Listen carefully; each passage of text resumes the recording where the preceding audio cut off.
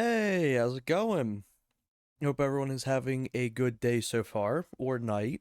It's a little later than I was intending to stream. Um, just working on some stuff, fixing up the overlays a little bit, um, and then also just some general life stuff. But I hope everyone's been doing well tonight. It's good seeing you, Grim. Let me dismiss this real quick. There we go. But yeah, Donkey Kong 64, on the Nintendo Switch Online dropped. It was funny enough, it dropped during the time that I didn't have my Switch on me, so I couldn't do it the day of. Um, but yeah, I'm very excited for it. For this stream, I'm going to be using the actual Nintendo Switch 2 Joy Cons. I see a lot of reviewers and stuff like that generally play with like a Pro controller or like an 8-bit Do controller, or even the NSO N64 controller itself. But I don't really see too many people using like actual Joy-Cons. So instead of using something like this stream, I will be using just the normal Joy-Cons because I want to experience it in full. I like whenever something's ported, I get to experience it in that ported format. Um, and there's no difference, so I'm very excited. I did test around just a little bit of this the other day when I was chatting. Um, Also, let me know if it ends up being too quiet. I think it may be a little quiet, at least quiet on my end. So feel free to let me know if it ends up being too quiet. Um, but yeah. So far from what I've seen, this is a pretty good emulation of DK64. You're gonna see warts and all with it, and that's a positive because DK64 is very tied to its warts. One of my friends got an N64 remote. Oh, thank you, Merc. This one, it took up my whole screen for a second. I appreciate you for that. Thank you for the 7 months. One of my friends got a Nintendo 64 remote that works with the Switch 2 for the same game. Yeah, I have it. They're really cool. Um, Honestly, I really enjoy um that controller. It just feels really smooth and just overall wonderful. I actually have it. I don't have it next to me right now. But speaking of the remotes, I also got the SNES remote last week. Or I guess technically this week. But yeah, this one's pretty solid too. It's been out. It's been out of stock for I don't know how long, like over over a year or so at this point. And when I was on vacation, I went to New York. Oh, it turned itself on. When I went to New York, I went to the Nintendo store and I was like, "Hey, um, would you happen to have any of these controllers in stuff like that?" They're like, "Oh no." They honestly don't tell us whenever these controllers get restocked. It's kind of just a surprise.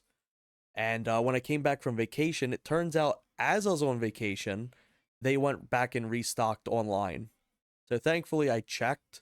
Um, so I picked one up.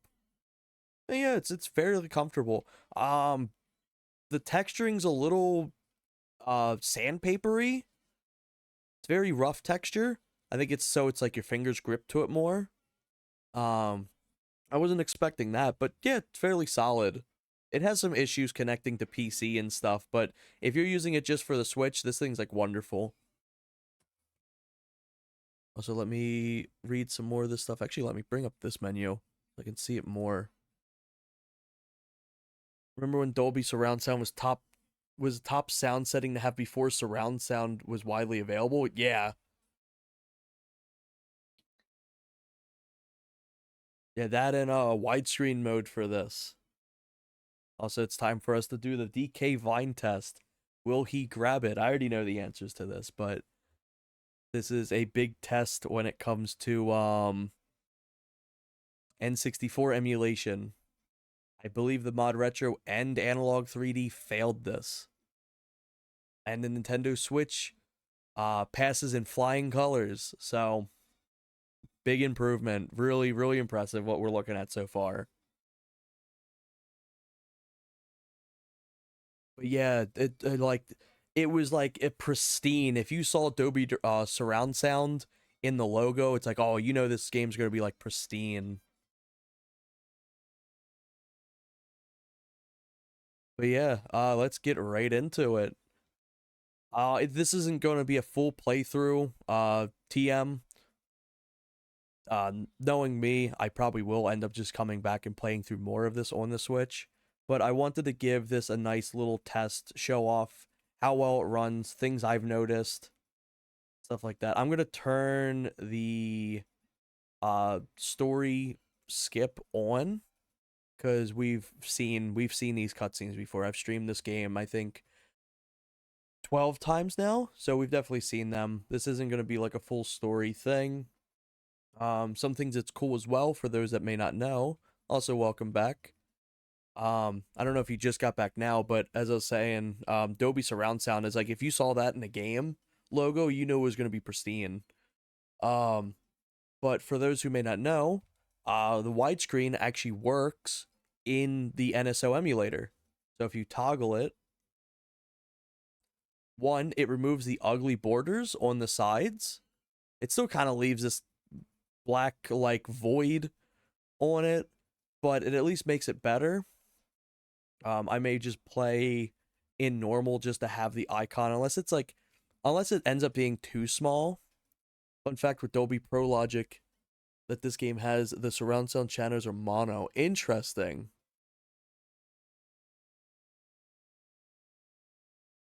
Hey, nice watch streak we reached.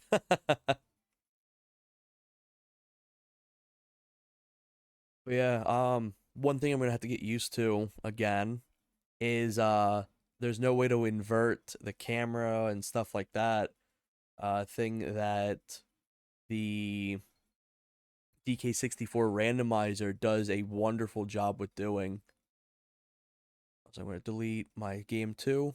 I've always saved to my game 2. That's always where I like to have my big saves at.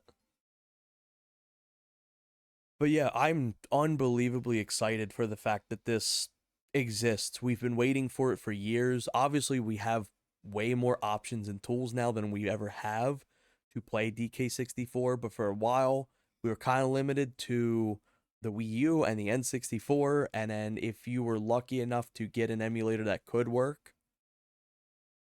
So it's genuinely wonderful. I'm so happy because it means so many more people get to experience this game now who may not have emulators and stuff like that.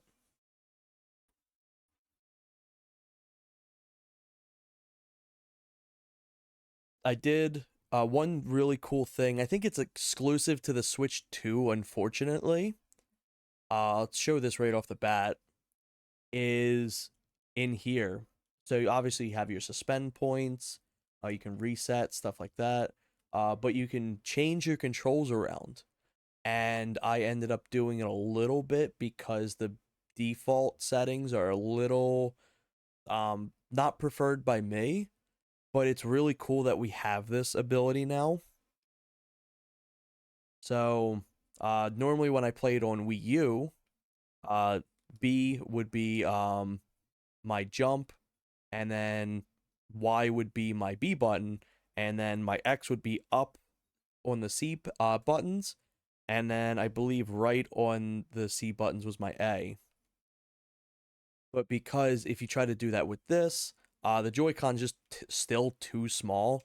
You're gonna hit this constantly. So if like I'm pressing these buttons, I'm gonna accidentally be pressing that. That's not something that's the game's fault or the emulator's fault whatsoever. That's just the Joy-Cons being the Joy-Cons.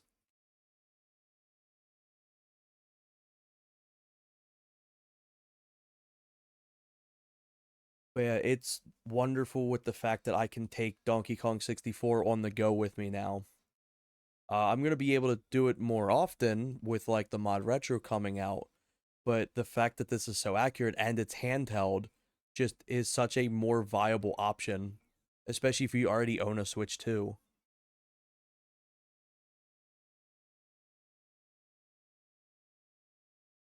And for those who may not know as well, um, the way this stuff controls, because obviously there's no C buttons, this joystick is technically your C buttons, for better or worse. My ex would call me cringe for playing old games.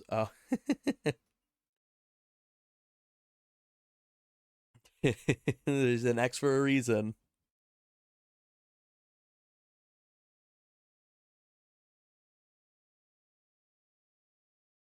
Yeah, I love Donkey Kong 64 to death.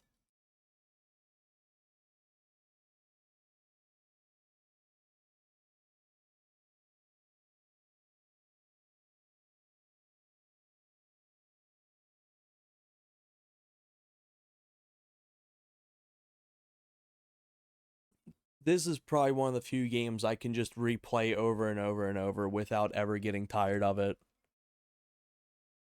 I say that's more inclined to the fact that like the randomizer exists.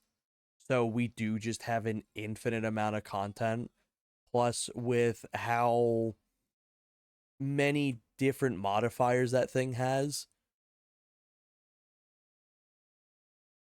But overall, the DK64 engine is just phenomenal. I love it. You know what they say, after the X is Y. Fuck off.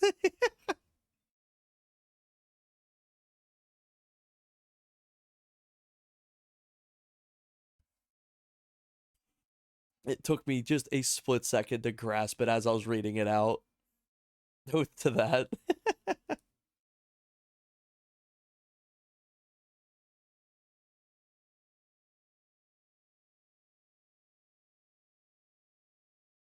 But yeah, I'm gonna do a few little showcase test stuff of things I noticed and overall things that some emulation kind of struggles with.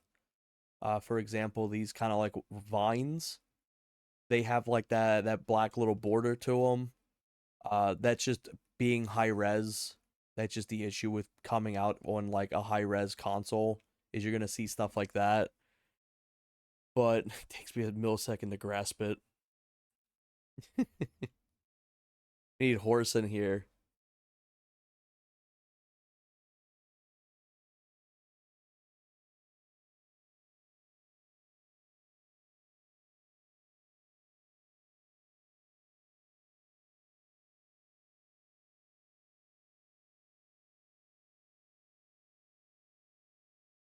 First thing I'm going to do, funny enough, is I'm just going to unlock the shockwave. Normally, you're supposed to get the shockwave with Tiny Kong once you get her tiny ability, which is like in level 2. But if you just do this and you mash the B button, you can just phase right through the island and then jump up here. Just trying to push him out.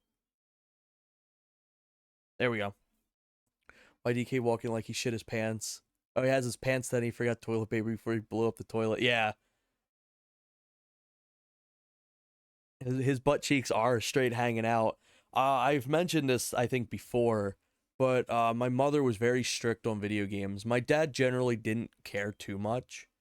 To him, he knew children were way smarter than to be like to replicate what they saw, as long as like the child's in like proper mindset, that is. So he was more lenient on things. But my mother, she was very strict to a point that at her house, Donkey Kong 64 was one of the games banned because Donkey Kong had a thick ass cheeks. And then, funny enough, later on, when I got to extract the model and stuff, I found out that they are not, in fact, ass cheeks. They are like his calves. I think that's what it is, the calves.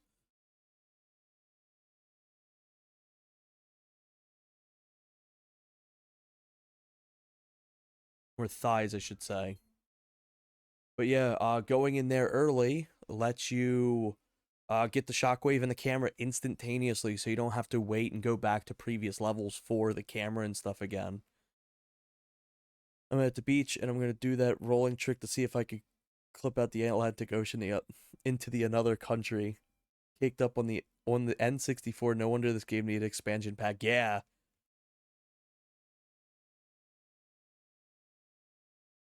That double wide trailer park in the back. That's using up all the RAM.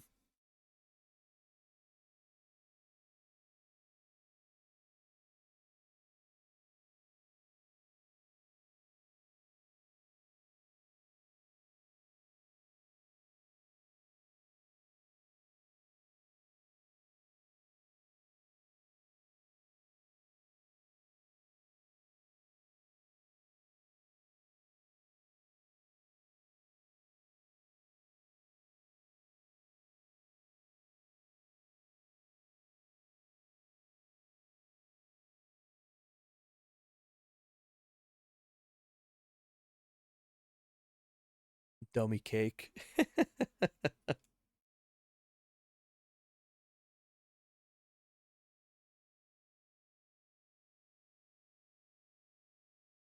But yeah, so like whenever I played DK64, it'd be at my dad's house, at least until I got like older on. But yeah, that was how strict my mother was with video games. Pretty much anything that was a little raunchy, potentially raunchy, or like anything even potentially violent was banned.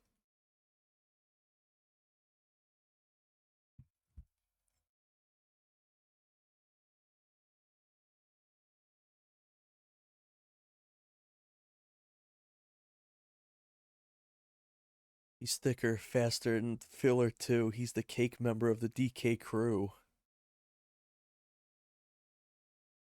It's been a little bit since I've used like a thin controller like this. I can already feel my like arthritis hitting a little bit.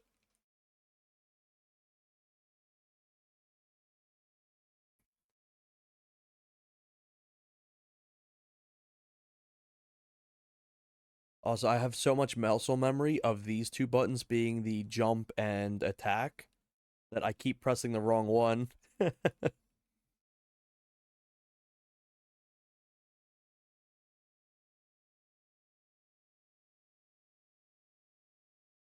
What's awesome about this too is if you're ever playing this, especially with like friends around, this game has multiplayer. You need to unlock a little bit of it through the campaign first. Like there's the secret sixth character, and oh, I missed, um, and stuff like that.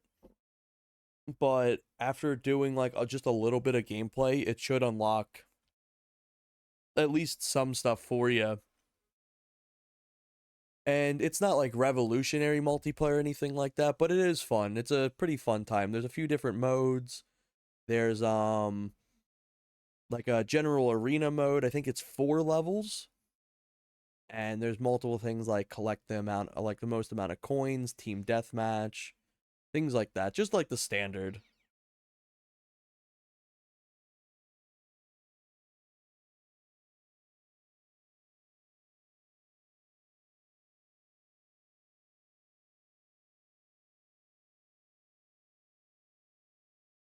I feel like my audio gets delayed a little bit. I have to look into that. I can't tell if it's the Switch's audio or what, but I think my audio is just the tiniest bit delayed.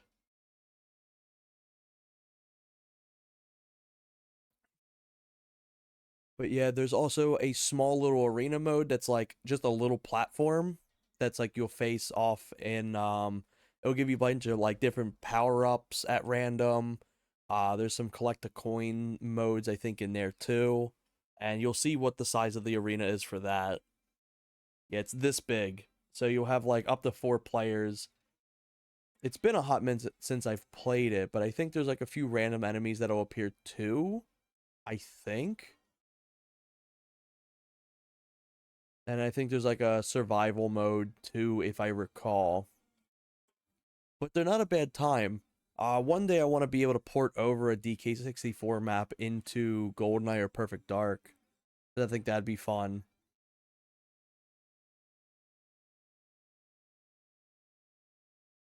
Man, Conker's Bad Fur Day had such a decent multiplayer too. I played it with my wife last year, having never played it before. Good thing bots are an option. Oh yeah, I love the fact that like as the Rareware games went on, things started incorporating more bots. This game doesn't have bots, unfortunately, but I don't really know how they would be able to function. To be honest, they probably have to do like a bunch of coding just to get them kind of working. So I can understand why this game doesn't have it. But like Perfect Dark, Conquer, I can't remember if Banjo Tooie has bots. I don't think so. I could be wrong. That was the one thing that I always was sad that GoldenEye didn't have was bots because like generally I didn't really have too many people to play it with.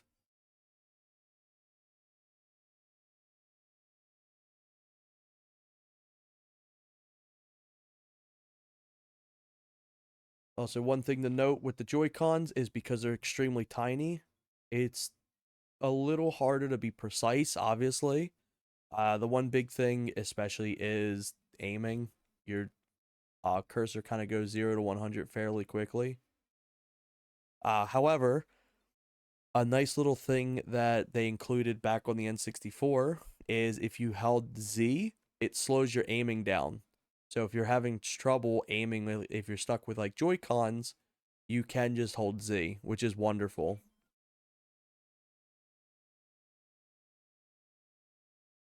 BD with that expansion pack with the challenges and bots is how I played it when I got it from Pawn Shop 20 years ago. Yeah, I'm curious to know how many people in total played exclusively um the jumper pack version. Funny enough, that jumper pack version for challenges and stuff actually has some benefit to it compared to playing with an expansion pack. Not many, but it's still got some.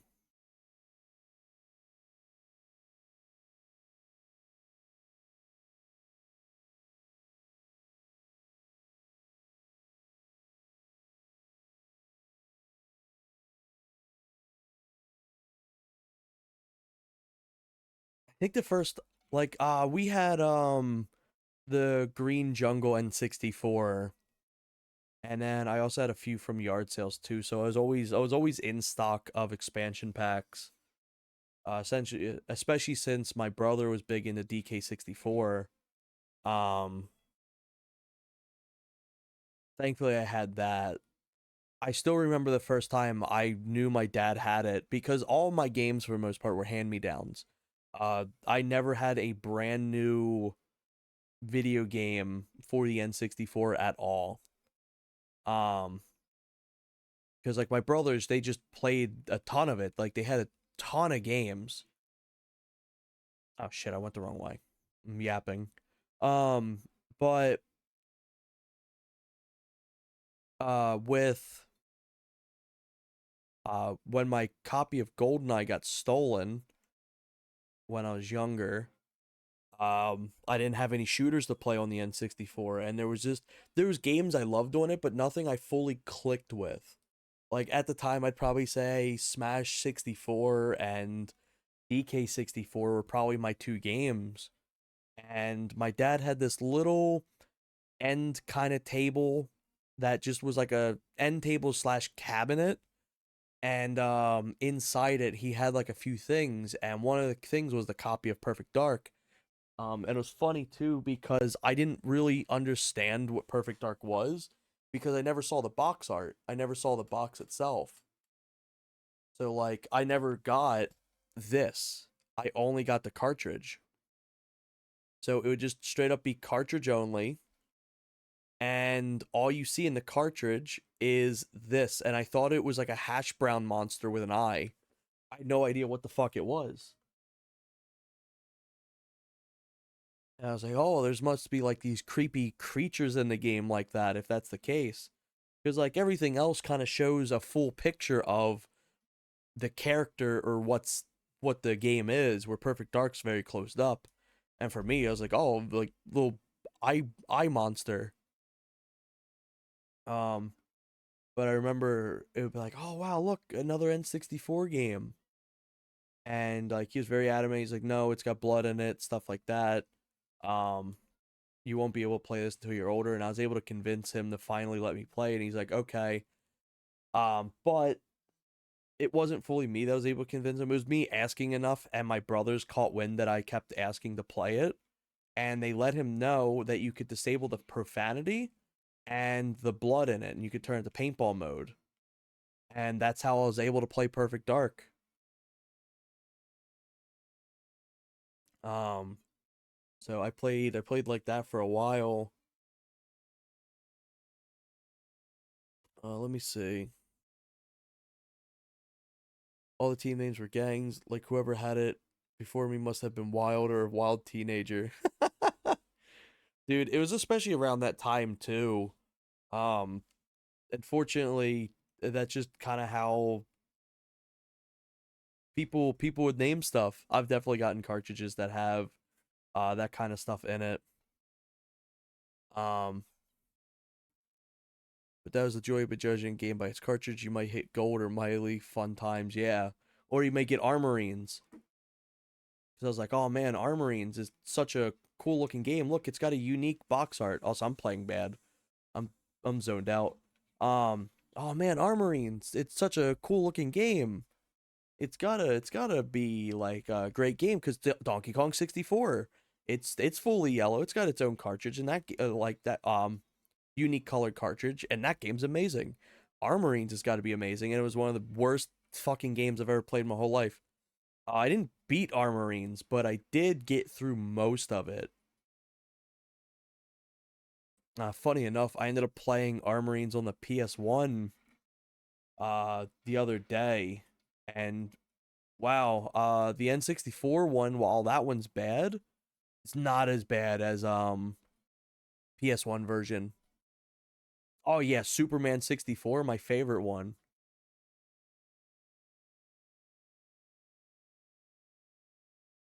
But yeah,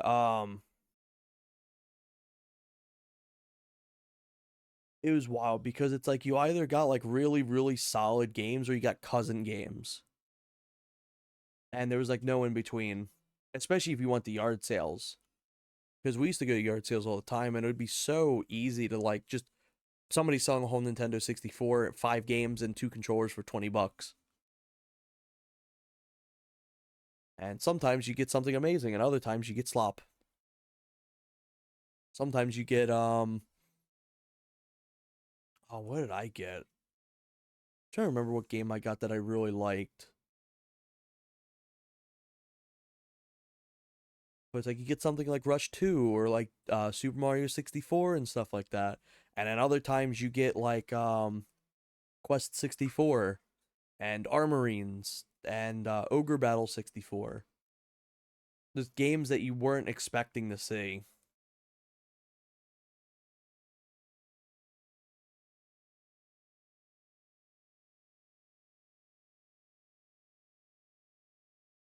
Dark Rift, yeah.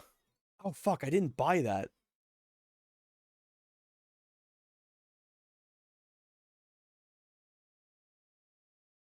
I'd rather play N64 version of Spider-Man, Mortal Kombat, Mythology, Sub-Zero, and Resident Evil 2, which is actually good over Superman 64. Uh dude, the what's it called? Mortal Kombat 4 is very good on the N64. I know that's not one that's listed on there, but it's very solid. It's also a game that struggles with emulation. I think only Go for 64 currently like runs it properly, I believe.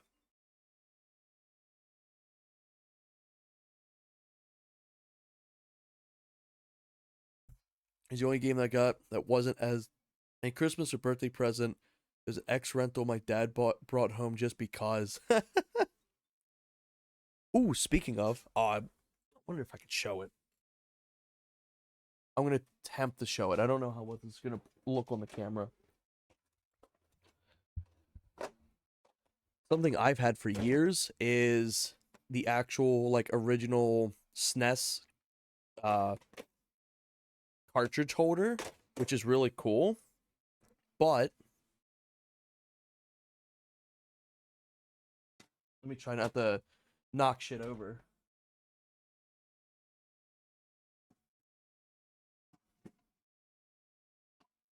Oh, this thing's way heavier. With games in it. Holy shit.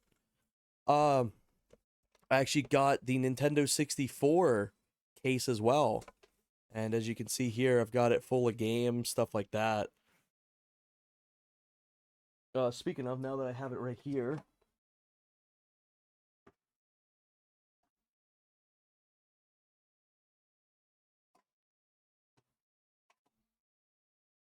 yeah, here. Like you can see it. Like if you don't understand what the game is at all, like I used to just sit and look at this thing. Like I couldn't play it. I wasn't allowed to play it. I could just look at it. It looks like a fucking hash brown demon. It's like I didn't know what it was. I didn't realize, I didn't understand, because I was also blind at the time too. I didn't understand that there was a little blue thing here, and I didn't understand that was like the rest of the face. So it just looked like this like dark background with some sort of like eyebrow monster creature in it. And it was funny because of that. It had me expecting that there was going to be some sort of like monsters or aliens in it before the Skedar appear.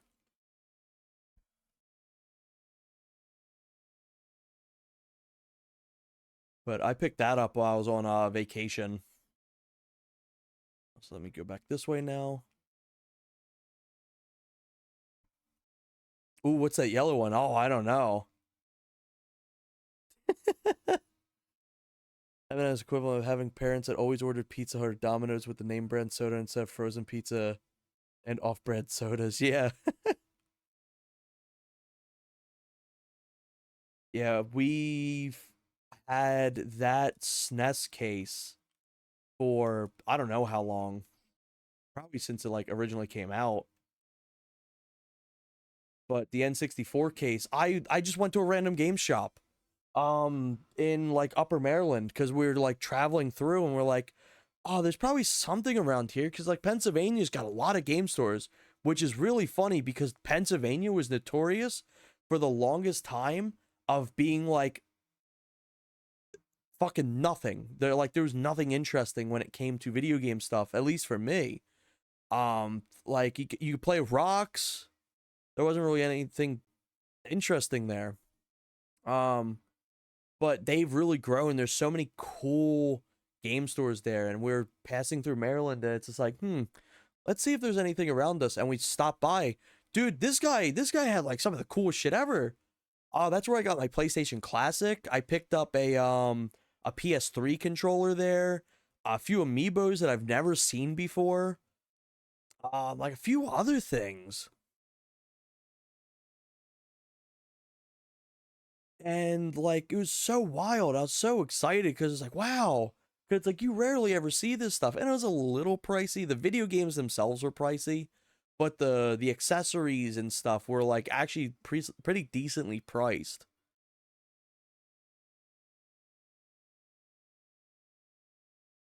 So I picked up as many things as I could because I was like, I don't know next time I'm going to be here, unfortunately. So I was like, let me just get as much as I can now. But thankfully, I talked to the dude. I think I talked to him for like probably like 2 hours.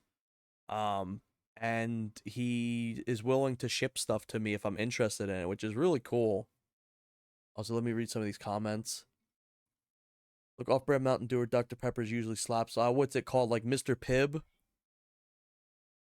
There's this cursed fucking retail game me and Zika have been playing, and they've got like a off-brand Dr. Pepper called like Mr. Hoot. Off-brand lemonade, that's piss. There's a retro. That was loud.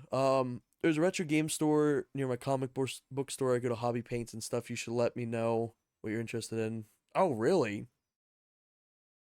Holy shit. Yeah, Mr. Hoop. Generally the thing I really like is like random cursed controllers. Um, Fortunately it's all the way up there. One day I'm gonna do face cam stuff. I see Adsy's beat me to the punch on it, but I want to do face cam stuff where I can actually show off stuff better. I like doing the hand cam stuff because I get to be more vocal with doing this, but I want to be able to like properly show stuff off without like, ooh, gotta hide the camera and stuff. Um, but I really like weird PlayStation 1 and N64 controllers. I've got like a whole pile of them. But yeah, Mr. Hoop. I went Thursday and they had some N60. Yeah. Um, yeah, like originally I wasn't doing too much collecting stuff anymore. Oh, I'm yapping. I just let him have this first wave. I don't think I'm. Yeah, I'm not gonna hit him with that. Um, but I didn't start collecting stuff again until I started streaming, and I was like, you know, it'd be cool. It'd be cool to be able to show these off in person while I'm doing stream stuff. And I started collecting again. I saw a cartridge adapter. Was it black? I know the Game Shark was technically an adapter. My ultimate collection thing I'd like to get one day is the controller for that one tank sim, that one mech sim game. I can't remember what it's called at the moment, but it has 40 different buttons and it's massive. Like you need an actual table to hold this thing on. Back in the day, there was a guy I knew. He was selling it for 200 bucks. A fucking steal. I didn't buy it for some reason. Well, I didn't buy it because I didn't make that much money, but like I really wanted it, but I never went along and like saved up for it. Oh shit. There we go. Yeah, it looked like you put that on the system before you put the game in. Interesting. Yeah, because for like Game Shark adapters. Yeah, Steel Battalion, thank you. Oh, I'm really just yapping. Um Steel Battalion, that's the game. Oh shit.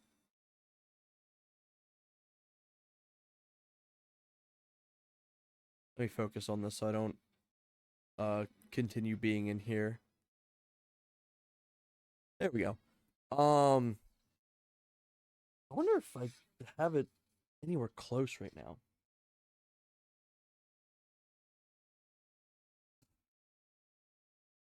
I'm not actually sure where I have my Game Shark adapter. But yeah, it sticks out of the console and then you put in another game. But the Game Shark adapters are really finicky. They're not good. If your game's not properly synced with it, it requires the specific synced game to work again.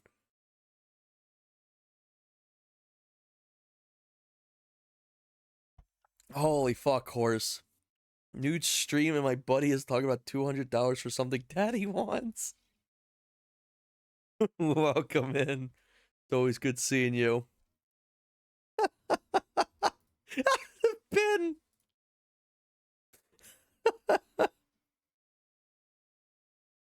Holy shit. Yeah, all that for an Xbox game. Yeah, grippers cam stream before face cam. Yeah, I gotta pull them out. Frame one pin. I wonder if I could do this on this console.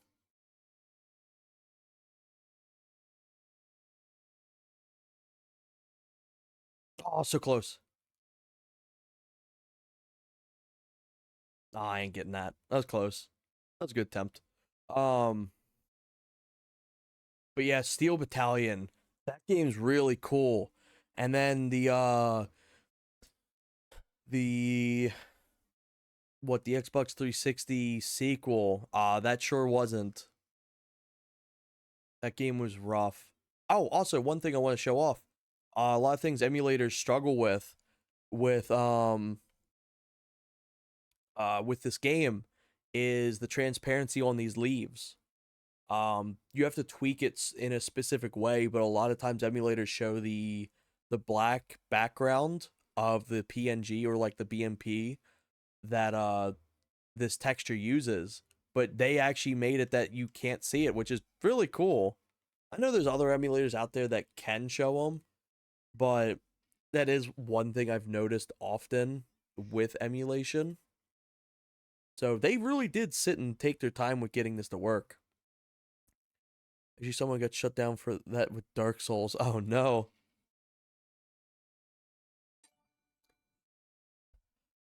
Holy shit.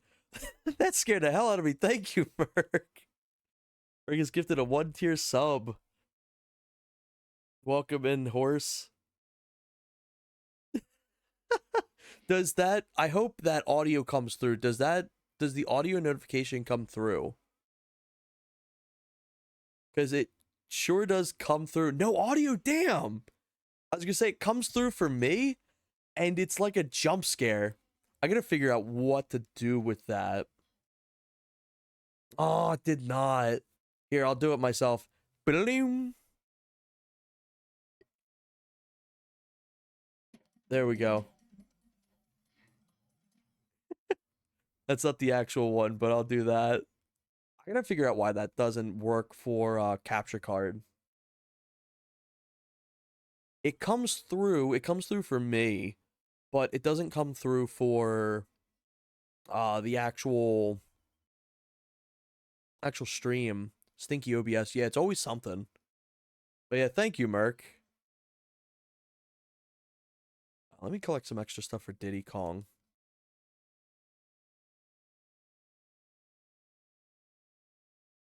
But going back on topic a little bit for this game for the NSO edition, um, it's fairly competent, or it's not fairly competent. It's very competent, and it's fairly faithful to the original. Like the frame stutters and stuff are intentional because just like the original game kind of just relies on having the stutters. Sometimes my PP doesn't work. It's all right, friend. See, you get it.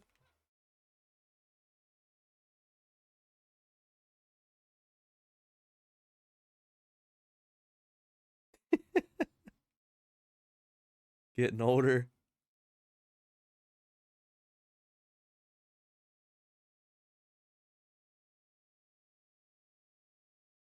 There's not enough PP for that move.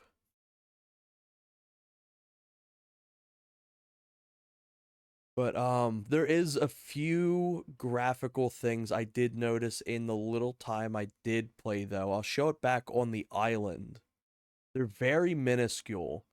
I'm sure they're probably things that just got overlooked, or honestly, they're probably like it's good enough.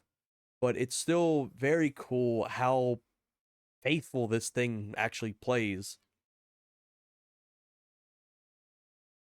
Now we just need a DK64 remake in the same style as Star Fox 64. I'm sure that'll look great. God, that'd be cursed because at least like the Star Fox characters were always puppets to begin with in their original design. Imagine they like just puppetize Donkey Kong.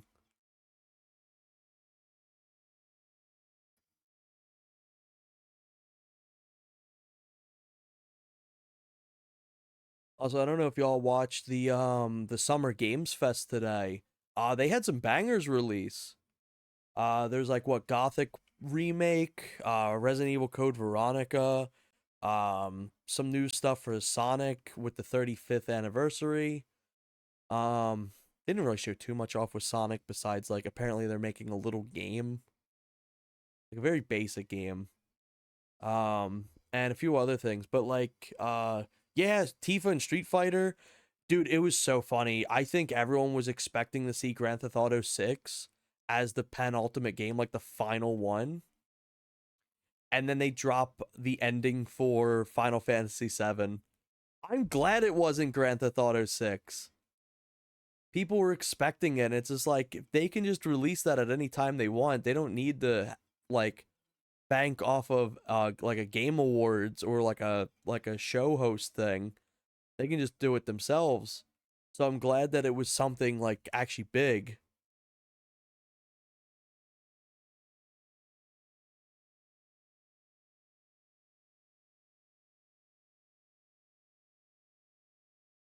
Yeah. Um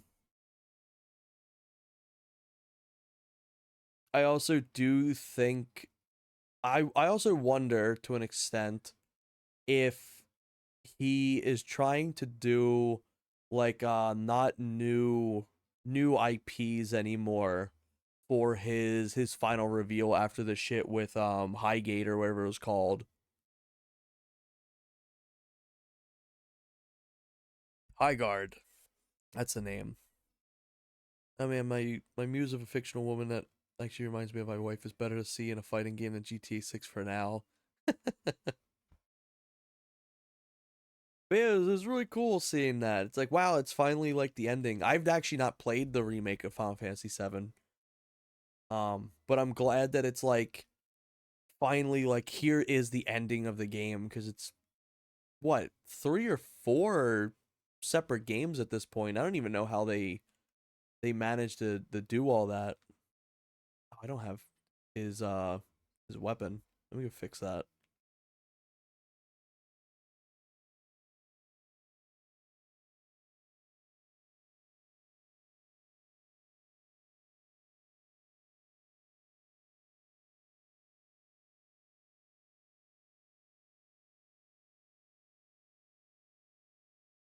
I think I should have enough coins. I'm pretty sure I do. Yep. I got exactly enough. And then I can get 3 more, I believe, when I open up his little peanut popcorn area in the beginning of the level. Shitty remakes, that's how they do it. Yeah, I've actually not um really experienced much with the remakes at all. Oh, there's 2 coins there. 3, I think. I don't know, too busy usually staring at Tifa. Oh.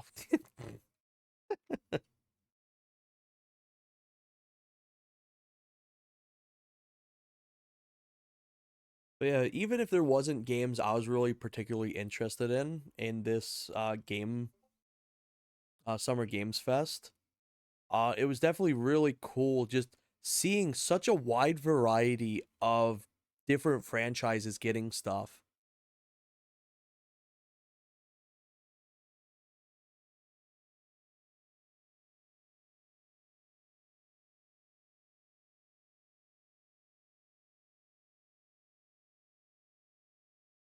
Ooh, precise platforming is definitely going to be a little interesting with the Joy Cons.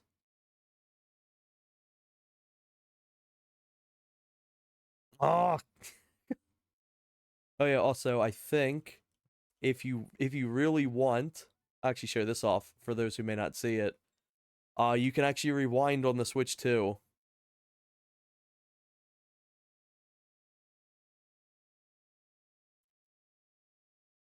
If it first kind of went to two Tifa Princes, missed out on getting my wife a Sailor Moon one. Second kind of got Tifa models primed and ready to paint. Ooh, she was naked. Um, I played a little bit of the fan remaster of Final Fantasy VII a few years ago. I can't remember what it's called. Like, fuck, I can't remember the name of it, but it was really cool. It like completely like repaints the backgrounds and it turns it into a like widescreen and it just has a bunch of quality of life stuff, which was really cool. Thank you, Diddy Kong. I'll be back there later. Um, there's a game I'd love to see you play. A little something called, oh yeah, you know it, classic game.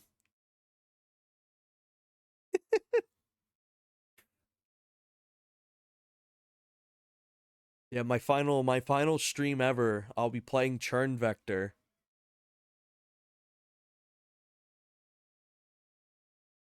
That'd be a hell of a way to go out.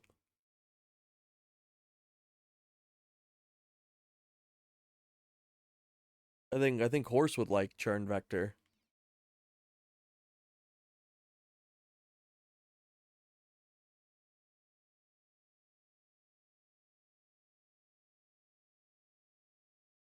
Holy shit, that beat was fast. Final stream Superman 64. Oh yeah, Churn Vector is Superman 64.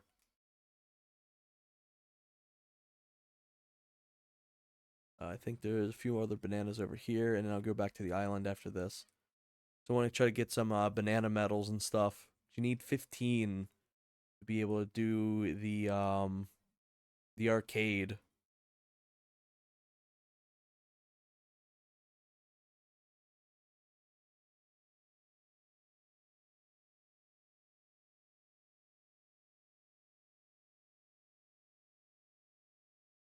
I see Merc is currently hard at work getting the PC port for Perfect Dark's netplay patched up and stuff. For those who may be following it, Graz actually just streamed two streams of it today and yesterday. Fixing slow mo. Ooh, nice, good shit. I know that one's a bit of a bitch to get working. But yeah, Graz has been streaming some of the playthrough for like the wired mode and then showing off some extra stuff. I did a stream the other day showing off just a quick showcase of it. I still need to finish up the extra videos for my YouTube channel, but it was so much better. It was so much more convenient for me to stream it and show it off than like do a whole video editing of it. Oh, I missed those. What other ones are left for Diddy Kong? One up here? I got the one up here, right? Pretty sure I did. Yeah, I did. Um, oh, they'd be out here.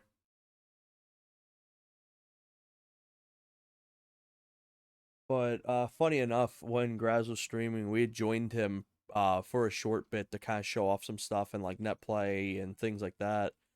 We got done the net play thing and he went back to single player and he's like, okay, um I think he was doing like the rest of he was doing something else. I can't remember exactly what he was doing, but he went to turn the timer back on to his game, and as he pressed the timer button, the his power went out. Like his entire like little regional area's power just completely shut down. Like, well, we're streamed today. But I know he went through tonight with the challenges and stuff like that. So it's always great seeing more eyes on a project. We want casting calls, Jesus Christ.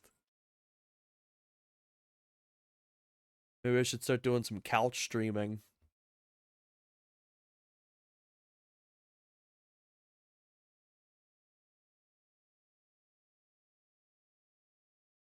Yeah, I made the joke. I was like, oh look, power went out. Merc fix this.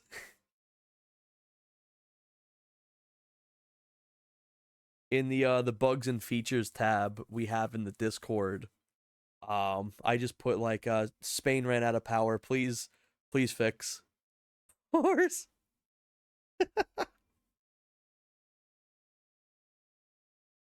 Right, so now that I've completed this, sorry if the gameplay's a little haphazard if I'm kind of just wandering around. It's just really fun talking to y'all.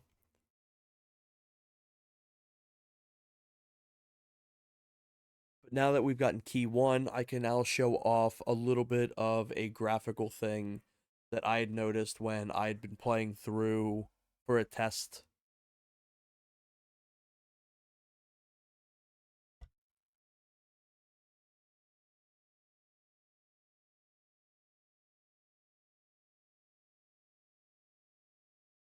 So I think the randomizer has me messed up, but I'm pretty sure there is a dirt patch in here. Yep, there is. Okay, cool. Mario Party 1 will be coming soon, and so will I. Dang. And you got so funny enough, there's a guy in some of my Warhammer Discord groups that paints his minis while sitting on his couch. That mad bastard. Oh my god.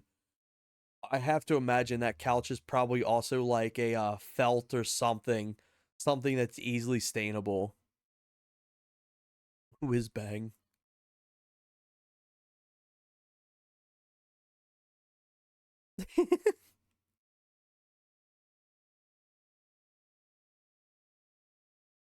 Seeing some of Horse's like most unhinged comments is like my favorite thing.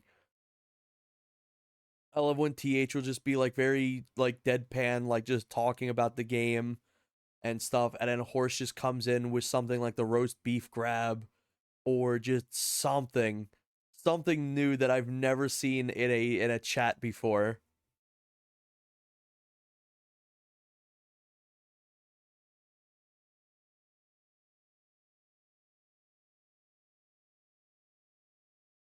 There we go. It's so nice having the shockwave like instantly.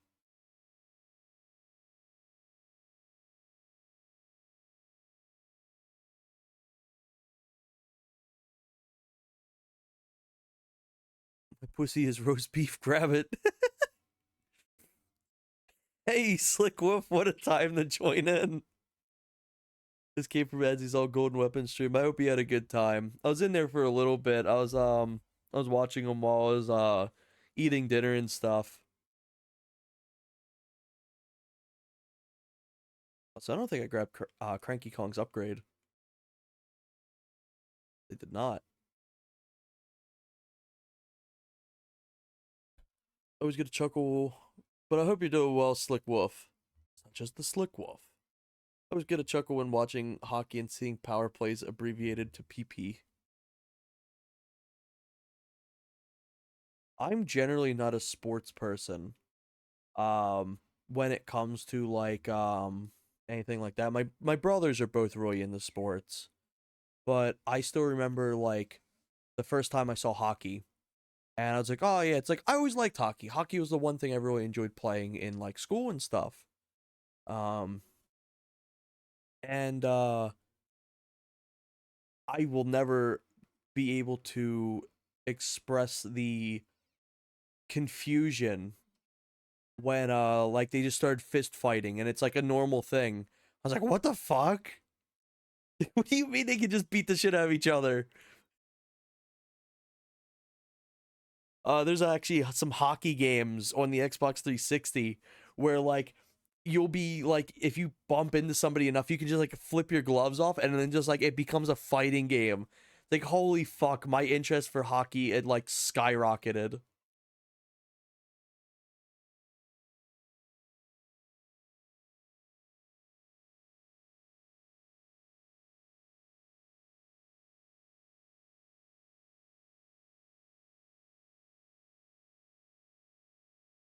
Oh shit, I think I'm gonna die here. Give me the banana. There we go. Oh, it's the best part when you watch low level professional leagues. They fight for just breathing near each other. Yeah, that's awesome. I love that.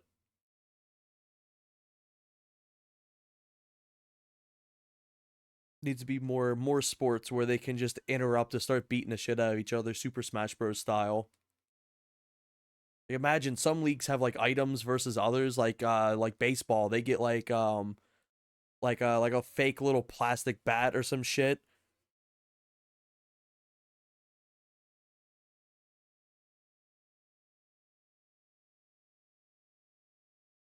Yeah, I think that would skyrocket views. It's one way you could differentiate like college sports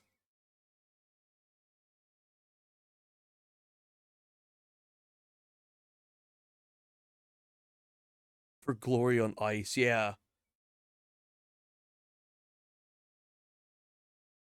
All right, which ones gets like all the party items?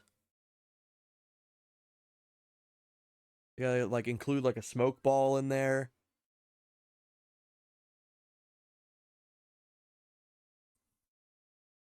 Oh, I guess technically boxing or not boxing, like wrestling. Wrestling's like an all items thing. Twitch vacation time.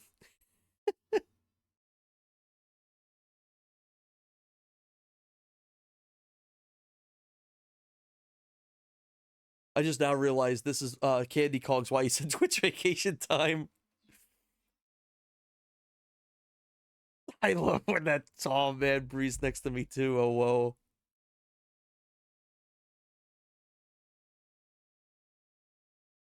I wonder if my mother ever knew that Candy Kong existed.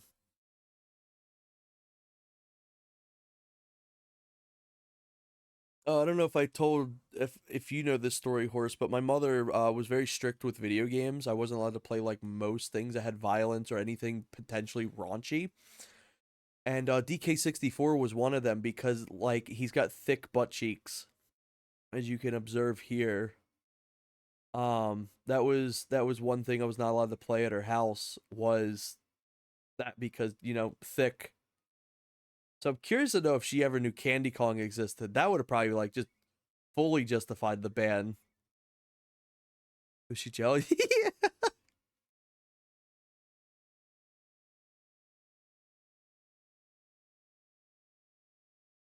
But yeah, funny enough, as I said before, the butt cheeks, the thick butt cheeks are actually just his leg models. So he's actually unfortunately not thick. My day's been ruined. Hey, speaking of,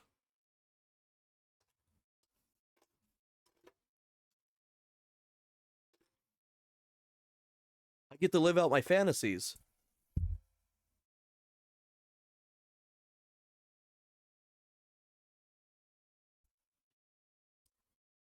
So at least he gets to sit in my house.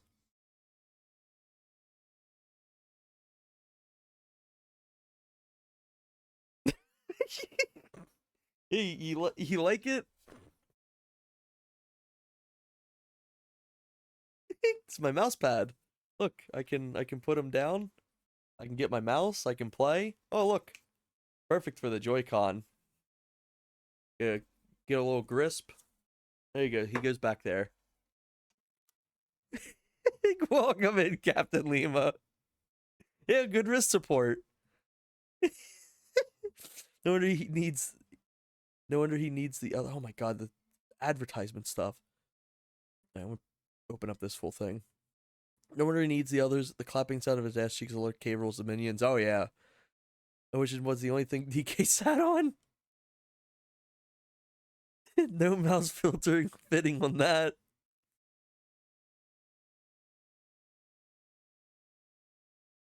Holy shit, yeah. Yeah, he at least he gets to sit in my house with me. He may not be thick in the game, but he's thick in my heart.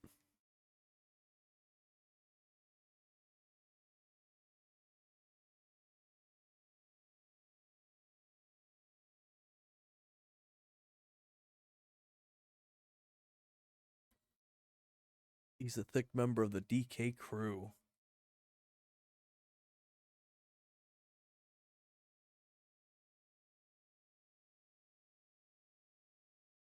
I wish I could sit in the house with you. I got to sit in the house with TH. That was such a fun time.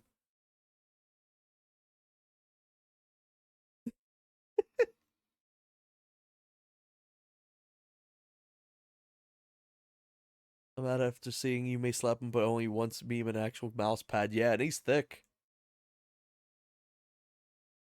It's so funny because when you first kind of like see TH, he seems very like straightforward and a bit like deadpan. And like he's just very, very factual and like punctual and stuff. And then you get like to know him a bit more, and he's a bit unhinged. He's really funny. Just he will just be like the straight man and stuff, and then he'll just drop like the hardest zinger, like the funniest shit out of nowhere.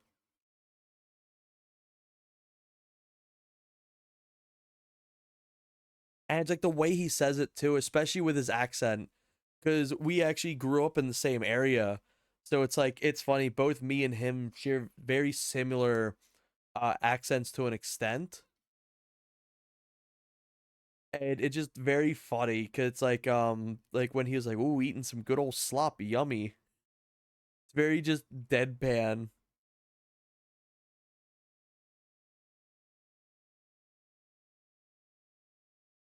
Man, it was awesome meeting him. It was definitely like probably the biggest highlight of my vacation. And I went to fucking New York.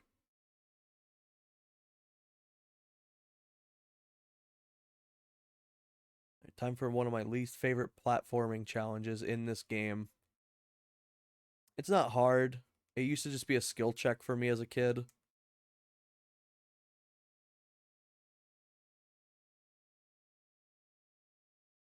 It's skill check for me now. Glad nothing's changed.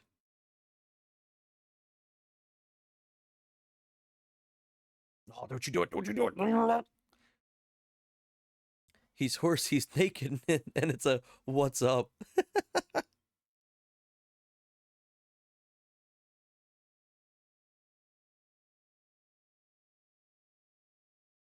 Okay, one thing to note is these tight platforming sections with the Joy-Cons is definitely a lot harder than a normal controller, let alone an N64 controller. But that's also to be expected with the Joy-Cons.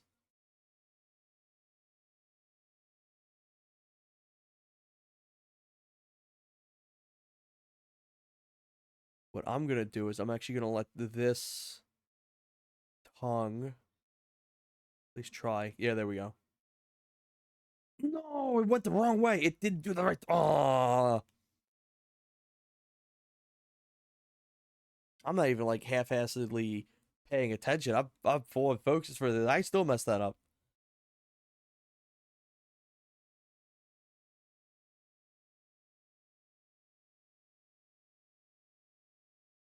Oh, I did a backflip ball off the side. Interesting.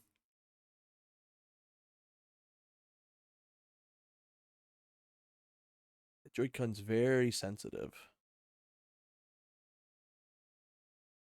I did not expect him to do the long leap forward.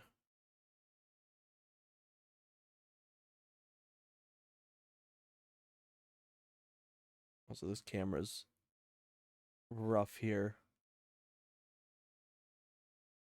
Oh, why are you doing that?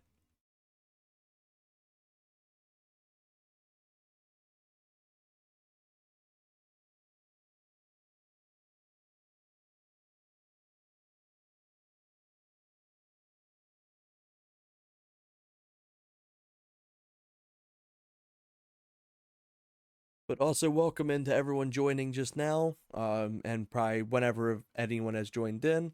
We're just kind of chatting tonight, and I'm playing through the NSO version of Donkey Kong 64. This dropped yesterday, I believe it was yesterday or a day ago. Um, and I wanted to give my thoughts on it. I wanted to show a little bit off, and I wanted to play with the Nintendo Joy Cons to kind of show off how playable this is. If you only had the Joy Cons. Generally, in the easy sections, it's completely fine so far. I did rebind some of these buttons, not many. Um, but when it comes to stuff like this, it's definitely a lot harder. But like, if this is your only version of Donkey Kong 64, I think it's pretty solid. I think you can't go wrong with it.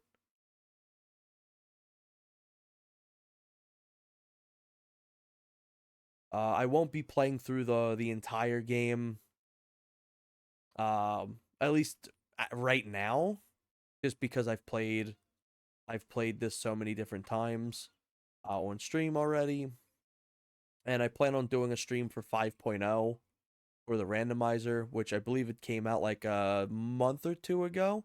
Also, I just realized I can't use this ability right now. I can at least wake up the llama and get to the second area. But this is generally me testing this out. I think this is wonderful. If you have a Switch and don't have any means of emulation, I fully recommend going and playing this version. Um, it actually fixes some stuff that emulation kind of struggles with. Not all emulation, obviously, but it is a really, really nice port. The thing that matters is it better than Wii U? Oh yeah, you know the Wii U, the Wii U, the Wii U. Honestly, jokes aside, the Wii U is still going to have its upsides over the Switch version. Mainly being that you can port mods to it through the browser and stuff with no issue. So funny enough, as weird as that port can be, um, it still has its use technically. All right, let me get that chimpy charge.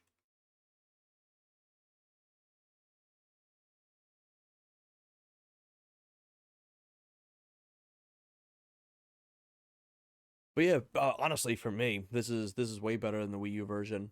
The colors switch better than Wii U got it. Yeah. Um, the colors are way better. They're way more accurate. Um, it's got the stuttering that the game should have.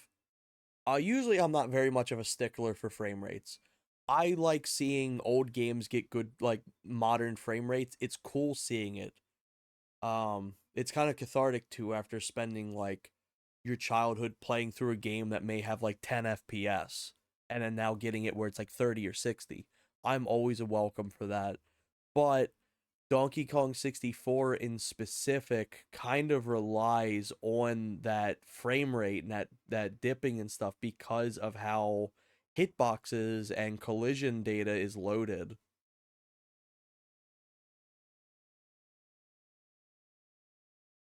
So it's cool seeing that they still have like the frame rate dips. While it's still way smoother than what it would be on console. Um the fact that it actually does keep the stutters so the game can track the collision and you can still perform glitches is really sick.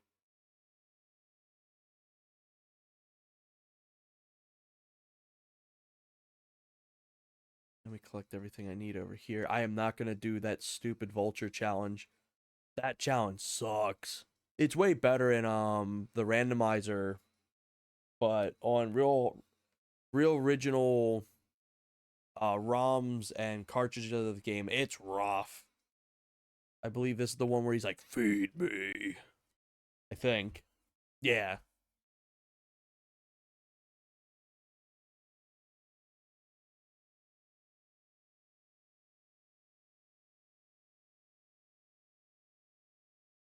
But yeah, and I can also like I already know like the NSO N64 controller is going to play beautifully for this.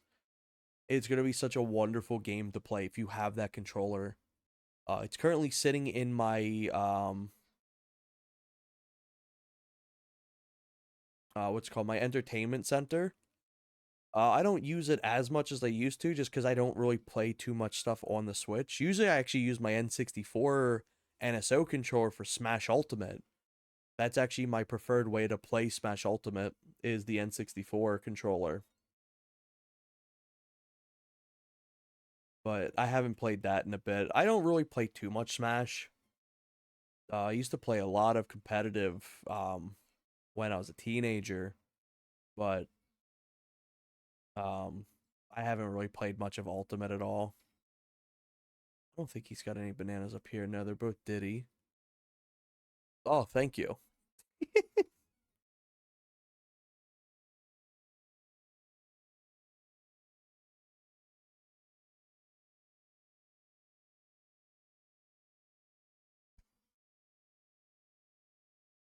Oh shit, wrong one.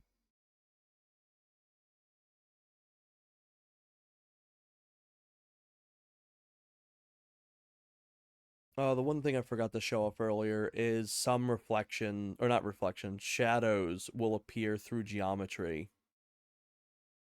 You can see it more often in the DK Island. I'd completely forgotten to show that off. I just went to the second level.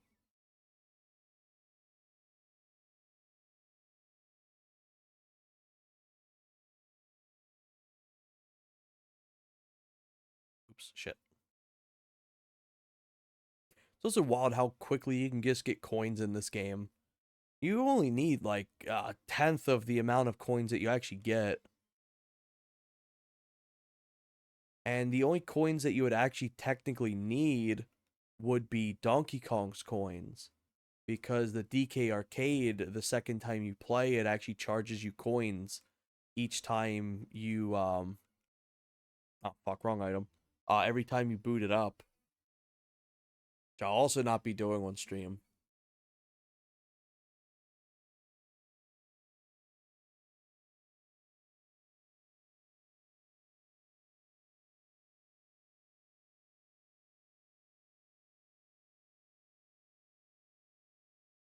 Now I can unlock Tiny Kong.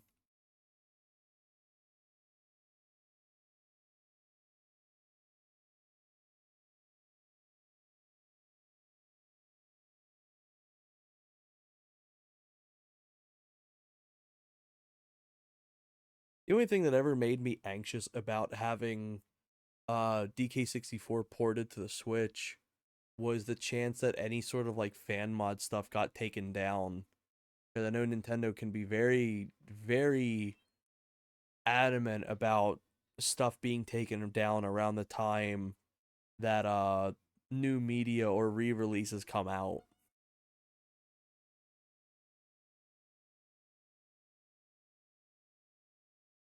Rip nude mods, yeah. Rip jiggle physics mods.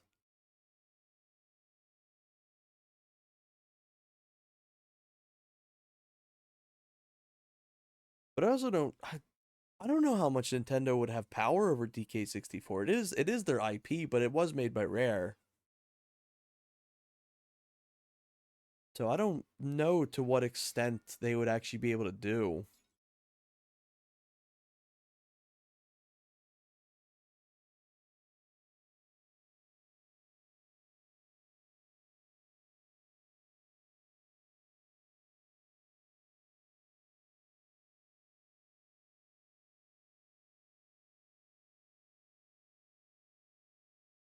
One thing to add as well with the Joy-Cons, as I was touching up a bit on it earlier, uh the big problem with playing a game like this, especially with the C buttons as the joystick, is you hit this joystick way more than you realize because the joystick's so close to the buttons, especially if you're like, let's say you're using Y and B for your jump and your like attack, you're hitting this joystick every single time you do anything. So like, let's say I'm just playing around and like I'm just hitting up here, I'm accidentally going into like first person. That's why you see me hitting first person a lot, is because of this joystick just being like that. It may actually just be worth me going in and then removing it. Thankfully, you can do. I was showing this off a bit earlier.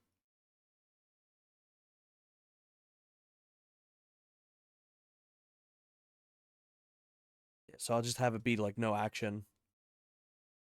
Honestly, that's probably for the best. Now I can't accidentally hit it. The question: DK is rare, but rare's Microsoft. Where are we?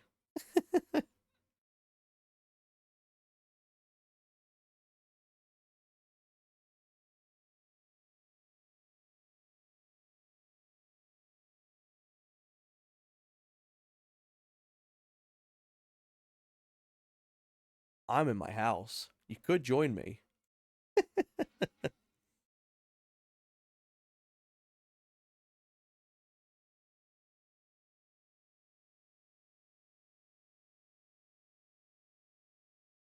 And they can't touch it.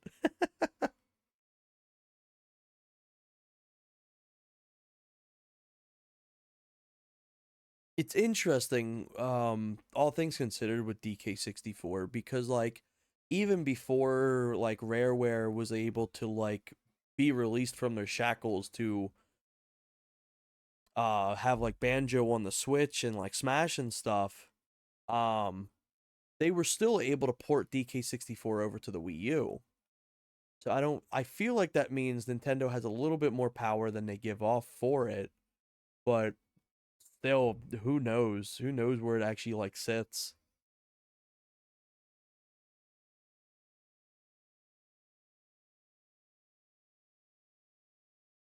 64 is generally something they never really touch. Well, no, they actually did.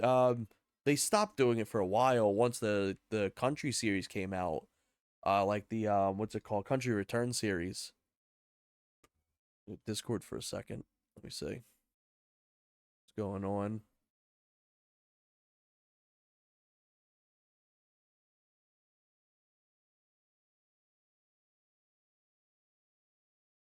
Oh shit.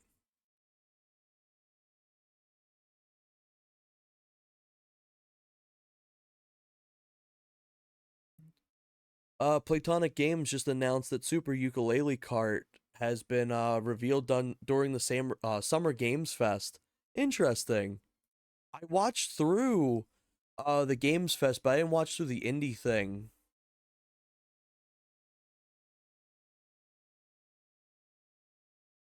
I was wanting to watch through the indie thing, but I ended up not because it just took too long before they got to it. But thank you for showing me that. That's kind of cool that they announced it now. That's buying the license. They don't own anything. Yeah, that's fair.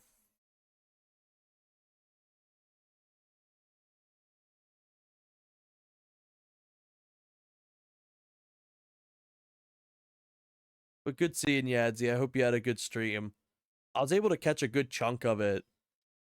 I had both you and Graz up at the same time while I was like eating dinner and stuff.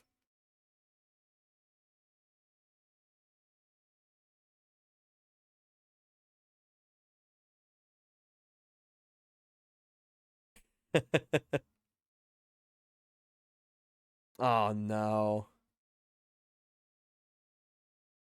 Oh, okay.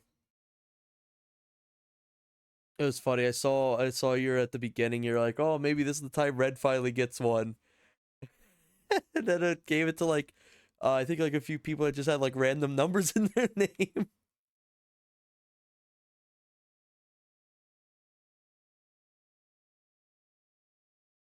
Oh, holy shit! 70 gifted subs.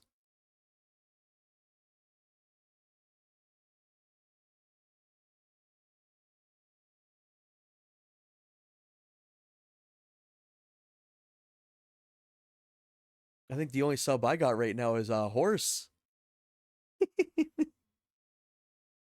Good thing you weren't there for food ranking at the end, or at some you would have lost your appetite. Not one was me. Yeah, that checks out.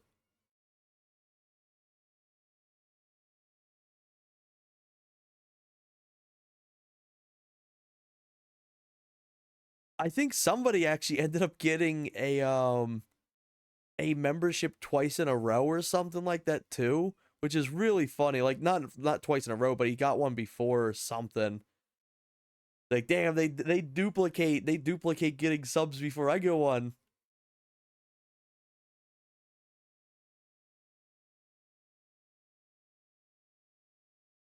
Yeah, that's so funny.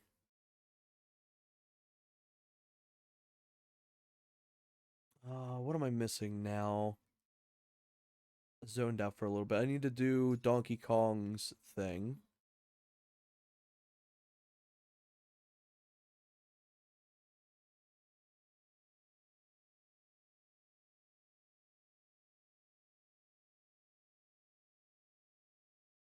The horse got one.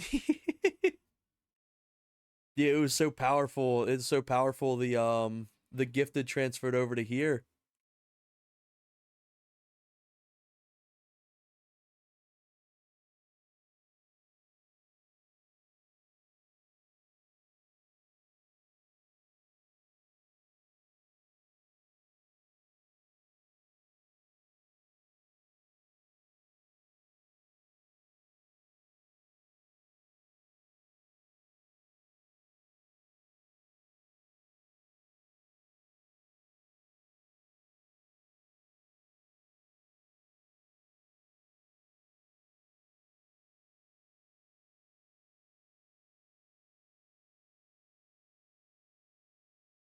It still feels weird that the fact that this is on, like, I'm playing this on a Switch.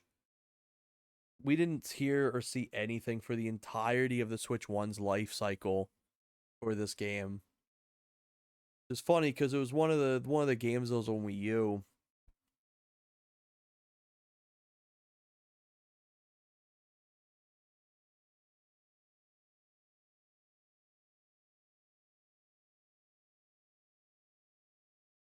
At some point, I want to do a stream for Perfect Dark on the Switch as well. Would Gopher do? They like release like a 2.0 or some shit, or they go the GZ Doom route and Really? Huh.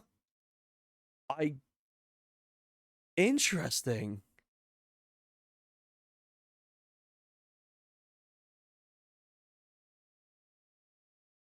Everyone is using Claude.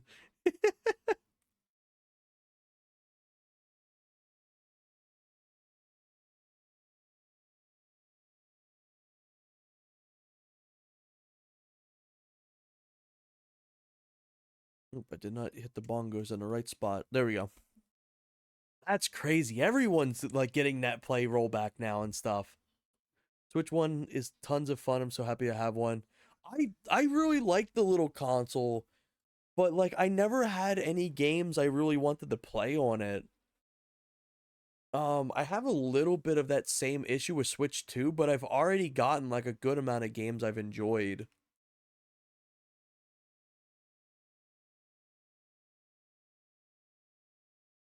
I think my biggest problem with the Switch 1 was the fact that it was just underpowered. Or not even for the fact it was underpowered, it was the fact that the games were more expensive on it. It had Nintendo tax. So it's just like, why would I want to buy, let's say, Terraria? Or that's not really a good example. But like, let's say I wanted to buy, I don't know, Resident Evil 4 or Resident Evil 6 on the Switch, and it's like a bit of a downgrade or something like that, and it's as expensive as a full release game. That was my big thing. I do actually have a V1. I have the one that you can tweak the little prongs on it. I was always debating on modding it. Gopher's already really solid. Imagine with the rollback. Yeah, it's nutty. Honestly, Gopher is probably like my favorite emulator. It's just really solid. Funny enough, I was using a spare PC that I had. It's my old one. It doesn't really have any of my old files and stuff on it anymore. So it's missing stuff like my emulators and everything like that. Oh, I missed. Um, let me see if I can get this fairy. Or come back this way.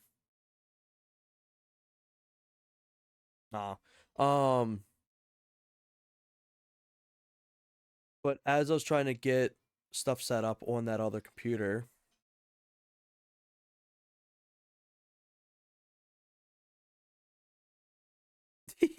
I actually got two of them. Oh, I'm doing bad with this one. Um, I'm so afraid of moving the joystick because it snaps so quickly. Like it just 0 to 100 's very fast. Tell me what.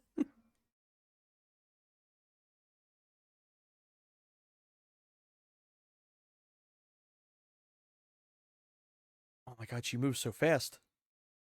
See if I can reposition. That's a gun. That's not what I wanted. There we go. She gave me the pity one. For real, so you what? I'll have to see. I'll definitely let you know if I end up selling it. But yeah, as I was setting stuff up for emulation, dude, my I have really bad luck when it comes to showing something off. Like most of my every time I go to stream, I have some sort of issue happen. Anytime I want to show off a mod or like a thing I'm doing to other people, it always like shits the bed somehow. It'll work completely fine. 20 minutes later, it stops working. We were gonna play like a bunch of classic games, like a bunch of N64 games. But I kid you not, every single emulator that I use and like there are emulators that I literally used on that computer for years. I'll just shit the bed. Some of them wouldn't even turn on. Some of them would just be like extremely slow. It was like, what the hell? I just couldn't win. I do think I gotta come back here though.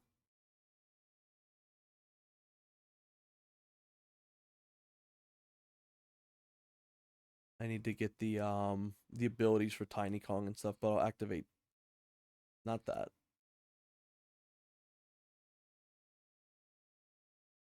Play more nude streams. They work well.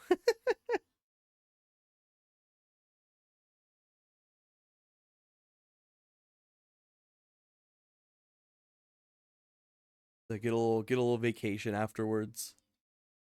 A little Twitch vacation.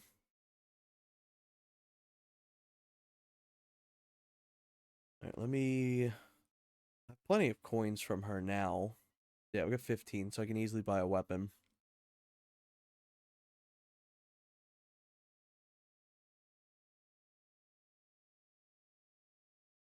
But some of the emulators that worked perfectly fine was straight up Gopher.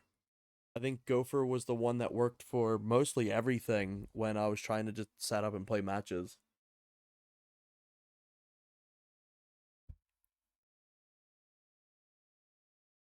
That's one reason why I'm really excited for the mod retro coming out. Is just the fact that it's just a plug and play. Plug in the M64 and everything runs. It may be a little slower, there may be hiccups, there may be issues, but it's still cool the fact I don't have to lug a PC with me or a laptop and have to worry about setting things up when it's like it just plays every N64 game for greater or worse. There may be issues, there may not be. Some may work better. Apparently, Diddy Kong Racing works better on the mod retro than it does the A3D, but A3D plays Mario 64 way better than the mod retro. I don't know. It's weird. Um, but I think I'm more enticed with the mod retro. I'm definitely excited to see where it goes. We've had like what, a year essentially at this point with the A3D. Was it a year? It's or half a year. Well, anyway, we've had the A3D out now for a bit. Um, I'm sure they've had plenty of updates and plenty of fixes over time that the mod retro hasn't been given the time to do yet. So I think it's going to turn out pretty well. If not, it's only like what, $200. Controller's a nutty price, $90 for that controller. That's a little fucked. But apparently it's actually really solid. Apparently it is genuinely worth the price tag allegedly from what I've seen. Um I don't know, maybe I'll pick one up. But I do appreciate the fact that the Mod Retro team has been very vocal about being like, "Hey, look, there's these things going to be added. Here's a roadmap. By the way, you can get more shells. You don't have to buy the extra consoles. There will be extra consoles coming out. There'll be extra controllers coming out. Things like that. So I'm very excited for that. But yeah, Gopher has probably the best CRT filter, I believe.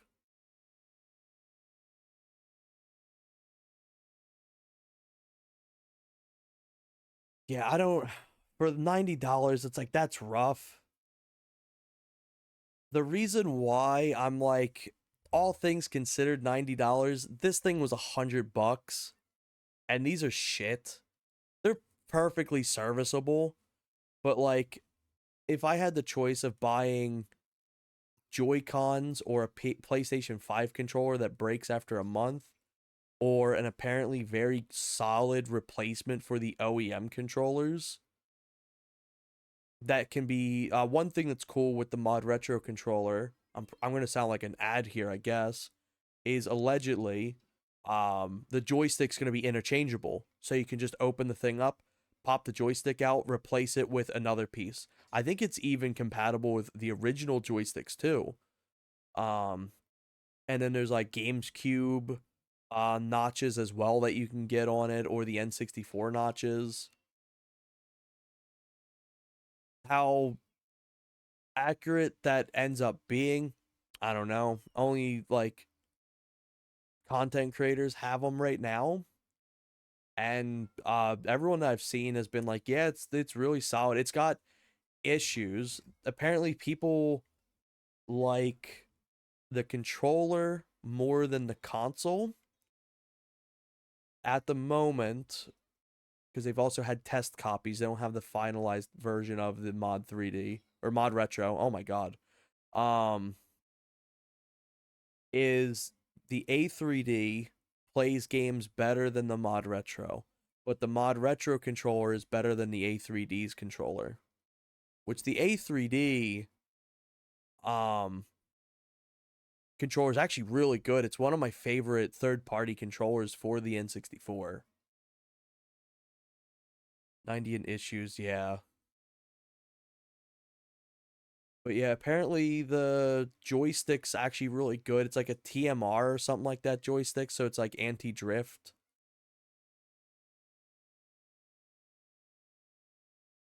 And it's apparently heavier than the or the Steam's newest controller. It's got like an aluminum backing and things like that. What do I got to do in here? I think I got everything in. Okay, I know what I got to do. Yeah, I know, right? That's wild that it's that heavy. I don't know why they need to have aluminum backing. The big thing I noticed, the big downside I noticed to the Mod Retro's controller so far is they looked scratched to shit. Every single time I see somebody unboxing it, it looks like it's already scratched. I don't know why that is. I don't know if it's just like the texturing of the controller's just not looking good on like video footage or if they're genuinely that easy to scratch. I don't know. I hope they're not that easy to scratch. That's a little rough. I don't know. Mod Retro should reach out and have me try it. Like gladly.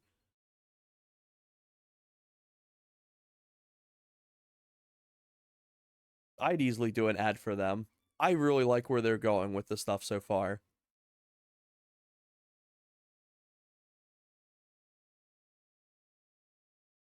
I don't know if they send them to just anyone or what, but when I was searching up Mod Retro review stuff, um, aluminum is soft. Yeah, but like the front's not aluminum based. It's like a plastic. Um, I don't know if they just kind of send out the test consoles to anyone or what, but when I was searching up reviews and stuff, I was finding a bunch of people that only had like 40 to 100 subscribers on YouTube reviewing the thing. I was like, wow. Like, I wish I would have known it was that easy to get a hold of one. I would have reached out. My back is easy if you want to scratch. The easy to scratch if you want to.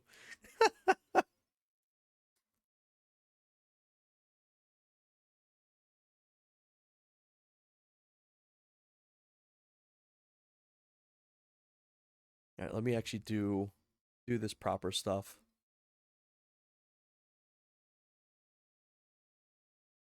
But yeah, I'm positive for the mod retro. Originally, I used to be skeptical. There's a lot of qualms I have with the A3D. Just in terms with their marketing and stuff.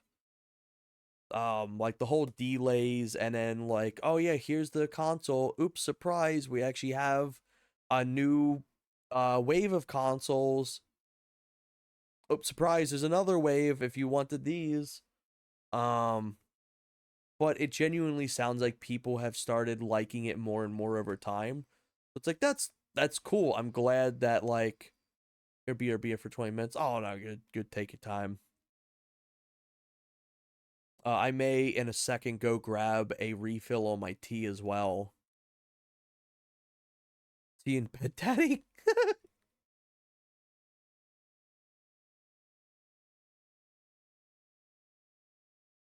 um, fuck me, that's a good comment.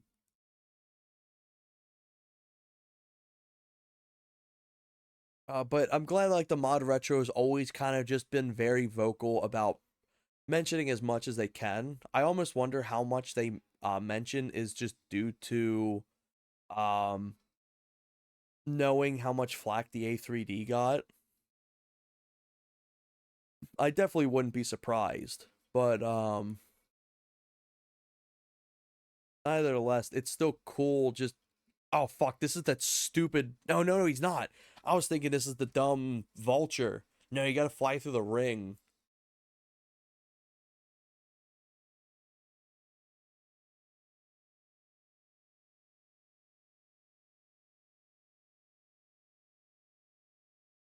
So yeah, as you can see, I've already got that. He does the feed me, and then I believe there's one other spot that has something for you to land on, and I think it has his. Oh, it only has his bananas. I was wrong. I was thinking it was gonna have a splat, but yeah, I like the direction that the mod retro so far has shown off. And I'll definitely be picking one up. Unfortunately, you can't pre-order it. You have to like buy it when it launches. I'm hoping I get it before like bots suck up the whole thing. Um, but I'm definitely excited for it. I may even do streams with it as well. One thing I do hear though is the reset button at the current state doesn't actually work like a Nintendo 64 reset button, which is a little disappointing. But like for those who may not know, the reset button on the N64 actually does a lot more than just turns off and turns the console back on. Uh I don't have the full understanding to explain it fully, but it can do stuff like save data to like summer carts, or is used for certain games that require you to hit the reset button instead of the power button. It's almost like it has a soft save feature in it, and it has like a bunch of extra other things that it does.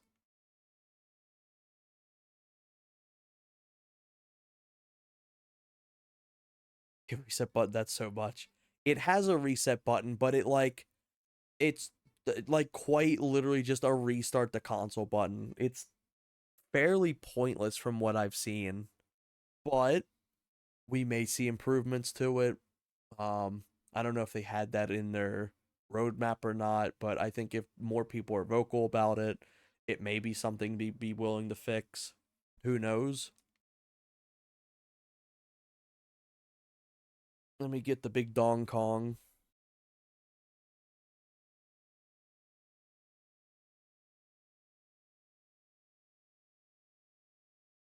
But yeah, that's one thing I definitely hope they fix. Cause like the cool thing is you can play summer carts on the mod retro. At launch you couldn't do that for the A3D. I don't know if you still can even play it on the A3D now. I don't think you can.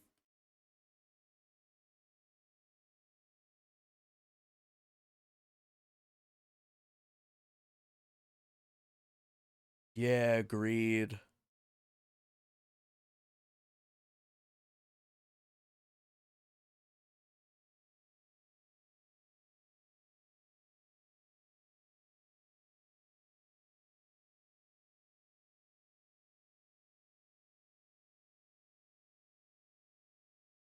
But yeah, like if anything, even if it ends up not being like the greatest thing ever, it's at least something I can just bring over to my families and stuff to play on.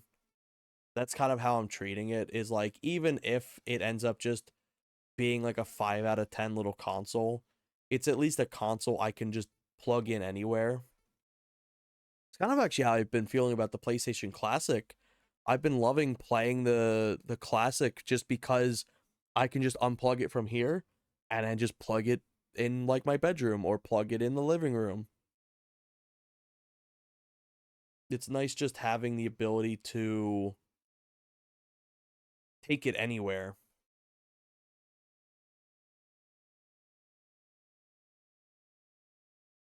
Also, summer cart, my face is melting. I wonder if I ever showed off my summer cart. Let me find it first. There it is. If I can reach it. It's like directly behind me. There we go. So here's my summer cart. This is thanks to Adzi. Adzi had bought it for me last year. Actually around this time, I believe. But I always like to keep it in the box whenever I'm not using it. But yeah, I got like nice little purple one. These things are genuinely amazing when you update them too. They're great as is. Like if you just get them like default, um, what's it called, OS and stuff. Like they're perfectly playable. They're perfectly fine. But if you update them, which I think Merc actually showed me how to update them, um, they're genuinely like fantastic. These are wonderful. Hey, you got this one too? Hell yeah. It's such a cool little thing. My favorite thing is too is you can back up memory cards to this. So if you have a mem pack, you can just press back up and it just does it. So like if you have, let's say, perfect dark saves, that's like, oh man, I don't ever want these to get lost. Just load them right on there. Works completely fine. Um as well, like okay, I do have the gun for him. As well, speaking of being able to save stuff, something the Analog 3D just rolled out, I think like 2 weeks ago, was the ability to save state your cartridges. That's a powerful thing. I didn't think too much of it at first. I'm like, yeah, save states, that's whatever. But no, like let's say, I don't know, you have a game that you can't easily back up. This game's very easy to back up to the internet and stuff. But like, let's say you got a game like Donkey Kong 64 that you just can't back up to anything. Um, if you just plug it into the A3D and then hit like save state, it just completely saves all your data that's on your console. That's fucking powerful. That's genuinely amazing. That little bit of detail right there almost flipped my purchase into buying the A3D. That's genuinely something I've always wanted to be able to do, especially since like consoles are aging. They're aging pretty fast. So is the batteries in these. I know a lot of people are starting to have battery issues. Not everyone, but like some people are having battery issue stuff. So being able to preserve things before losing them is really cool. One thing I'm scared of to do is flash my old Game Shark. That's frightening. Oh yeah. I have to see if I can actually pull out my Game Shark in a second. Oh, big bug bastard. This guy has a little pattern to him you can hit if you time it just right. 50-50, I time it right. It's always the first time is the hardest for me, and then afterwards it's easy. Oh, fucker. He went right under me. Okay, bad example today. There we go. I did it on the last one. I actually go grab a drink now after I collect this banana. But I'll show off my Game Shark. My Game Shark hasn't worked since probably like 2005. I need to see if my flash cart is actually. Oh yeah, bring camera. I need to actually see if my Game Shark actually works, because sometimes it just needs to be it has to have a certain game loaded on it for it to work. That's a big annoyance when it comes to the N64 Game Sharks. Yeah, let me go grab a drink real quick, so I'll be right back. I am going to throw an ad up for a minute. That way it just saves us from having another pre-roll, because that'll give like another like 30 minutes. So I'm going to throw up an ad now. I'll be right back. It'll be 1 minute long.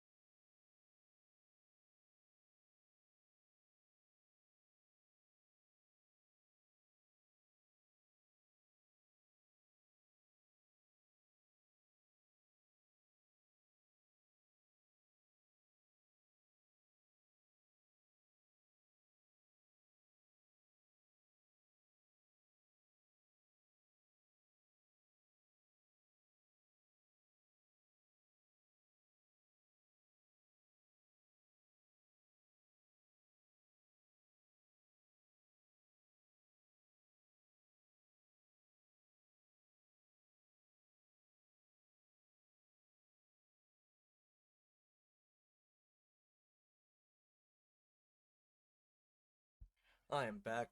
If you can hear me, I'm just currently pouring my drink, and I'm also trying to see if I can find my Game Shark real quick.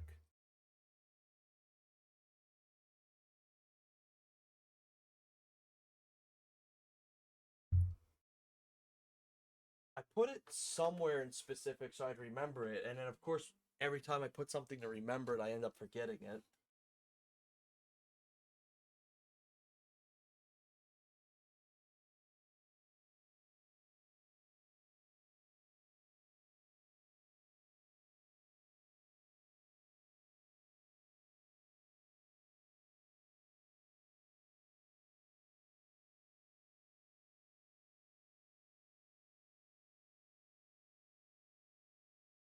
I have a feeling I'm not going to be able to find it today.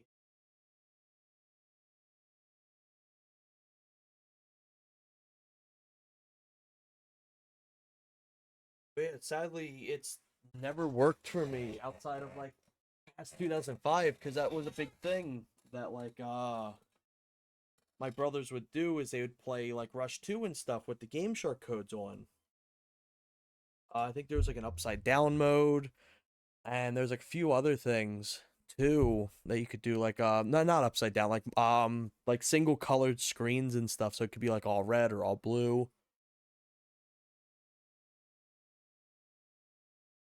But yeah, it's such a shame that it just never like lit up again.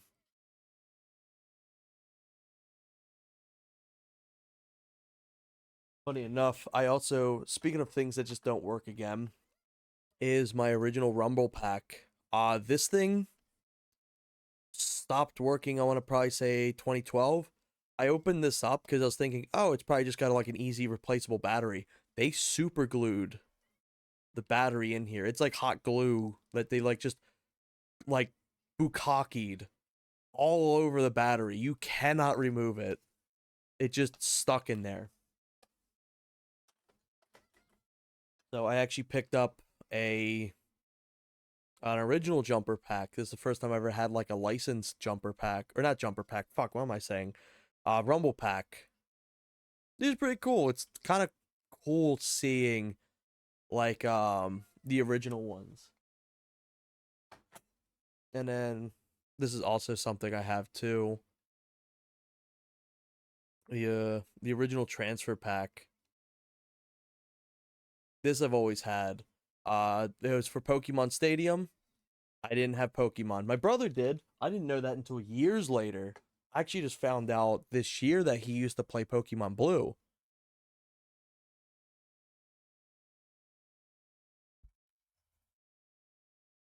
Alright, who do I gotta do now? Is that do Donkey Kong?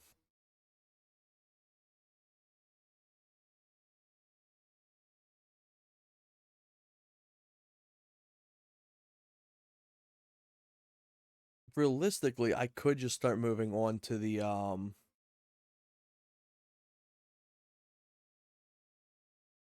boss fight too. She poked my mon. So let me put some bananas in here.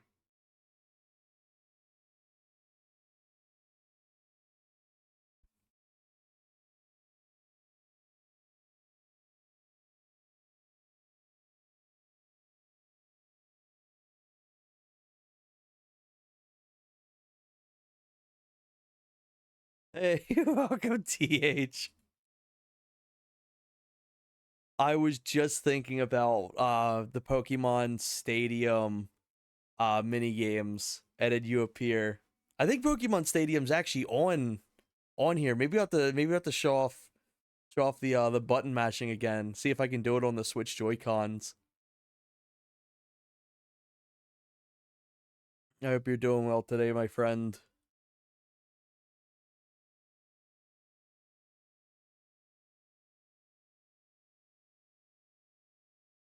Oh shit! Subscribed with Prime. This subscribed for 2 months. Thank you, TH. Mash attack on the controller. Yeah, obliterate this little Kit Kat bar. Thank you very much, TH. Something interesting is the audio doubles up. So like the Twitch sub um plays, and then like 30 seconds later it plays again, but neither time does it play on the actual OBS, which is really weird.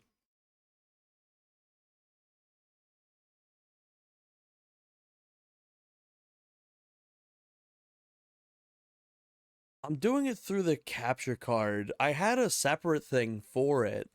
I had a separate audio thing for it because I use my capture card as my audio for like whenever I have a console hooked up, just because these desktops, they don't have any form of audio output.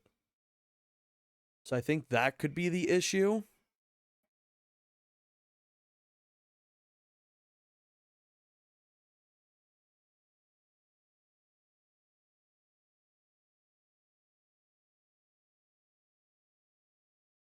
Oh, shit, wrong button.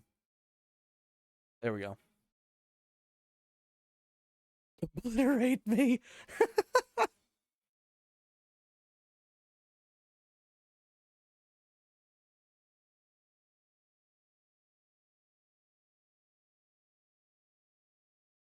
No game audio going through on the stream.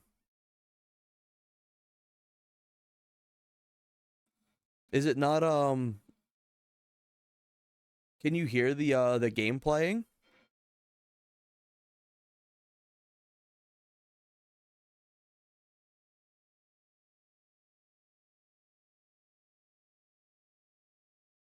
Game has no audio. What? You hear nothing? No way. No way this whole time.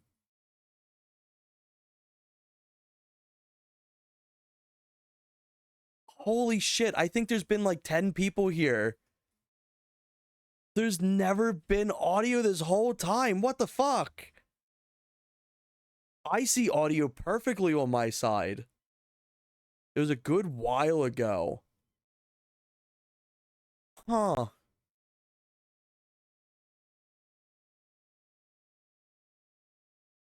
Let me check something.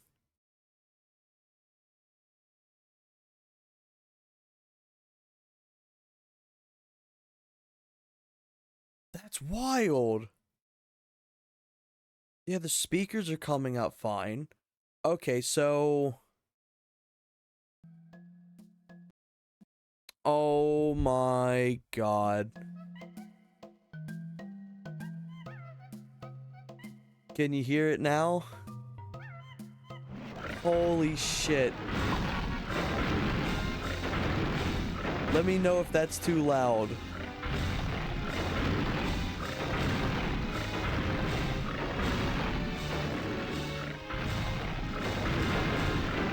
Holy shit, I can't believe this whole time I knew what the issue is.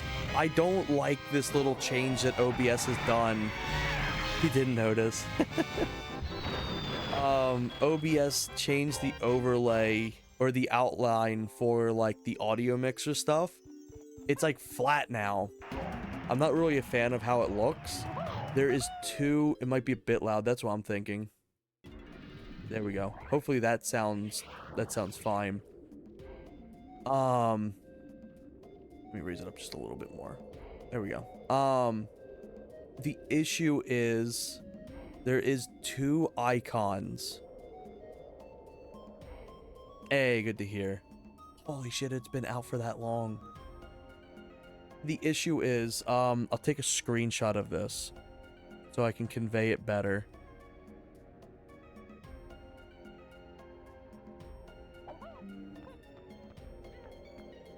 Let me post a new image.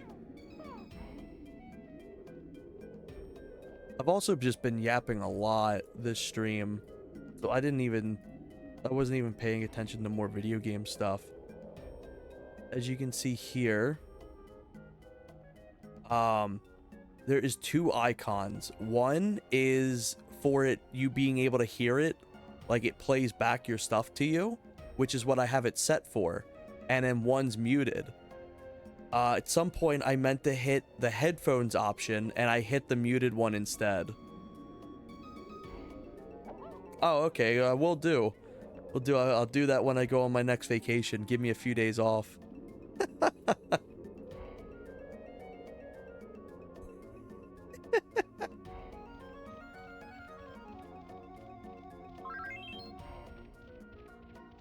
Yeah, that's wild. Oh my god.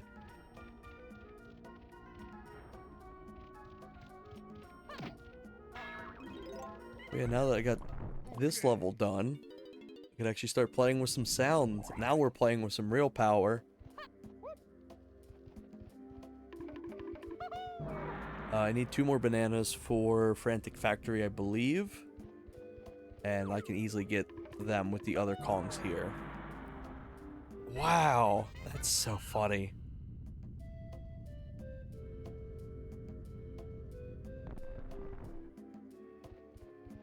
I believe the, what's it called?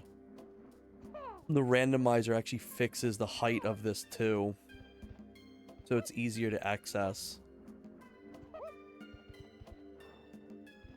I can't remember. I think this is a tiny Kong one, I think.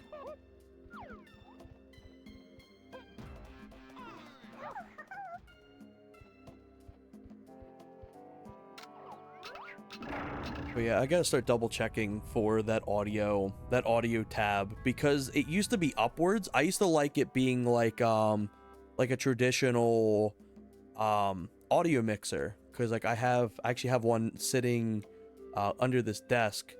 I liked always having it where you can raise it up, so it's just like what's a good example? Like you have a little notch that you just raise up and down. I like that. I'm so used to doing that. And maybe Wrinkly knows. I think for Wrinkly, she talks about that stupid beetle.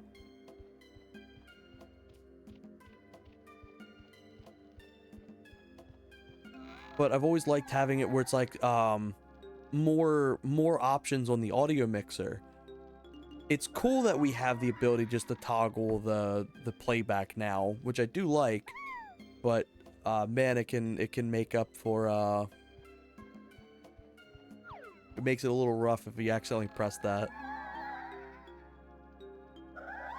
That one was talking about the gongs to open up Tiny's temple. Back here's Chunky's thing, which when you hit it, it opens that up, which is kind of funny because it just tells you like the most useless info, I believe.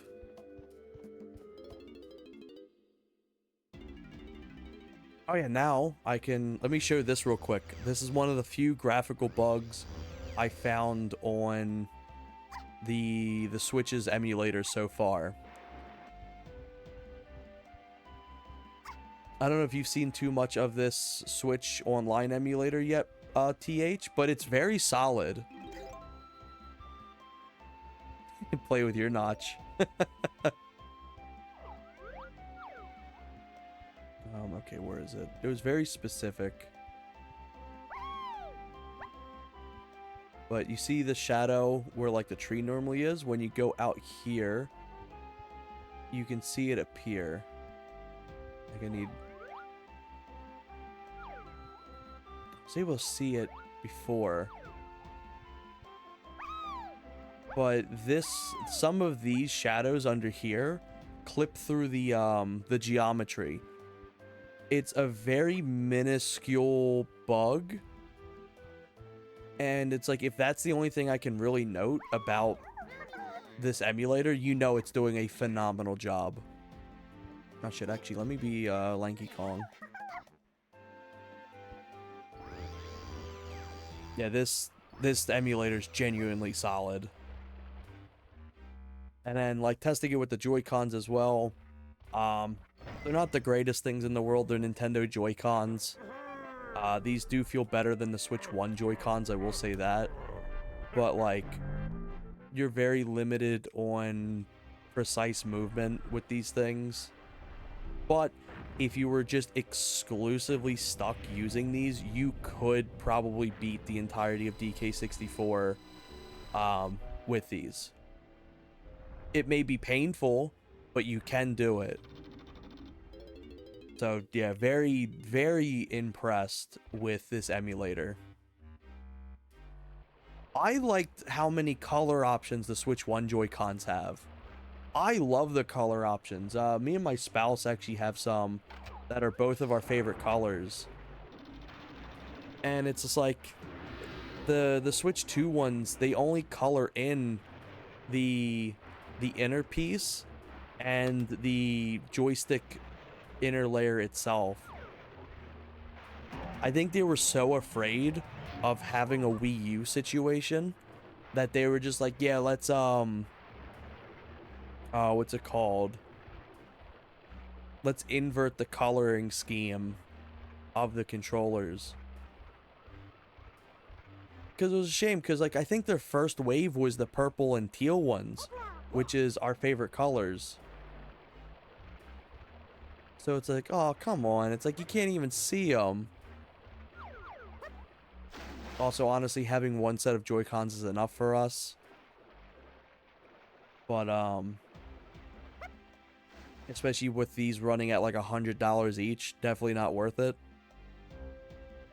Or not each of these, but like $100 a pair. Definitely not worth $100 at all.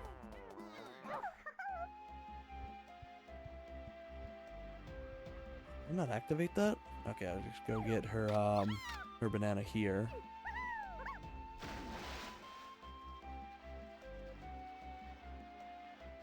But yeah, the cool thing is, I'll show it again for those who may be joining now.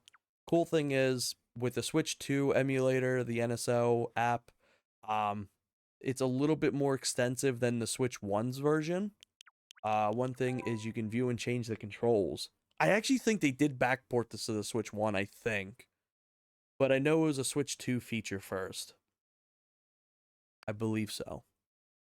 But you can change controls, so if things don't end up working out, you can just change them. You can remove stuff, like I removed looking up on this the right thumbstick, stuff like that. So if like the controls end up not working for you, you can always just rebind them. And then if you end up fucking up, if you hold down on the minus button, you can actually go back. So it's got stuff like that that's really cool.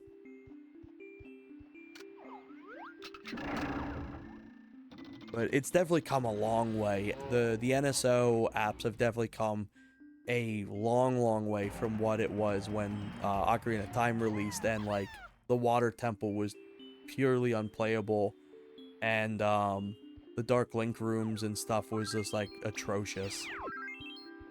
$100, of course they aren't worth it. Yeah, it's wild how expensive controllers are too.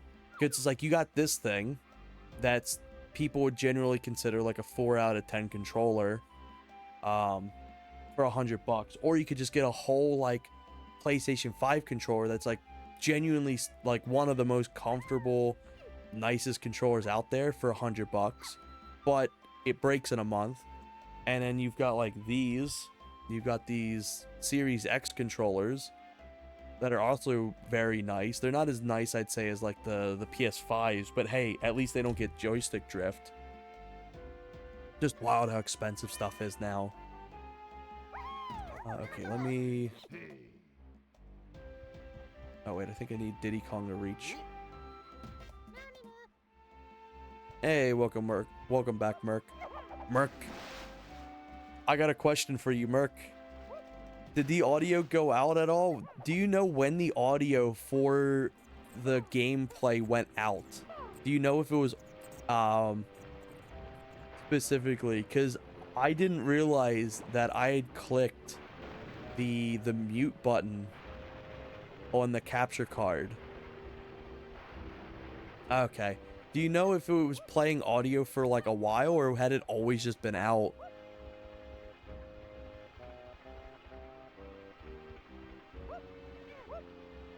Oh, no worries.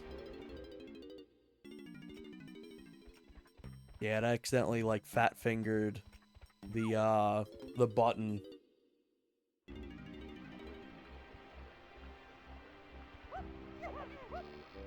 Nothing I can do in there. DK's bananas down there. If I need another easy one to grab, I can just get that once I open up this room.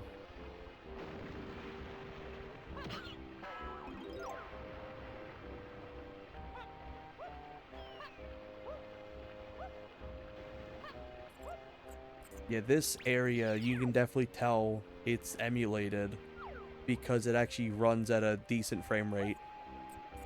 On the N64, this rain makes the game chug.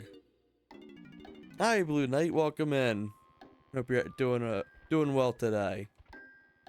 Let me swap over to Donkey Kong. Wish you control modded DS4 and Switch. I ain't buying a controller, and I can play the games.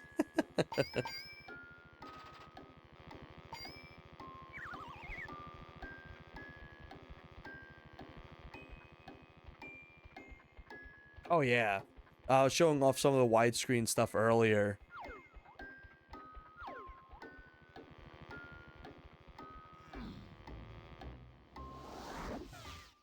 It's kind of cool because it's a variable kind of widescreen.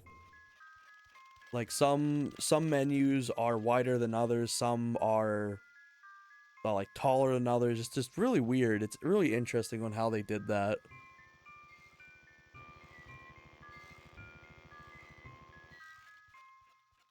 But I figured I would play it in the most standardized way to kind of give people an idea of what it would look like if you just went in pretty much default.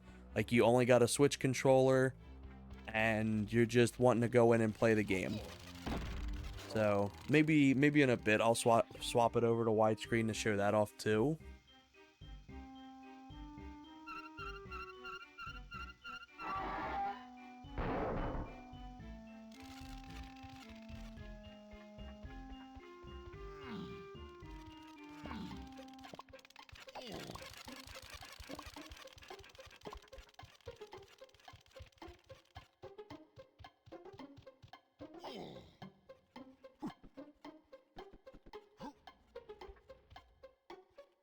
There we go.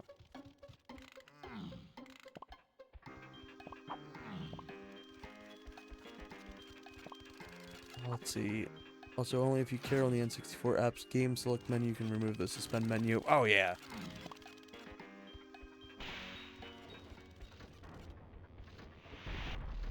I'm glad they allow you to remove all that and everything. It's nice having multiple options for the NSO app.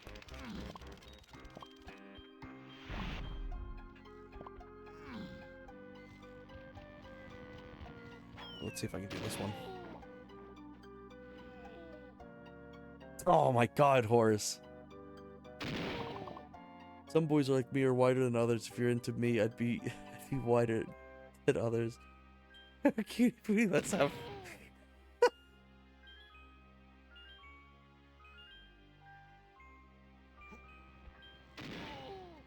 Jesus Christ.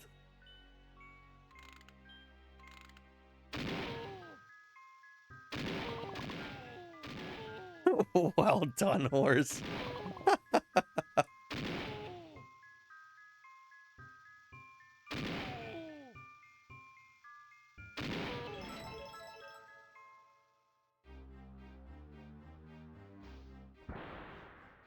Oh, you know what? That actually could be playable because this. Finally, the Donkey Kong arcade is not 100% insufferable. Every single time I ever play through this game on vanilla, I always do the glitch that lets you just phase through the floor in the final level, so I don't have to ever get that arcade token. And we're pretending that it's playable. You deserve the medal, you've earned it.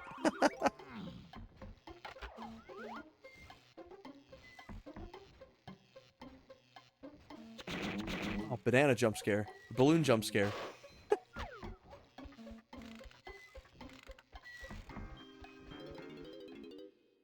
Alright, let me get my hog cranker ability.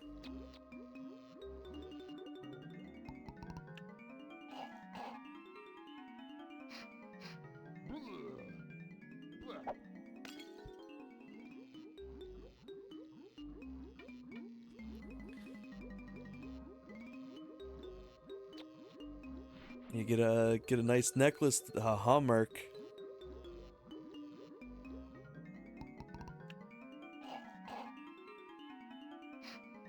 Jesus Christ. Sticky. Yeah, it keeps you from like losing it. It's perfect.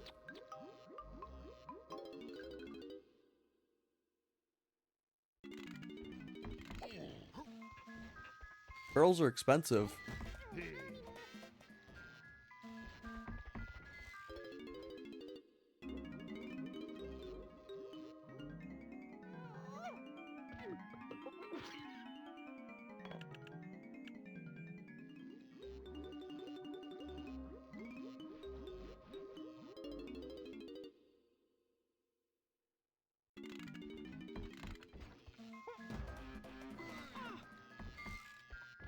This is where he gets his inflation ability.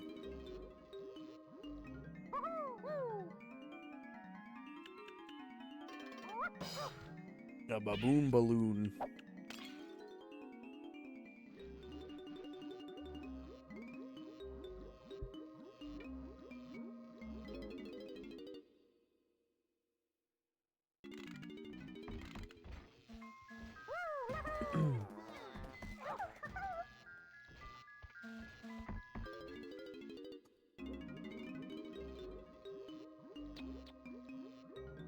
I remember this level being so hard for me to complete everything in as a kid.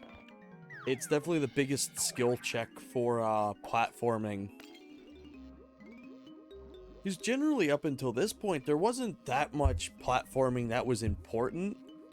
Like, you weren't really losing any progress or like falling off like high things up until this level, and then they got the giant vertical shaft that's like the factory room. And that used to just mess me up as a kid every time. I'd like Merc to take the smile.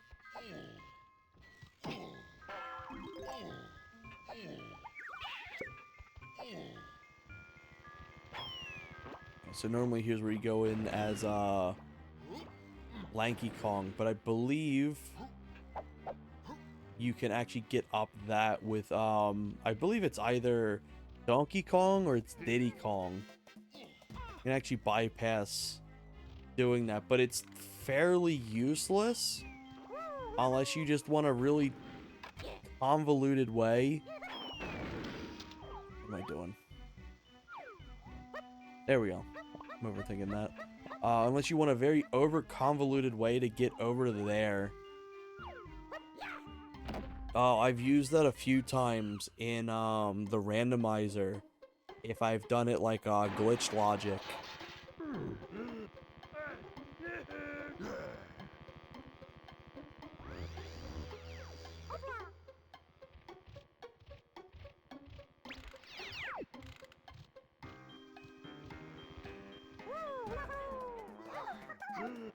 There we go, and I've got my boy. Look at him. Thick. I want to grow up to be just like him.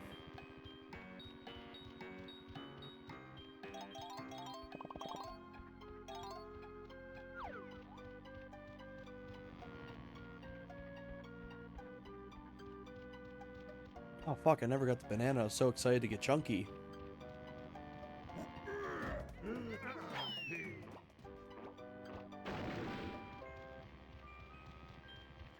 Oh, it's Lanky. For a second I was thinking that was the a banana for doing the DK blast.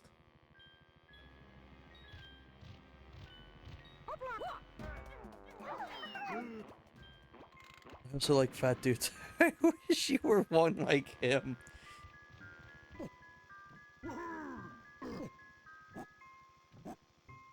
Maybe one day I'll get to his physique.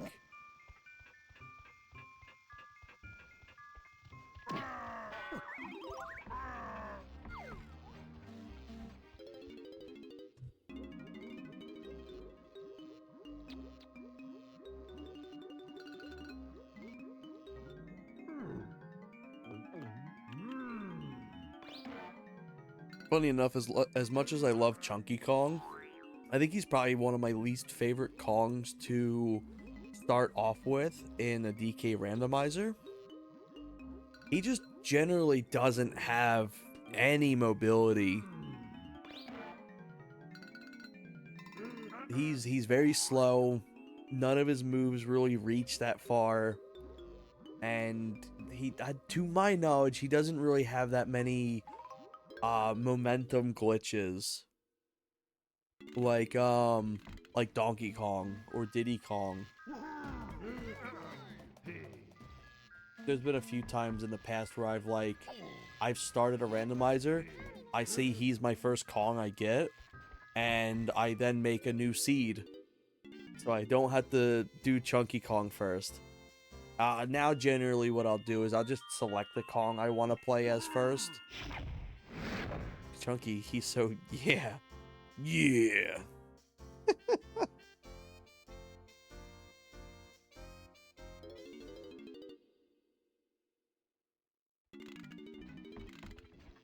Look at him. How could you hate this man?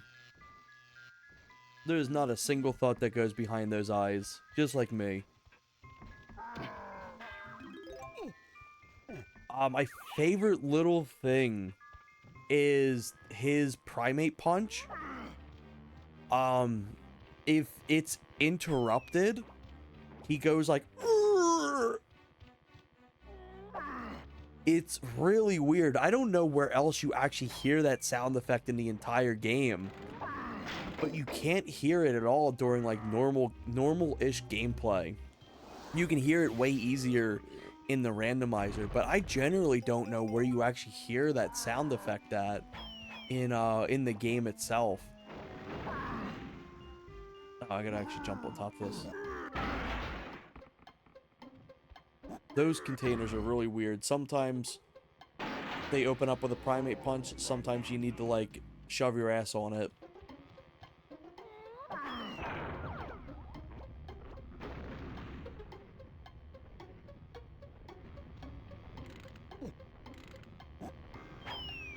But I can't hate my boy here. Look at him, he's so happy. When I was a kid, I used to try to replicate his ground slams on my bed. So he has like his final one where he does like a little spin. Oh shit. We all stop doing that. He has a little spin he does, and then he like lands down on his shoulder. And I used to do that shit all the time on like trampolines and my... I saw that comment appear as I was talking. I used to do that all the time as a kid. I'm sure my dad got sick of hearing the DK rap because I used to just play that on end and I danced to it because I was like probably like four to 6 when I was first like playing it. So I was like very obsessed with the game. Wish you'd shove your ass on me. Jesus Christ.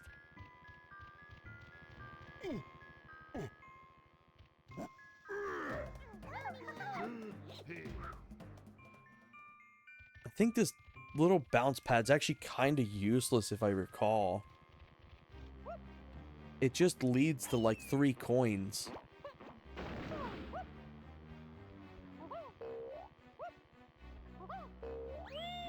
Yeah, 3 coins. Definitely doesn't feel really justified getting that to immediately just only getting a few coins. So sad Chunky died. Yeah, he got revived. He had a memoriam statue in Donkey Kong Bonanza, and now he's back. I do wonder if those Kongs being added to Donkey Kong Bonanza was a subtle way of announcing that DK64 was getting re-released.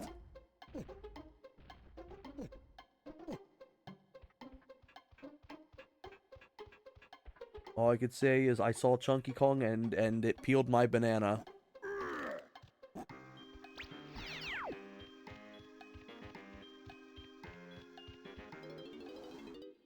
Yeah, there's a statue of him. He's holding butterflies. It's like his idol animation in this game.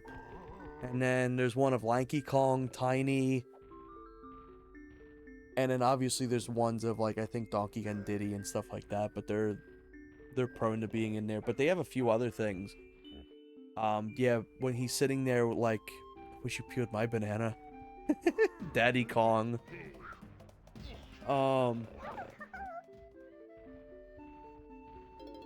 When Chunky Kong's idle, he has butterflies land on him. But yeah, it was kind of cool. They kept releasing little updates as well that would like add more things. So I think Chunky and Tiny or something like that were added later on. I think they were limited time events too, which I was like, I don't really care to do that. But it was still really cool to see that they got any recognition. I'd love to see a future game with them, even if it wasn't 64 style. I just love to see them like appear again. They appeared in the movies and stuff like that, or movie. I gotta have Chunky Kong.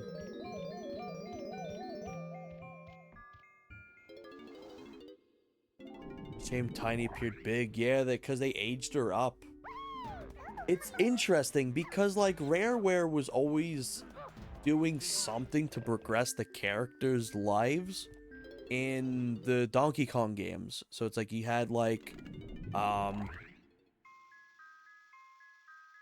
what's his name?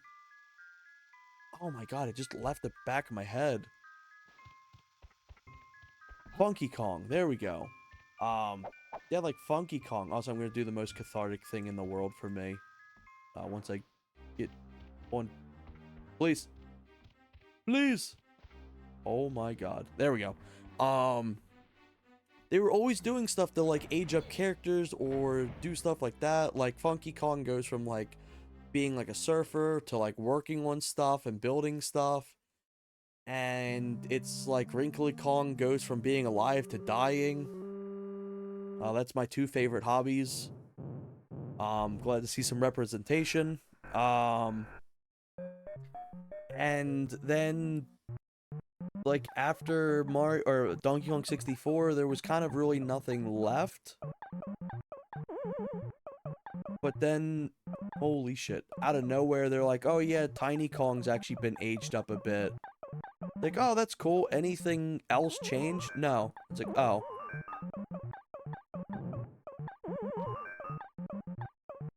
I swear to God, if I end up getting this first try and I don't even need to do the rewind, I'm gonna shit bricks. This, in my opinion, is the worst thing in this entire game, is having to play through this with one life. Try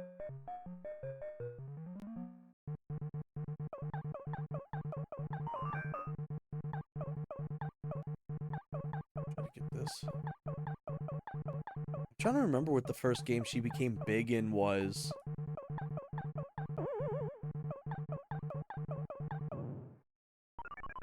Oh no, I died. Never mind. Oh, that's so satisfying, and then I did it again.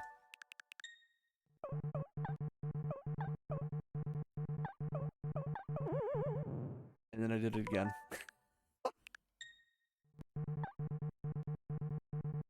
I did the first jump perfectly. What's going on here?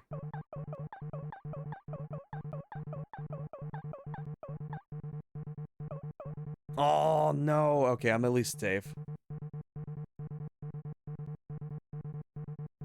Yeah, DK63 on Game Boy Advanced had her. But I think... I can't remember. So I know they had her aged up for Mario Baseball and a few other things like that.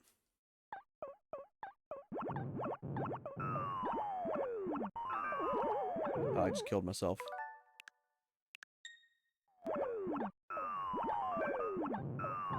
Oh, I can't begin to state how satisfying it is. Sometimes I just want to, like, die intentionally just so I have the ability to restart. Or go back.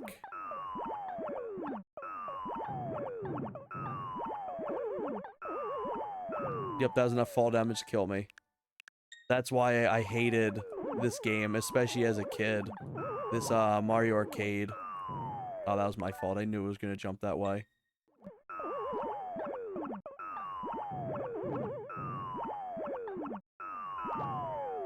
Oh.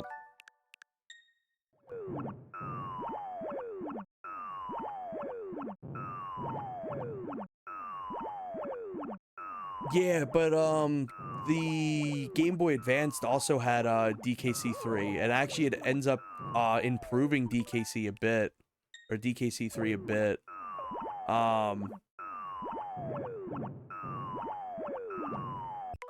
need to actually zone in for this. Because it gets new music and it gets extra little bonus modes. And one of the modes is a like ship rescue game thing. There we go. Where we drive around like a little speedboat and you collect Kongs. Alright, little bro. I still really like DKC3. I think it gets so overhated, it's unreal. But there was actually some really cool improvements that the GBA version released. Funny enough.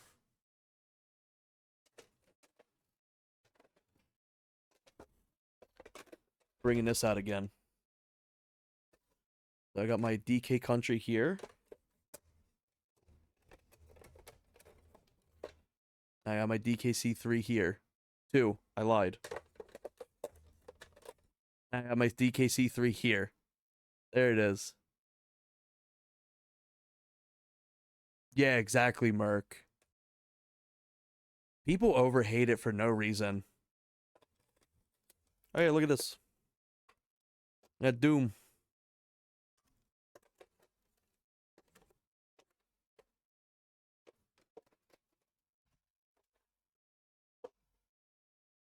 But yeah, if you ever have the ability to play the Game Boy Advanced version, I highly recommend it. It's not going to be something that would replace the SNES version, but like if you had only one version and it was the Game Boy Advance one, you're not missing out. It's a surprisingly competent little port. Don't you do it. Ah!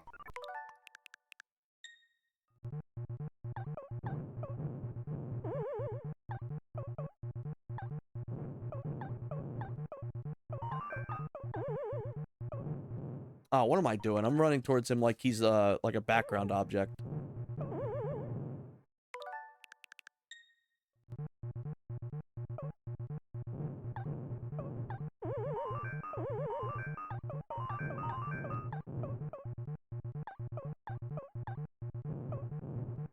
I believe most of the hate I hear is Kitty Kong. I've heard like a lot of different things between like music, level design, the lack of like the main Kongs,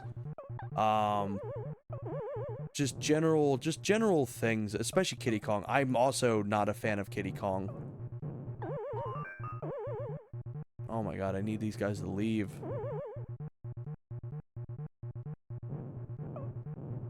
Alright, I think they're not gonna fuck off from there, so I'm gonna try to get this hammer instead.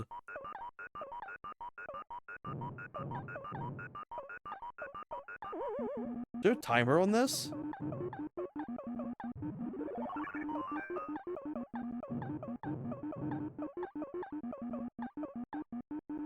Alright, that's a box of game cards. I'll respect that.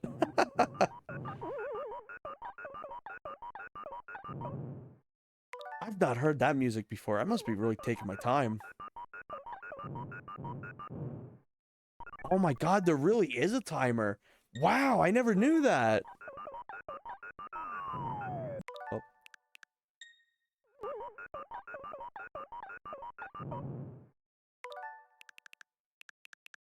Maybe. I don't even care if I'm using the rewind feature for this.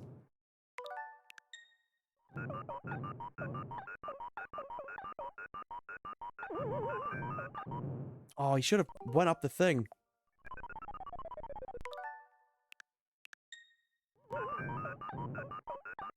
There we go. Thank fuck this thing's done. I hate the arcade game so much. It's probably like my top most hated video game I've ever played. I genuinely hate it. Oh.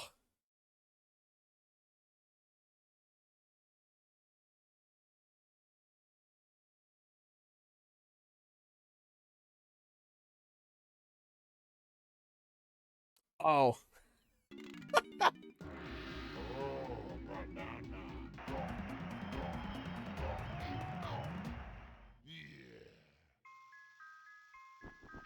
Oh, it's fucked. Yeah, and oh, you got warmed up. How about you start paying to play this stupid thing? Fuck that.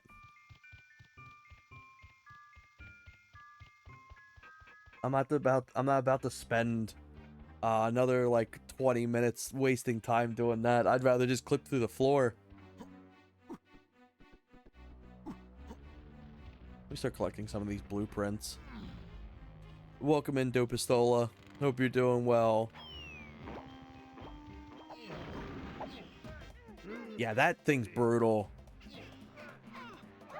If they just gave like extra lives or something like that for the warm-up of all things, like I think it would be more fine, but like 1 life, that's just brutal. And also discovering now that there's a timer on that thing. Holy shit. I'd never known there was a timer. So I'm gonna get Tiny's blueprint.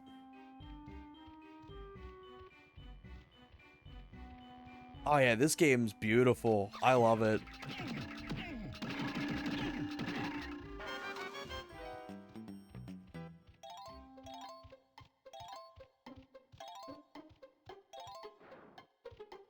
But yeah, like, oh my god, that arcade is just wild.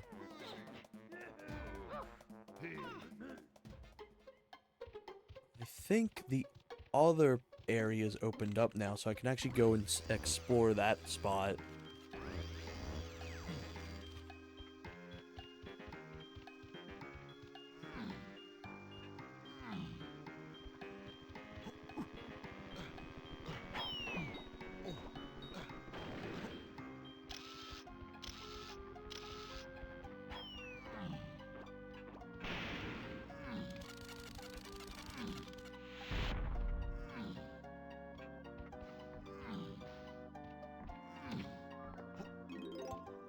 Time for the hardest puzzle in the game.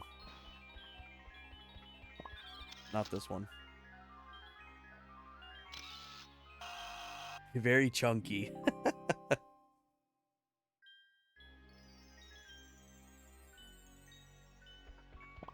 The world's greatest challenge.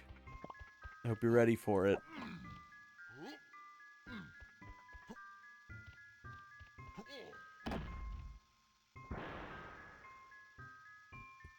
I gotta start setting up my my YouTube short stream layout. It's like, can you find the missing number?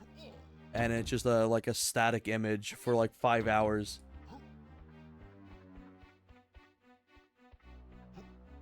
Oh fuck, where's the number? Where's the number now? I lost it.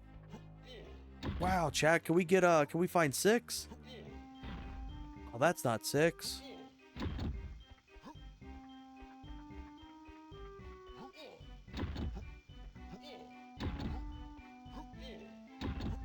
Gameplay of you hitting the wrong numbers to rage bait engagement. Yeah.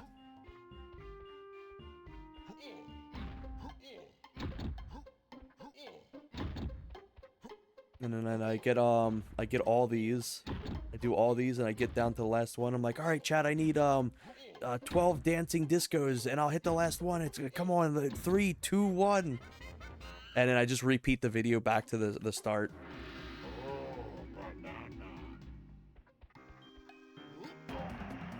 It's wild. I'll see genuinely like talented and amazing like content creators and streamers and stuff like that have like a handful of viewers, like probably not even 10 to 20 of them, but then I'll see like the most brain rotted thing on the internet get like 1,000 views, and I know probably a good chunk of them are bots, but like holy shit, It's insane.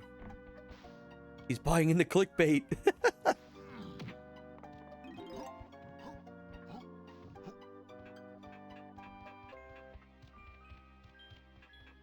God, I don't think I could ever have the heart to do something like that.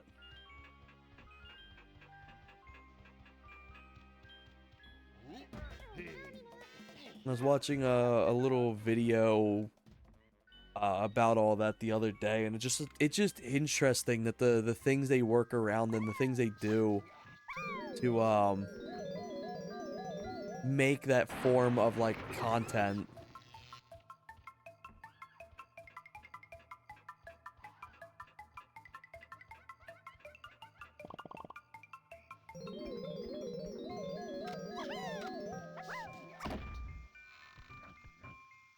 I used to think this challenge was really hard because I used to sit like back here and try to shoot these, but you can actually just kind of sit up close and shoot them. Alright, prove me wrong. I did that and immediately...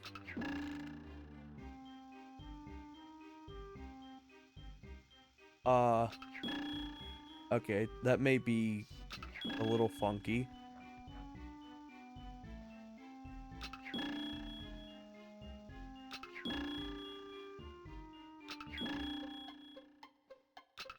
There we go.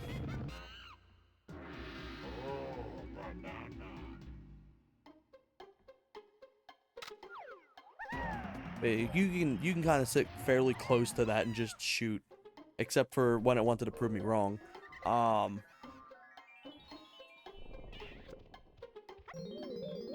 I used to sit like all the way back here, and I'm like, oh, I'm not landing the shots.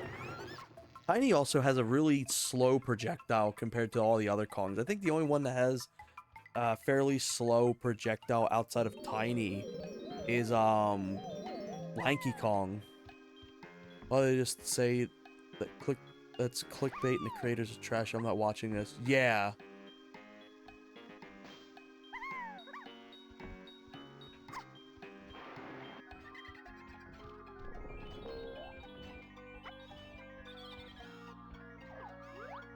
That's clickbait and the creators trash.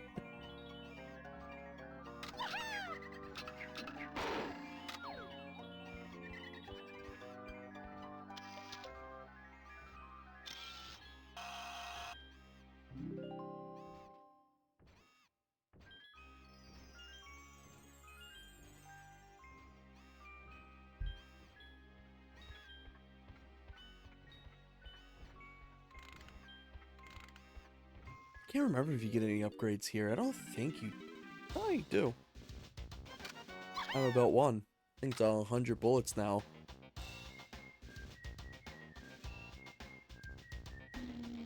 Yeah, I couldn't imagine, because even if it's like the easiest form of engagement stuff, it's not gonna be easy to an extent. It's probably got like some sort of mental toll take on you. Just like, yeah, log in, be a shithead online. Like that's got to take like some form of energy, even if it's not much. It's like I couldn't. Like I think I just get nauseous. Also, I think he's fucked up. Yeah, I think that that texture's bugged. But like I couldn't imagine doing stuff like that. Like that. It just feels so dirty.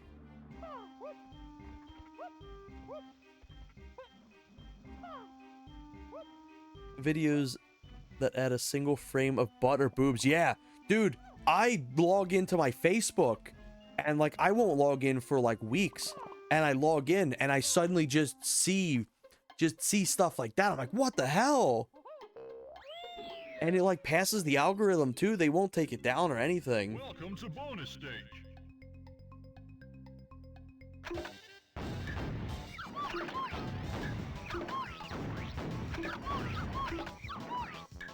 Like anytime I'm out in public, like I won't even bother opening Facebook because I'm like, the shit they like recommend at random is just insane. That and the AI generated video stuff. Wish you could be a little so.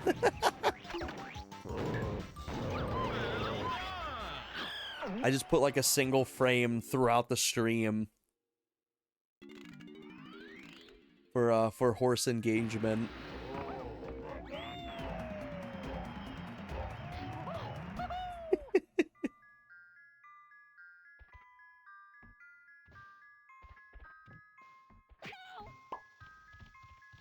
Yeah, I'm pretty sure that texture's bugged on the side of him.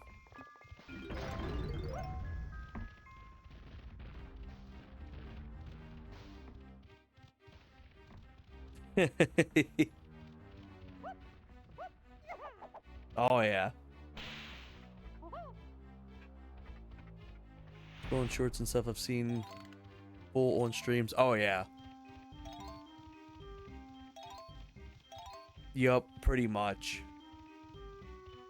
And then stuff you do report just doesn't even go through. It's so random too, because like there's some things that you'll just get struck from for like no reason. Like I had one time post from I think probably like 2015, and it was like 2023, and I logged in and it was like, hey, this thing got removed. It's like I looked at it and it was like there's nothing wrong with it. I'm like, why did it get removed? It's like what was going through? Why was the algorithm going through and just detecting old stuff?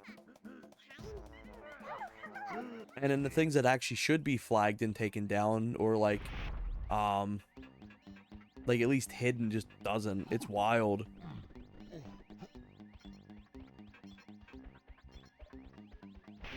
Did I get this? I'm gonna loop back around. They hate old people.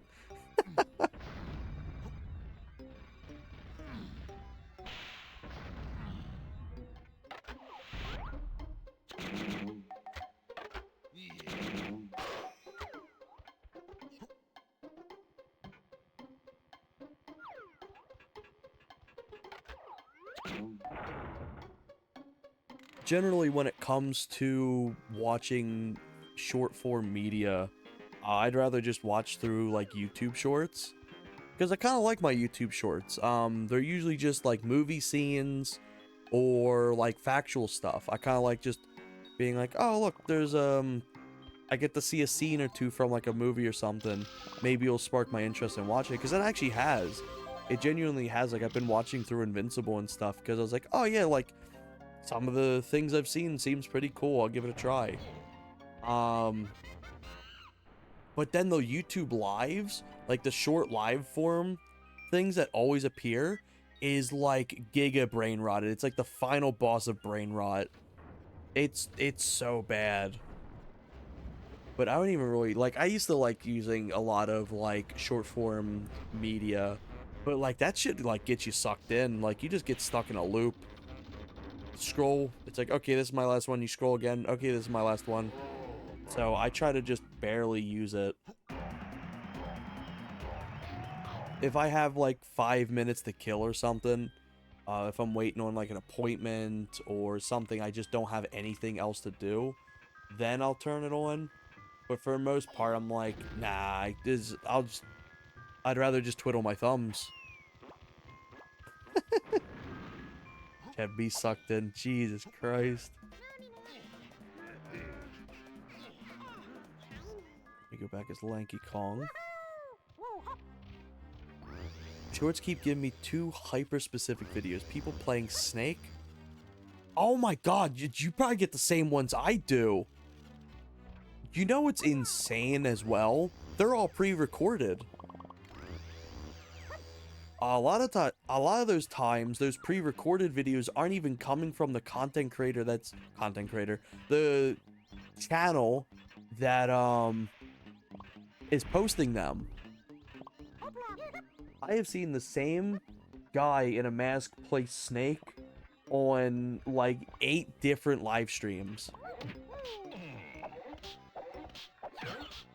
The only Snake I want to see played with is by Horse.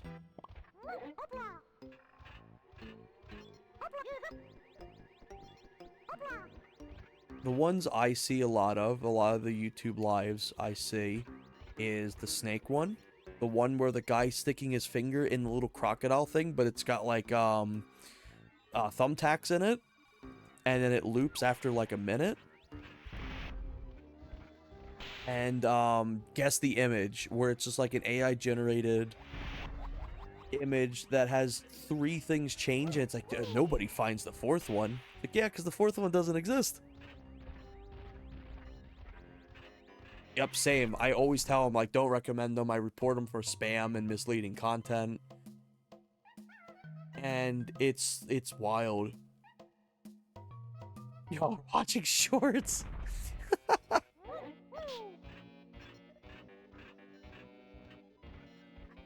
You know what the thing that frustrates me is how little YouTube videos, YouTube shows now. You log in, you open it up on your app or your mobile or like your computer, and it's immediately like a set of shorts. You get 1 or 2 videos, then it's, hey, did you know we have AI slop video games on here? And then it's more shorts. And it's another video or 2 from like something 15 years ago or something random. And then it's another thing of shorts. Sometimes I have to unsubscribe from people to be able to see their content again. Some people, I don't see their content when I'm subscribed. If I unsubscribe, I see them.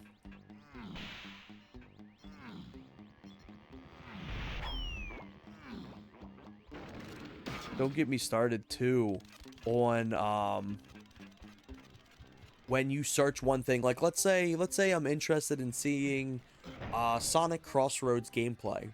I'll search it up. I'll watch 1 video. Oh, cool. That's what Sonic Crossroads looks like. Perfect. That gives me an idea on the game. And for the next 6 months, my YouTube algorithm is exclusively Sonic Crossroads videos. Like, for fuck's sake, I want to see people I follow.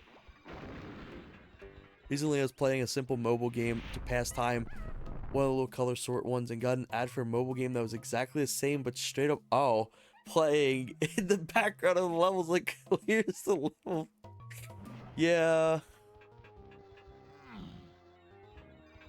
There is no limitations on what they can just post in those ads.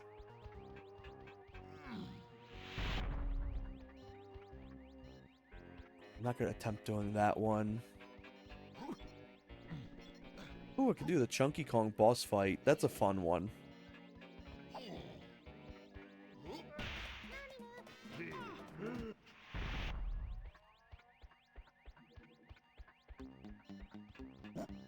When YouTube is good, or like social media platforms it's good, they're very good, but it's like Russian roulette of content.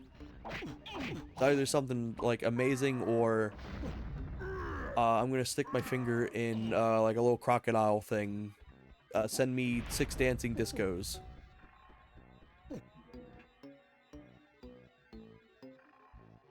Oh yeah, it's kind of funny that they just implemented the ladder similar to the oh,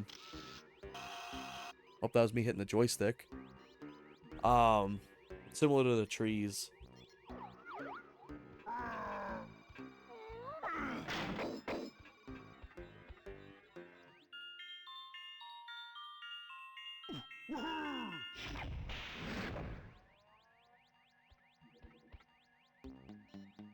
Oh shit, I don't have his weapon.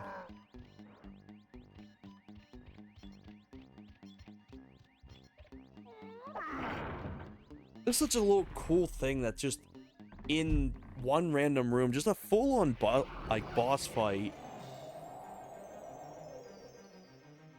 I love the fact that this game always kind of keeps you up on your toes.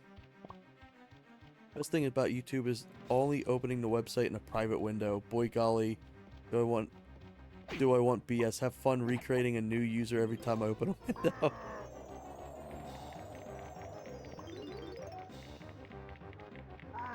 On my my content creation YouTube channel, I get like the wildest recommendations because I don't watch videos on it.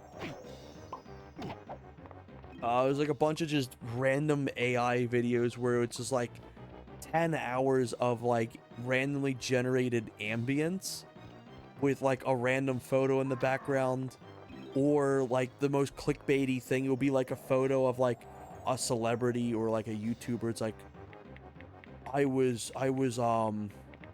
what's the one I'm trying to think of?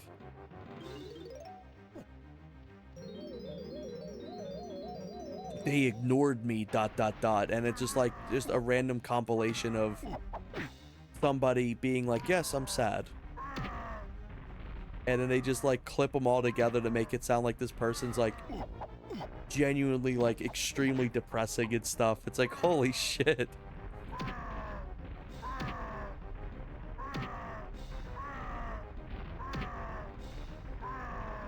You know what the other video I get nonstop on my main YouTube is?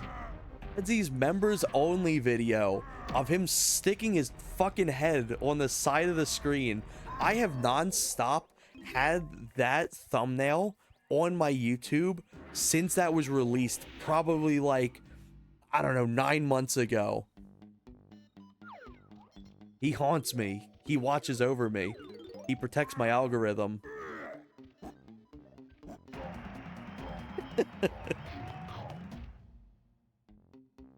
Sounds like the Markiplier videos of scrolling on a new account until it throws conspiracy theories at him. Always. Adsies. He appears. Yeah, pretty much. It's just so funny. It's my favorite thing. It's just like, oh, I get to see Adsy today.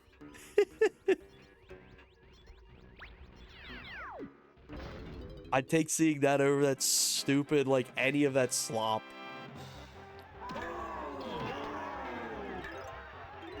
And it was so funny too, because remember the time when it was fighting the two videos where it was like your stream setup and then your other video, your Doom unboxing. I think it was like your Doom unboxing or something like that.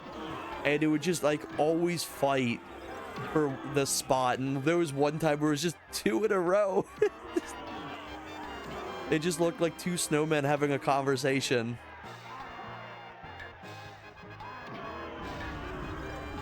No! Oops.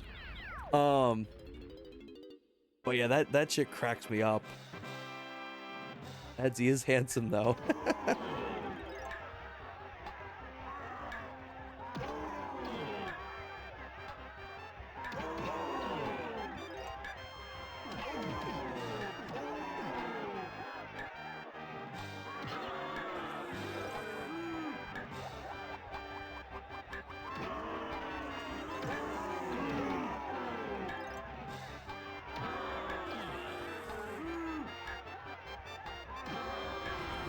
I ain't falling for that again.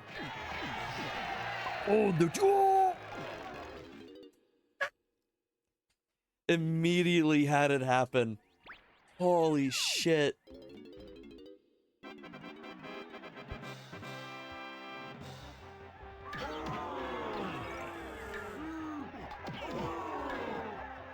You know what? They get to witness Chunky's ultimate ability. This guy gets to witness Chunky's ultimate ability. I don't know if that sound came through. Here we see how Chunky died. Pretty much.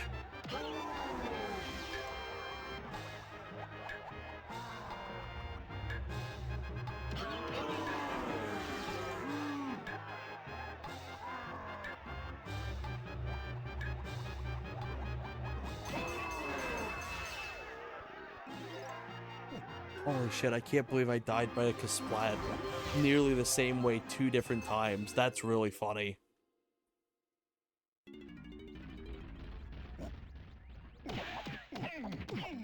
Chunky moment. Oh.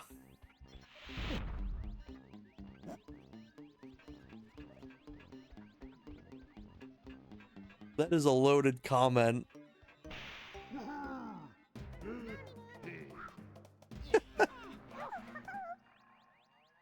That's a loaded comment, and I know you like big loads.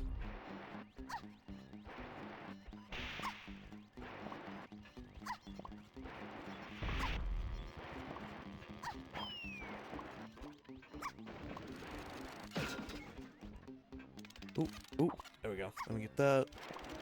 I never collected the coins here. I've got a shit ton of coins. I honestly don't need them, but holy shit.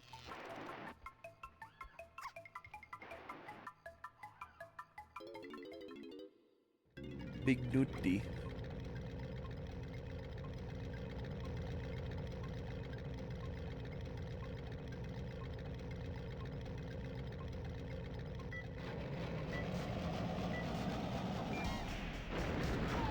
I like that that man just immediately killed himself.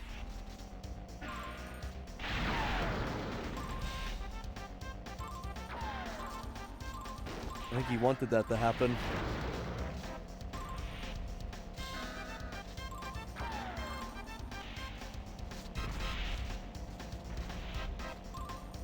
Oh, shit.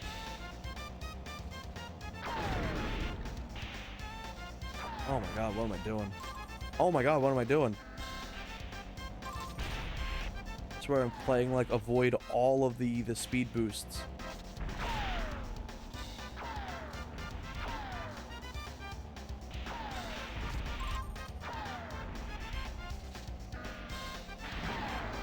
Oh, I think he's gonna pass me at the end. Oh, yeah, he's definitely won.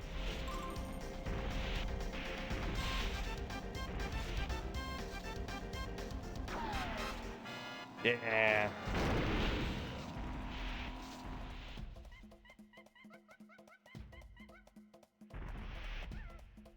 Look, little burritos, I'm hungry. Yeah, that's a mood. Burritos are wonderful. Car from Toy Story. I know, right? It really does just look like Toy Story car. I like this mini game. I do not like... He did it again! I think he just likes killing himself.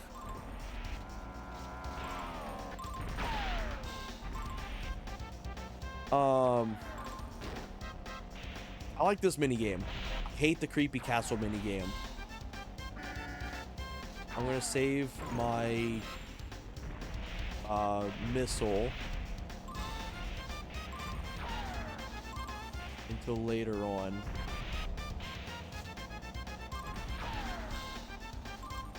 Fuck.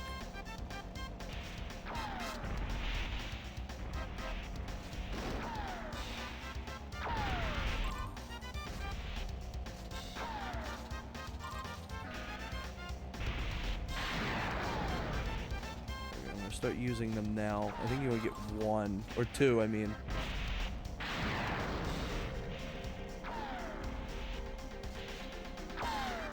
Oh, no! All that matters is do that, but I think I needed 10 coins. I think. I'm pretty sure.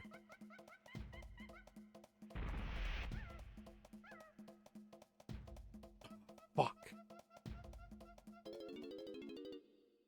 Winrar. Okay, he just loves... It's the love of the game.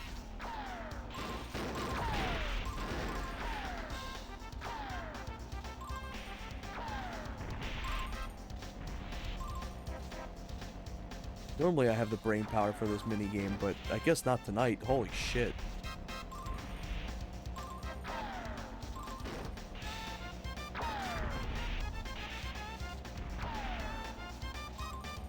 Try to collect as many coins as I can.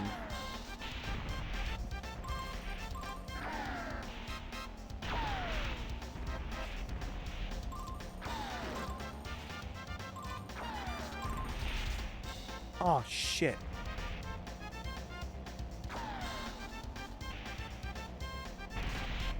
The most diabolical thing in this game, I believe, outside of the arcade game, is the fact that that stupid beetle race, you need to collect a certain amount of coins on top of doing the race in like the most unfair map against the most unfair bastard.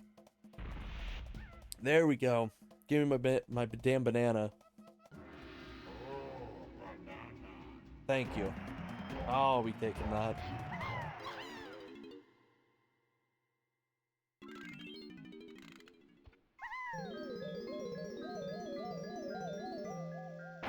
I swear that's the RC car. It really is. It just looks exactly like him. Oh.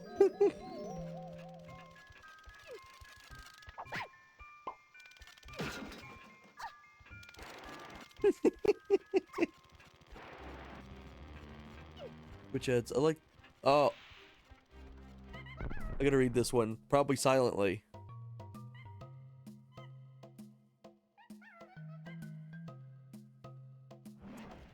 Damn. I think Horse has influence over the ads tonight. The hydrate is aimed at Horse because they're thirsty.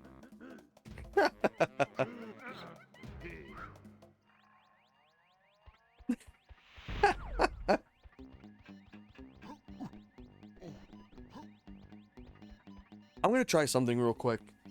Bear with me for just a second. That ad was about waxing his car. I'm gonna turn this off.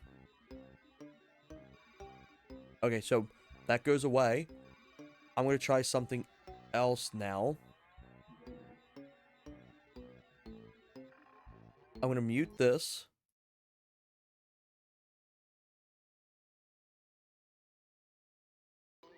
How does this sound? Does this sound the same? Does this sound good? Does it sound lower?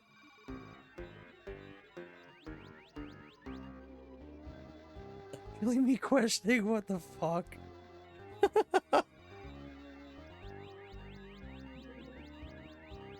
Okay, but does the game sound the same? Does it sound off a bit? I'm gonna do something now. Can you hear this? Holy fuck, I can't imagine you didn't hear that. Okay, that's going off for now. I don't understand why that was loud. Holy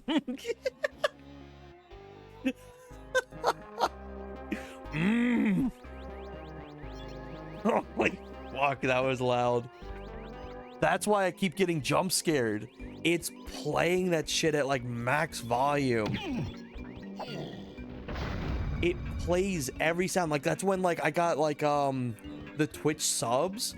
It's genuinely jump scares. You're lucky I disabled that. Yeah, there's some clickbait. Sub to me and it'll scare the fuck out of me that nobody gets to hear. Don't. But I already am a sub. Yeah, I know you are. I know who you are. But yeah, that's why I keep jumping every time there's like a sub or something. It just like fucking blows my ears out. I promise you, yeah, subs are scary. On my Twitch broadcast stuff, those alert sounds are quite literally set for 8% volume.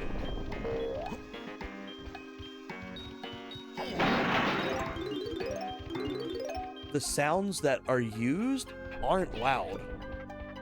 Subs are a lot of work.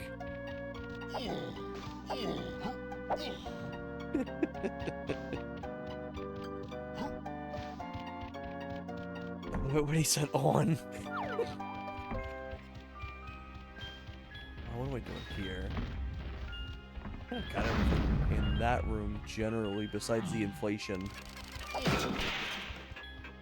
That leads down to the beginning area again. This leads over to somewhere. Oh, it leads into here. I need to go here. Yes. I love it when you beg.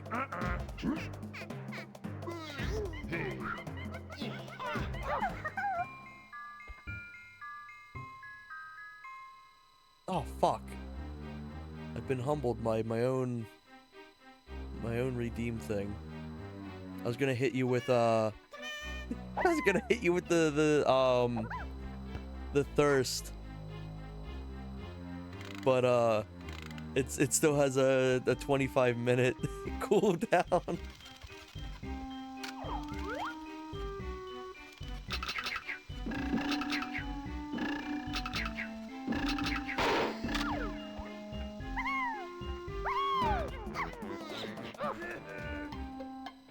Don't say inflation. I'm into that. Oh, you'll love what Lanky Kong's been cooking.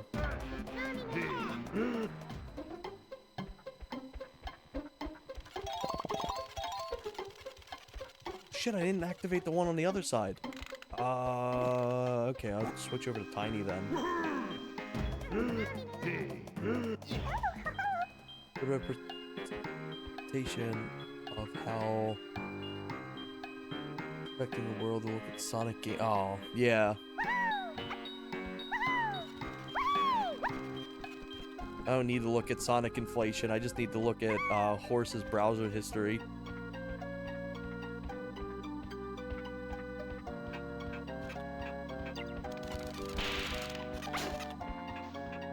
He's the only man to give me a reach around. I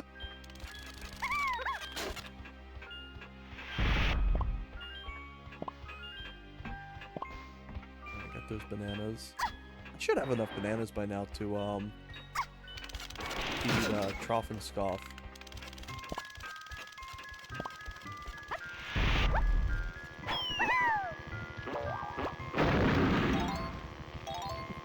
Don't read that, oh no. I'm in so much trouble.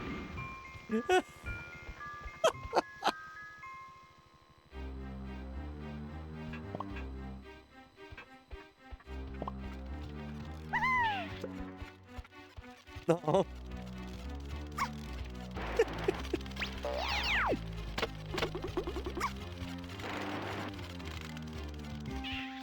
Jesus Christ.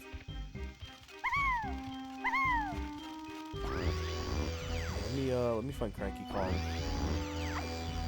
Pretty sure Lanky already has his... Yeah, he does have his baboon balloon.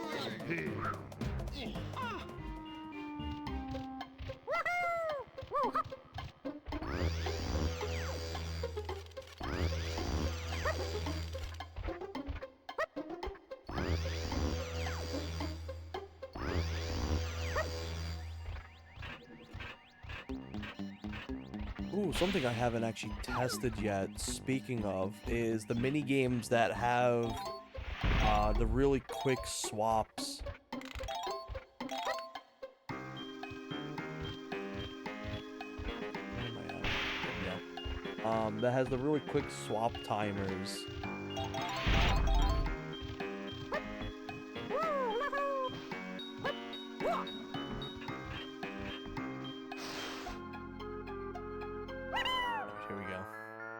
There he is. There's his inflation. Welcome to bonus Oh, day. fuck this one. I once did a randomizer, and the final location has 2 barrels per Kong, and I shit you not, 90% of them was this fucked level. I hate this minigame. This minigame gives me PTSD. Like, I'm going back to a time where inflation happens.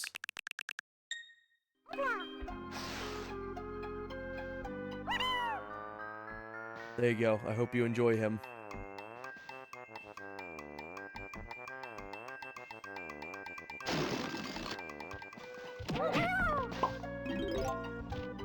Most hated is Beaver Bother. Oh, don't get me started on Beaver Bother.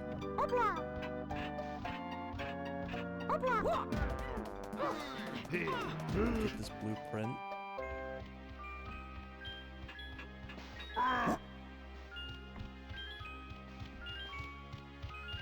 If I'm fighting, I'm into it.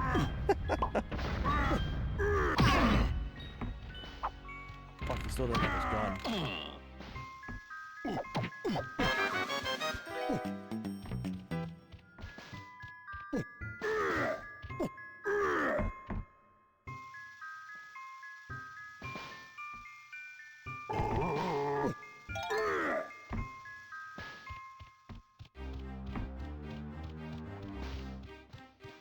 You got some little spicy content there.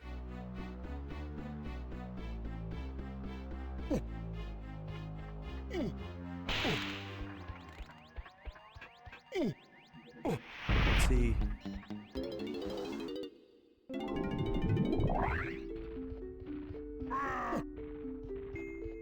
See how many of these guys need.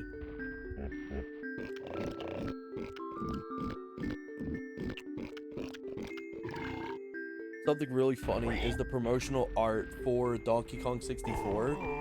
These guys don't have nipples, but in once the game like released and stuff, they put rings on their nipples. They gave them piercings.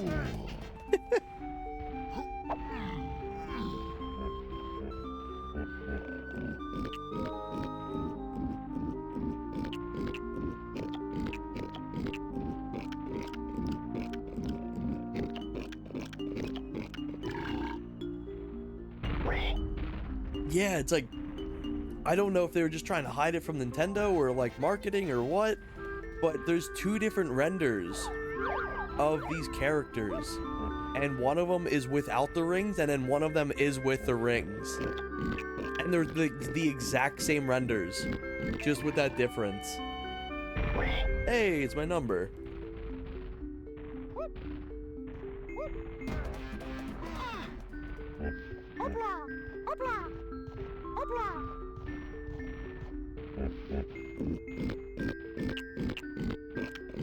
Yeah, it was required. The only way they would ship the expansion pack.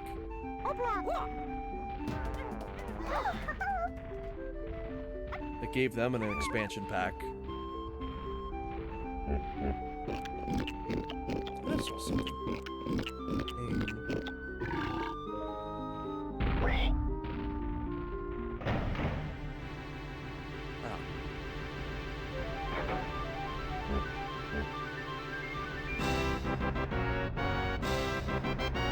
There we go.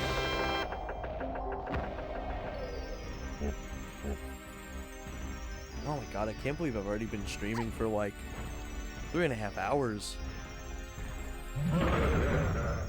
It's so much fun playing this game.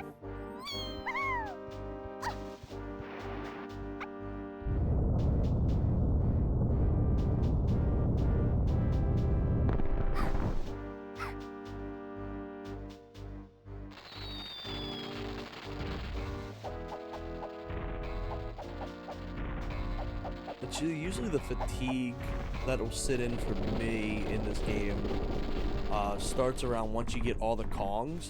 Because like the first level you get through in like half an hour. The second level you get through in probably like an hour. And then this level, if you want to complete everything, it's going to take like a few hours.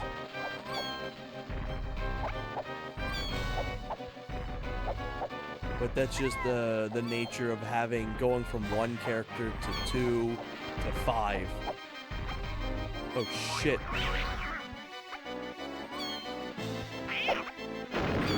I've always felt like this form of his attack is more dangerous than his second form of attack. I would say. Yo, rare is Microsoft. How does Nintendo take any of it back? For Bayonetta 2 game, I saw designers talking about Nintendo character for outfits. They said they drew them very safe and covered. Nintendo was like, hey guys, where's the sexy? We bought Bayonetta for sexy stuff. Joke aside, that is a little true, actually. They were gonna go very, like, safe, but Nintendo gave them the go-ahead to essentially just be horny on main.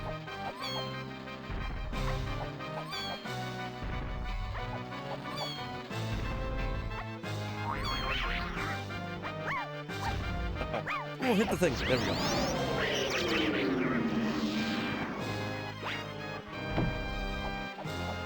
Here's where he gets a little smarter. He's going to jump back at me. I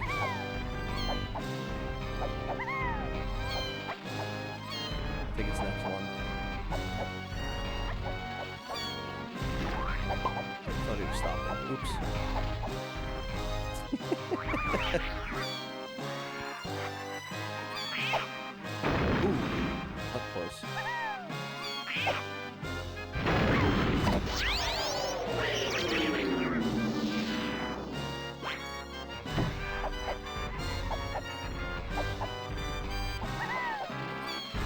Now he starts jumping back. Here we go. Also, he always lands slower on the platform that you were currently sitting on. That's why he goes from extremely fast to extremely slow.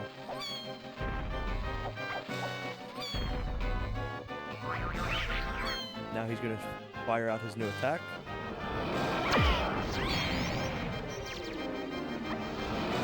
I fucked up. I didn't time it right. I was trying to go back. I'm glad that falling off the ledge doesn't make you take damage. I wouldn't be surprised if that was a design they were gonna go for at one point. Thank God they don't have that. Something you can do actually is you can get out of bounds technically in this level. If you fall at a certain area, you can actually just land on the bottom and walk around. I used to mess around and do that as a kid. There's genuinely nothing down there for you to do.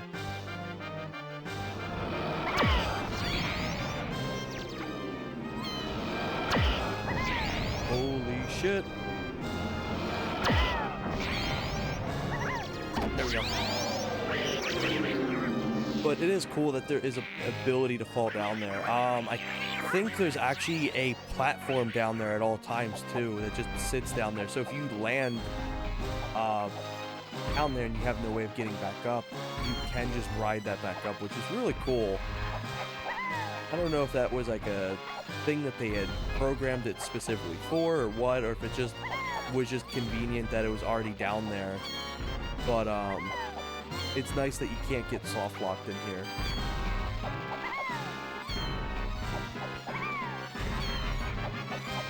Where's this last one gonna be?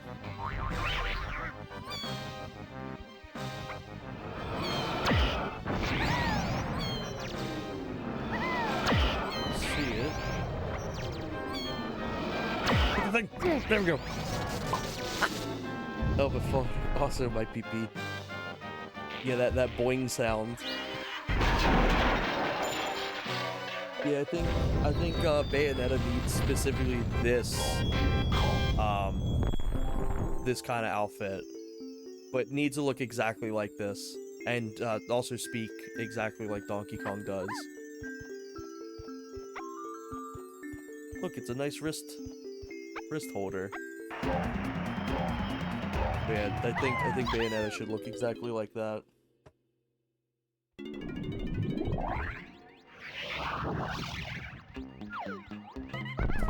Okay.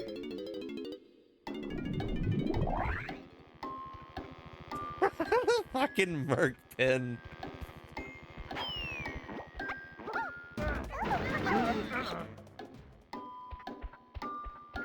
Yeah, and water's also wet, and I guess so is horse. I think this is Lanky Kongs, right? No. This is Tiny Kongs. Not my fault. Horse legs being pinned. Jesus Christ.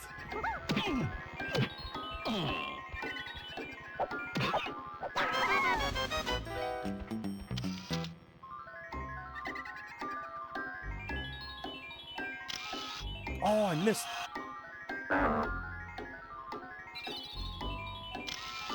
What? Aw. He his ass. Damn, am I?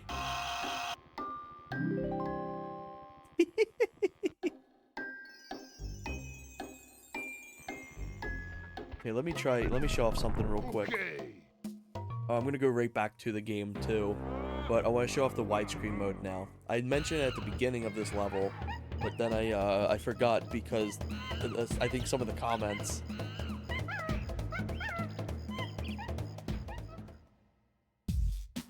Here we go.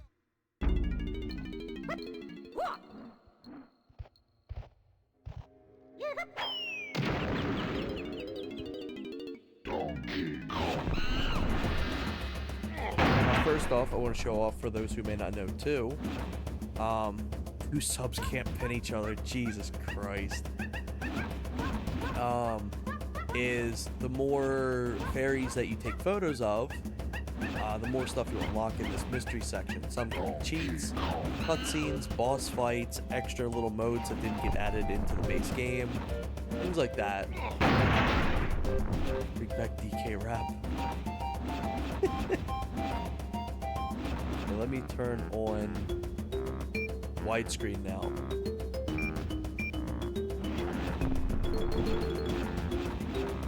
It's like a variable widescreen too. It's not just like a flat widescreen. It changes. It changes in like diameter and shit.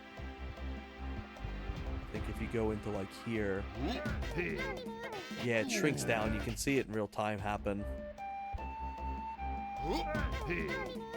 It's weird how it does that. Bring back the DK rap.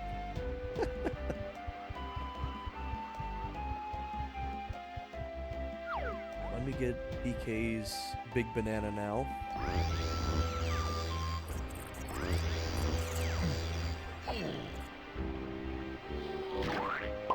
Give horses content.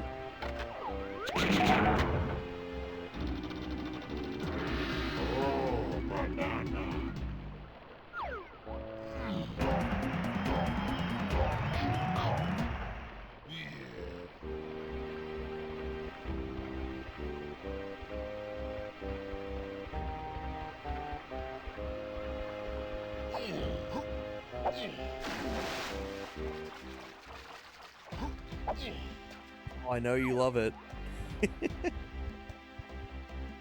Let me get Chunky's now.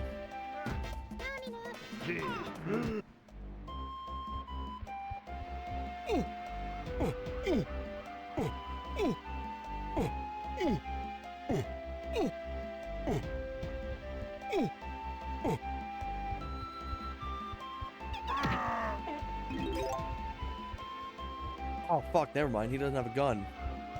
The only guns he's got is on his arms.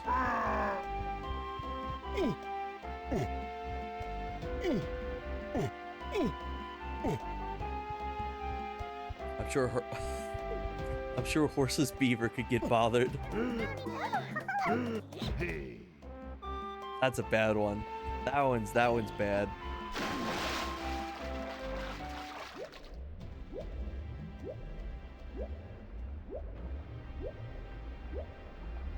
He's testing me.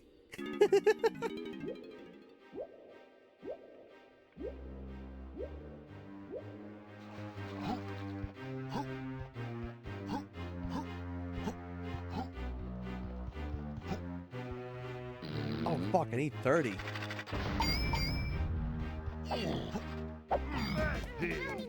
Thankfully I can easily get just 30 now.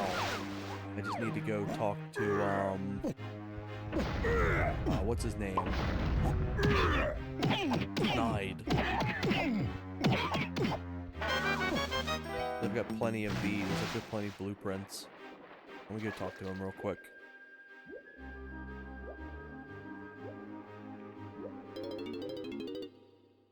Having the consequences of my actions of yapping too much at the beginning, like first 2 hours of the stream.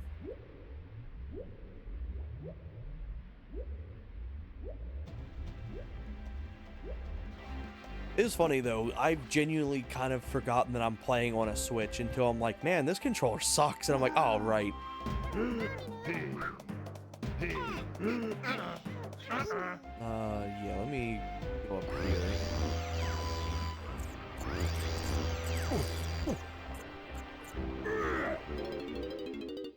Sometimes I do like actually just playing normal games with the Joy-Cons too.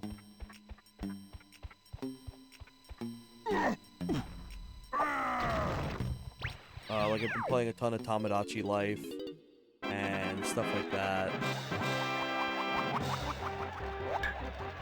Oop, check something real quick.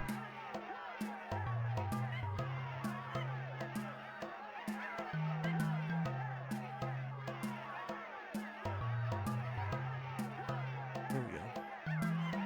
Oh, I close a fucking menu and see that comment. That one's getting a screenshot.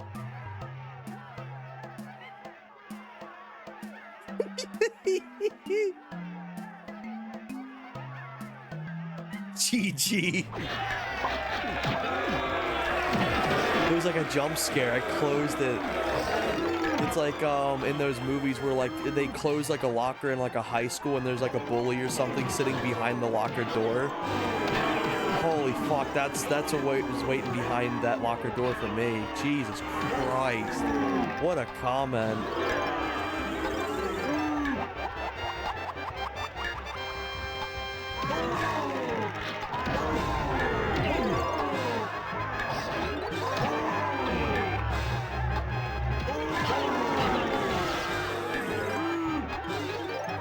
Like even Merc gets cited.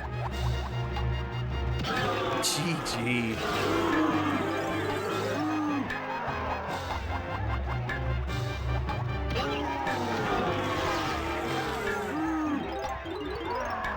No! I mean, what happened?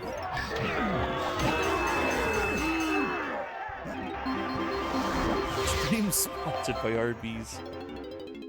Oh my god. Half pounder.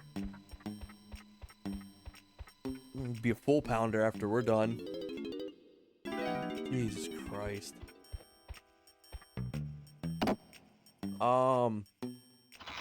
Fuck, I don't even remember what I was saying. That hit me like a fucking boulder.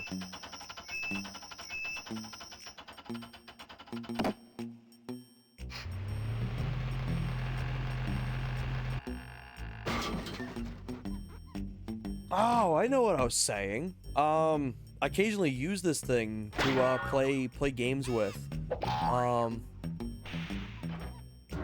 Like I've been playing a bunch of Tamagotchi Life when my spouse doesn't have the Switch. Because they've been out doing like work training and stuff like that, so they took it with them. And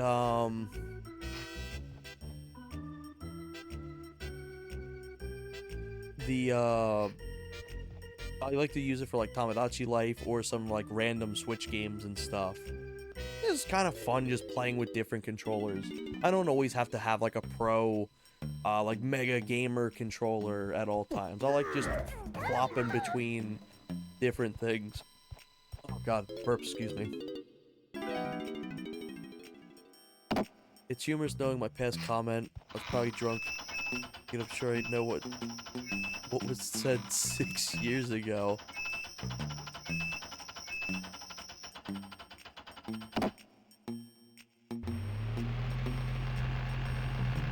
Yeah, that one was powerful.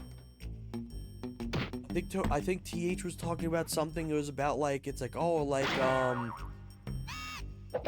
it was a Tony Hawk move. It was a grab move. It was like the finger flip grab or something. He's like, yeah, I like doing the finger flip grab or some shit like that. And then you just come out, it's like, yeah, I wish you would do the roast beef grab on me or some shit. Holy fuck, that was probably like the pinnacle comment. The roast beef grab. Powerful. I think I already got chunked from.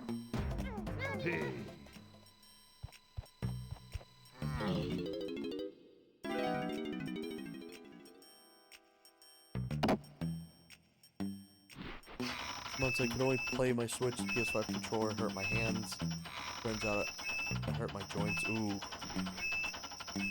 Yeah, for me, my joints aren't the best. Like, I can literally just pop my hand out from my wrist. Or, like, from my knuckle, like, down here. Like, really easily. So I have to be very careful in what I do.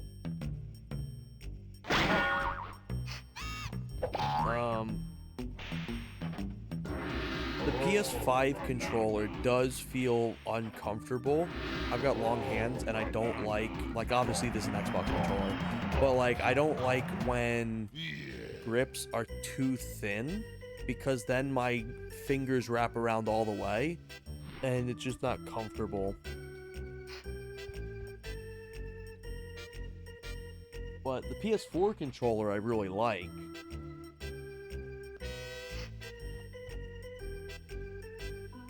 Oh, and then I got this amazing controller. I should be using this one more often. One day I'll do a stream with this. I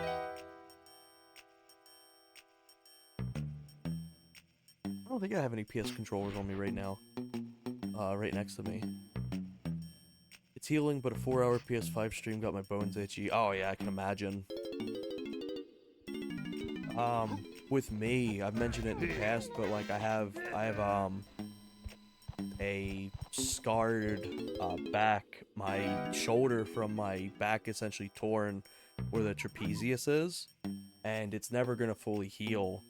And I can feel it any time that I'm like hunched over, like have my hands extended out, or like lifting stuff and things like that. But like playing games with mouse and keyboard really hurts it. So like whenever I'm working, I try not to really do keyboard and mouse stuff. Like outside of typing, obviously. Because it just hurts and it makes it sore at work. So small and you love it. Here, let me actually shoot this. Speaking of PS3 controller, I actually just bought one when I was on vacation as well. Because I want to do more PS3 streams. I like the way the PS3 controller feels. The only thing I do not like is these triggers. I don't like how easy it is for you to slide like your fingers off of them. And I can already see the horse comment now. It's easy to slide them off them, but easy to slide in you. I'm already calling it. I already know that one.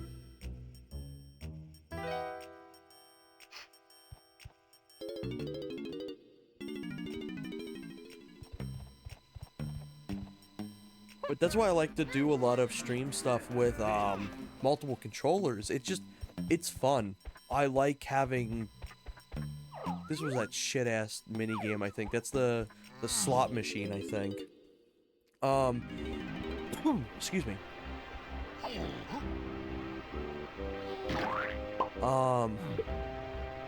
But I really enjoy playing with multiple controllers because it always spices things up. Yeah, I could play through a game like 100 times with a controller, but even just changing up a controller, it's still a new experience. It's cool just playing stuff with different controllers. I've got like fucking 80 controllers. I should really be using them.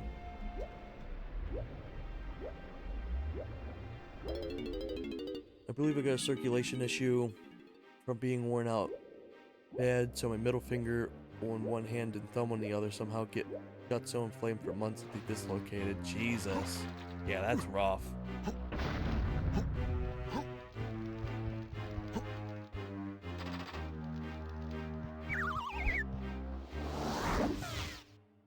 Yeah, so like I have to be very careful when it comes to like my back.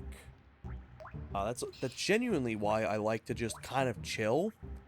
I've talked about it before. One day I'll pull up like a proper full cam of how I sit. I literally sit with my legs pretty much like laid out on like a footrest underneath my desk, and I sit with my chair reclined like I'm like watching like the sports or some shit.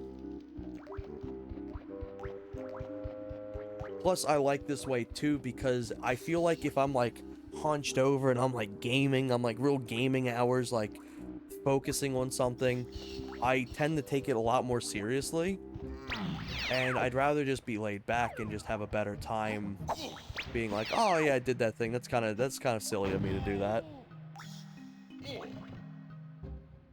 I'd rather play worse and have an overall better time than like play really well and be miserable at it. That's generally my philosophy when it comes to gaming and streaming stuff. Chunky. Thumb injury for gamers, no joke. Oh yeah. Nah, I have no quip. I get that this like... Oh, no. Trust... Oh, I thought you were talking about making quips. I was gonna say, I love what you do to quips. But, I get the dislike if you don't like it. Enjoy the DS3. For the most part, I really like the controller. Because one, I love the PS2 controllers, and this is essentially just a honestly kind of better PS2 controller. I like the size of it. I'm definitely glad they changed the design up for the PS4, because you can only do this design for so many consoles in a row before people are like, hey, like, what's going on? But I'm glad that they went out on this design with a bang. It's pretty solid. I like both versions of it. I like the DualShock 3s, and I don't think it's called the DualSense, but it's the 6-axis controllers. They're fairly solid. My only complaint is the joysticks. They're so hard to come by, like, not messed up. I, for so long, wanted to be able to play more PS3 games with my oh my god, my camera. With my PS3 controller, but I was never had one that was, like, actually functioning and good. I think if I played a lot more with it, I wouldn't mind the triggers being the way they are on this. But I definitely like how the PS4 has them go out a bit. Like, they got a little lip to them. Oh yeah, and then as well, there's my PS2 controller. And my PS3 controller. It's interesting. They're fairly similar in design. They're both the exact blue. The camera's not going to show good lighting on it, but they're both midnight blue. I think that's what they're called. But they're fairly identical.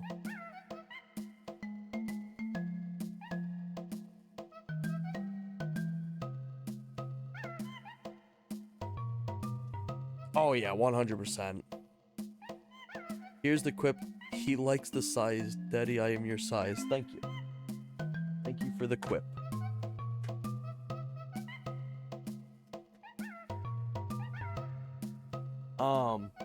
Before the PS5 controller, the PS4 controller was genuinely probably my favorite one to just hold.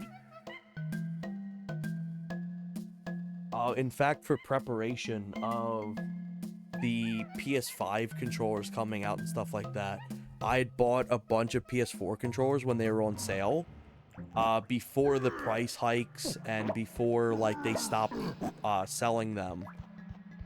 And little to find out, the PS4 is going to outlive the PS5, I swear.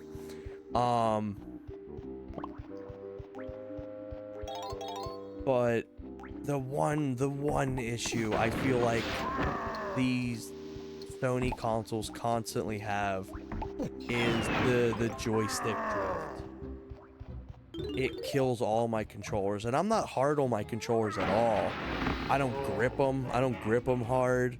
I don't, like, slam them. I've never been into, like, slamming or breaking controllers and shit like that. When I was very young, I had, like, that, until I realized it's like, oh shit, controllers are expensive and limited, but don't obviously do that. But I'm not hard with the controllers at all, but I do play a lot of first-person shooters in Tony Hawk.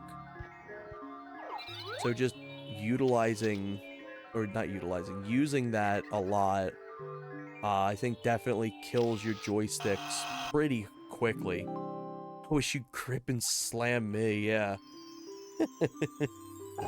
Give you a little drift afterwards. Oh, fuck.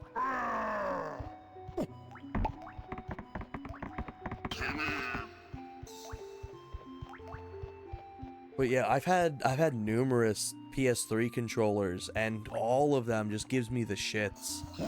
Like, there's the design's wonderful, I like it, but it's like the joystick drift always something with them. And then the same thing with the PS4, and now with, like, the PS5 as well. It's like, man, I just want one controller that doesn't have any of that issues. Get him with the Tombstone pile driver.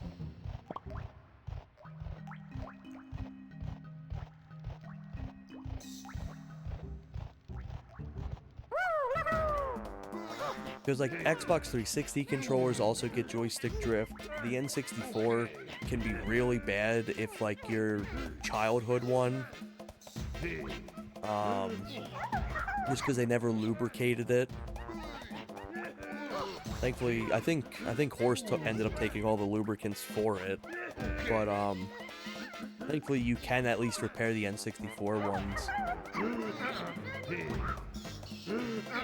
What am I looking for now? Tiny Kong?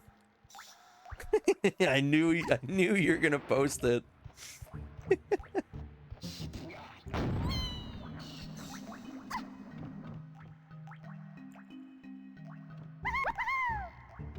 Oh shit! I just canceled my my swing.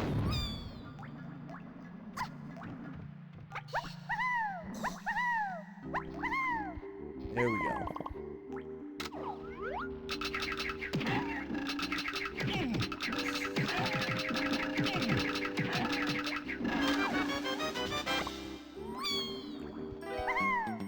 Oh shit. Alright, at least I can easily get back there. I got the important thing.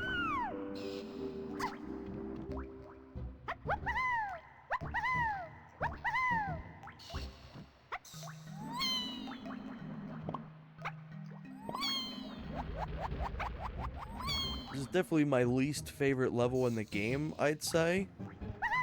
But I still like a lot about it. I used to, like, as a kid, I was terrified of this level. The water would freak me out and, like, shit like that. To a point, I didn't pass this level and get the Fungi Forest for the longest time because you don't make enough bananas on ground, on foot. You actually need to interact with the water to get the remaining bananas that are required.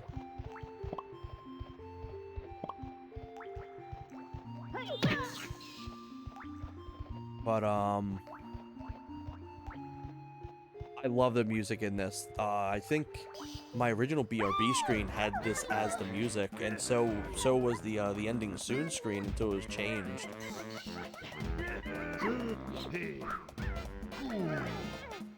think I need Donkey Kong for the lighthouse.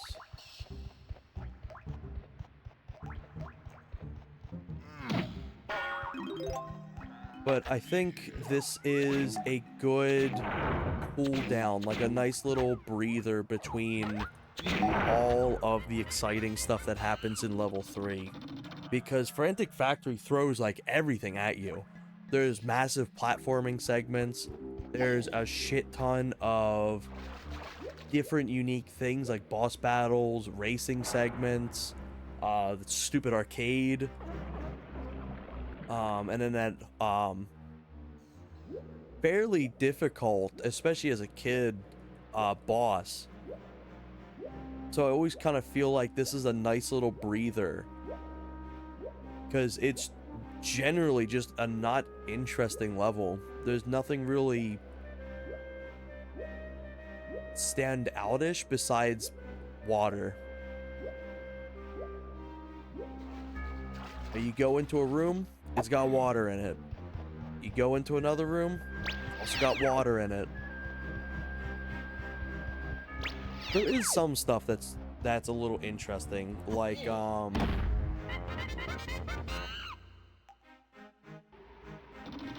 Donkey Kong beat Omni-Man. Oh, that's a good question.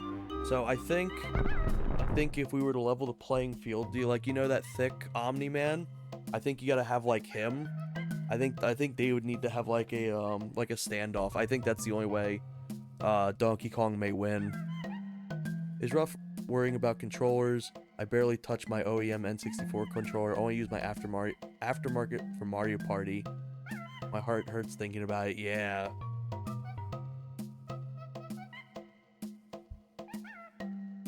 I brought over my my OEM controller for the hanging out with TH, and the second Mario Party came out and shit, I immediately swapped it to the brawler. I put a steel ball and everything in it and properly like lubricated and stuff like that. I'm like, I am not in any chance having that thing get messed up from Mario Party. Yeah, original electronics manufacturer. So, like, for example, the Nintendo branded made controllers for the N64. The original controllers that are meant for, selling by the actual manufacturer.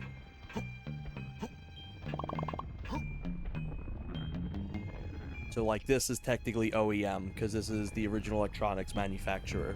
Where if I had, let's say, like a Hori pad, that's not. Gotta break out the little brother controller, yeah. And you know what? I hear so much shit about the Brawler, like the Fighters controller. It's not bad. I've been playing it on TH's stream. Yeah, it's kind of shit when it comes to first-person shooters. Like, anyone here who watches TH's streams, whenever I join in for matches, you can see my aim's like going all over the place. Honestly, I just need to sit and calibrate it properly, like the sensitivity. But I like it because it's just, it feels like a little casual controller.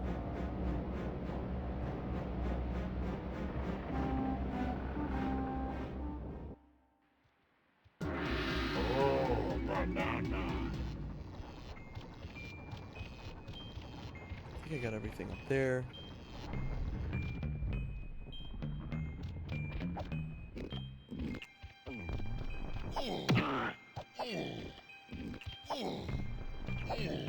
Oh, I think I was right next to the entrance.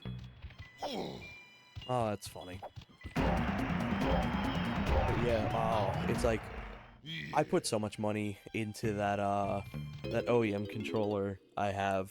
Like, fuck, it'd be so scary to have that thing get obliterated to Mario Party.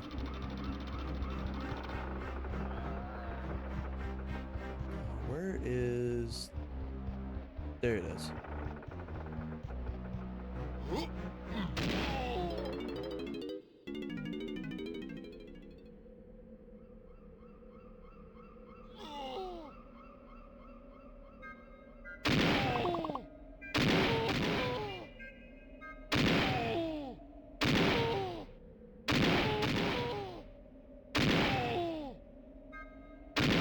We'll go to this one.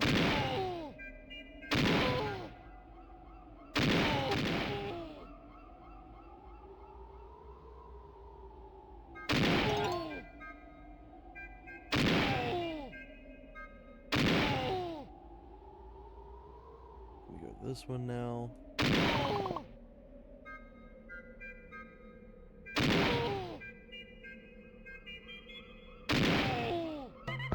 See, exactly. You could take it for some games, but Mario Party 1 is too heavy on the spinning of the thumbsticks. Yeah. I'm trying to think of other games that's a little rough when it comes to that. Also, I just keep going in circles at this point. I remember this one being a little confusing. It spins around. It's not the first one, and I don't think it's the second one. I think it's that one.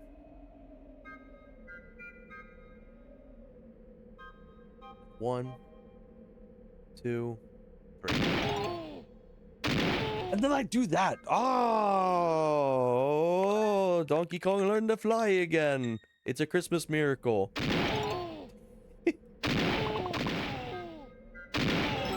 Hey, that's a valid use of it. I'm reviewing the Switch emulator. I get justification for that.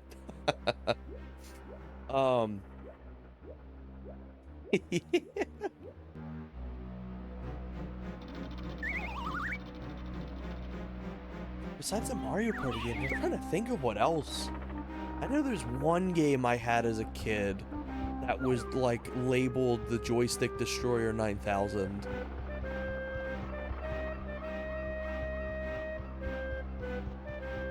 I don't think it was Pokemon Stadium. I don't think Pokemon Stadium had a minigame that was like that.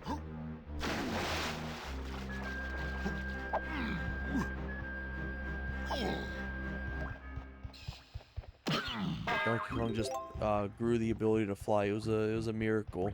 I'm proud of him.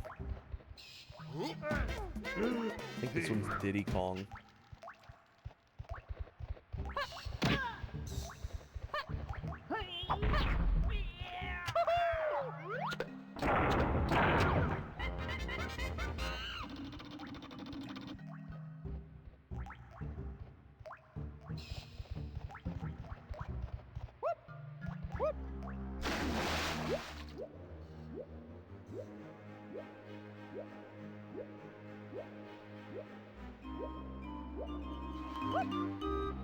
At some point I need to like actually I have a bunch of photos of controllers of all my controllers and stuff. I just need to like crop the images.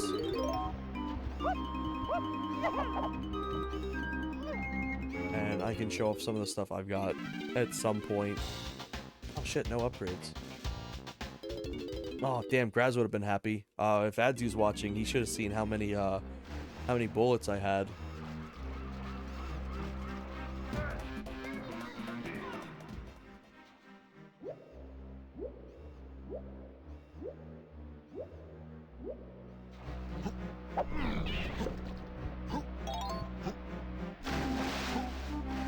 It's interesting that the main mechanic this level has is just raising and lowering the water.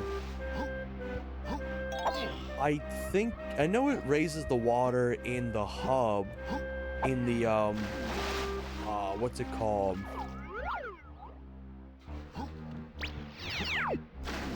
Like the little helm before going into the level. But I don't think it has any other outside effect outside of that. There's a photos of, you know, dude. I know you have plenty of those.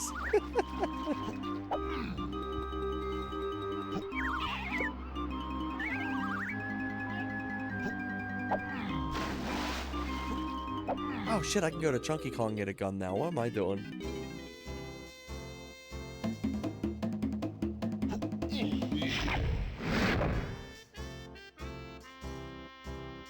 They did not have to model her like that.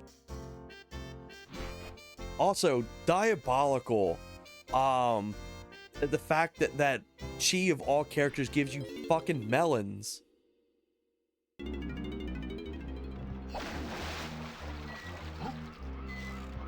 When I was a kid, I didn't understand it. It's like, wow, that's weird that, like, you get both an instrument upgrade and a melon upgrade. You get 2 melons.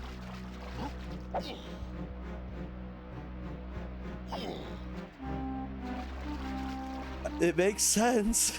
It's like, Jesus Christ.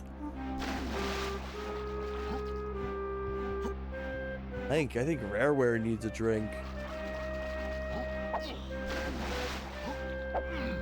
Oh, there it is.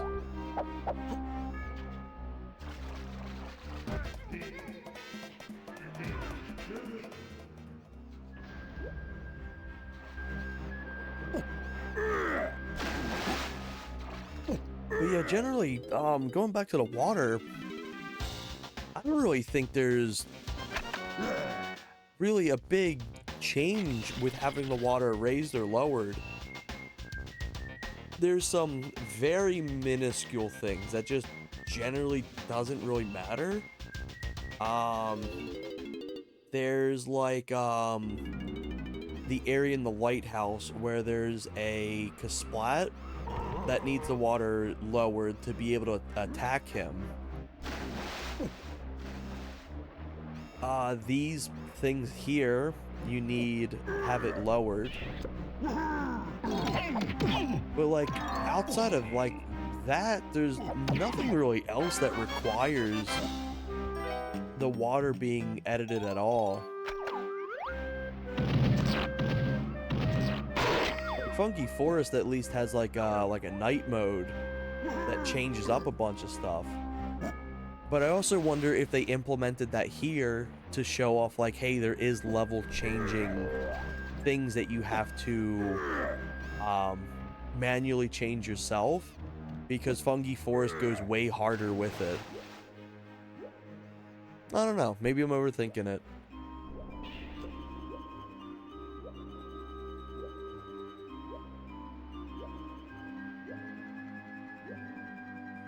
guard.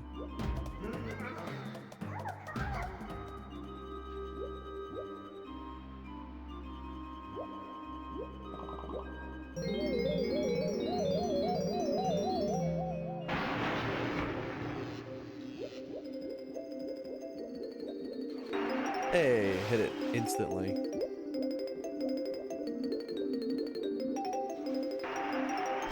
Got it again.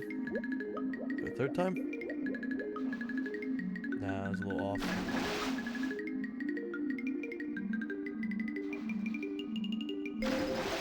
Okay, now the third time's gonna make up for all the previous times. Yeah,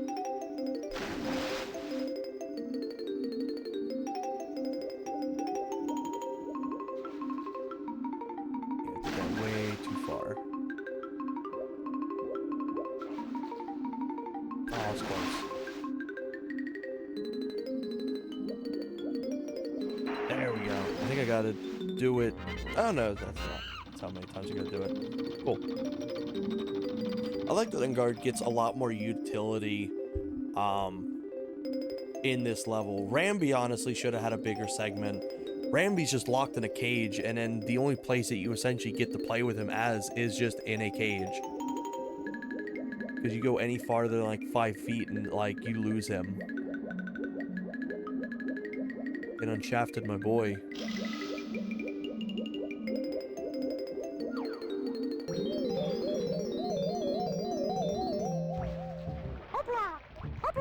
Wrong side.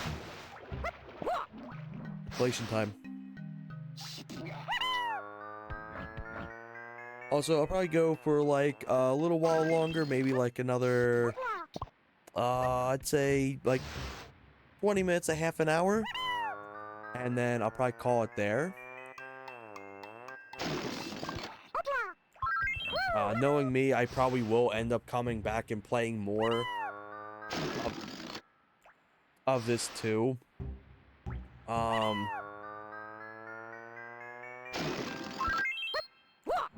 I shaft Rambi when you want to shaft me. The more the merrier.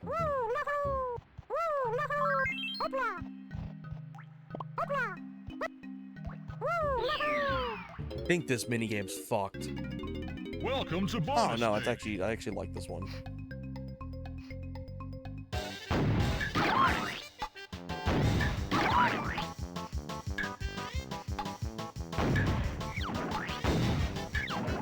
I love this stupid sound.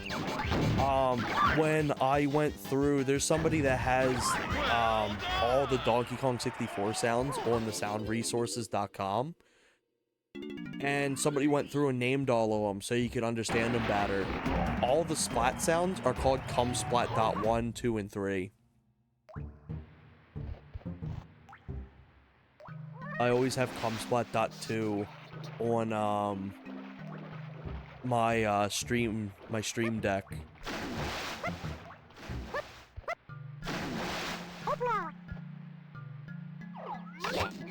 That's not even the right one.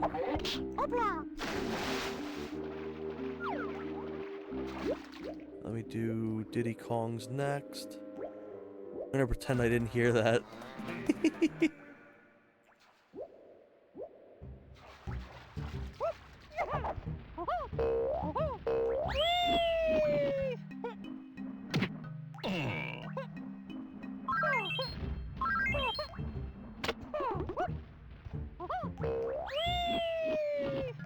Maybe this may be the awful one. I don't remember. Welcome to bonus It's stage. definitely one I don't like. They're not terrible. I actually used to really like these ones. I love the music. It's probably one of my favorite songs in the game. But I hate him.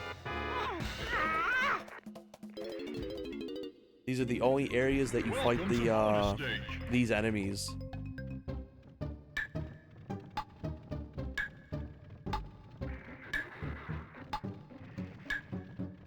Oh, you bastard. Okay, he turns there. Welcome to bonus stage.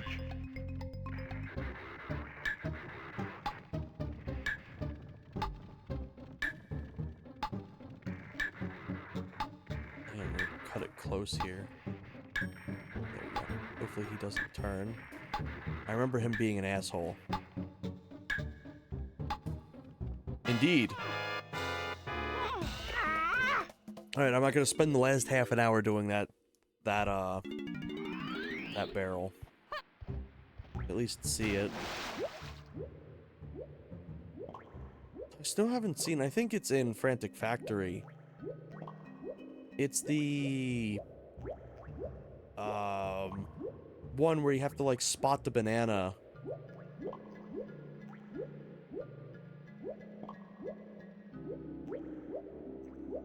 And then it's like the screen goes black and then it'll reappear and then a banana appears and there's like 5 Kongs and you have to avoid shooting one of them. Or you have to avoid shooting them but hitting the banana instead. That one is always messed up on like the Wii U emulation.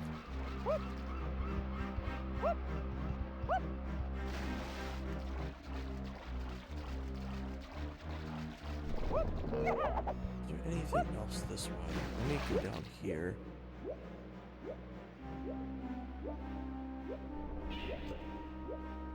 I think there's bananas down here for Chunky and Donkey Kong, I believe.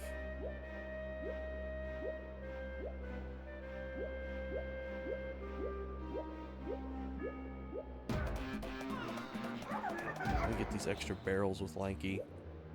It's also interesting just how devoid of enemies in this level there are. There's just barely anything.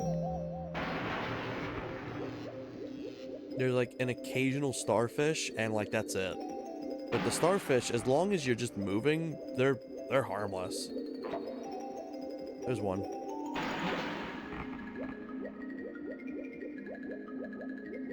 And there's Chunky Kongs.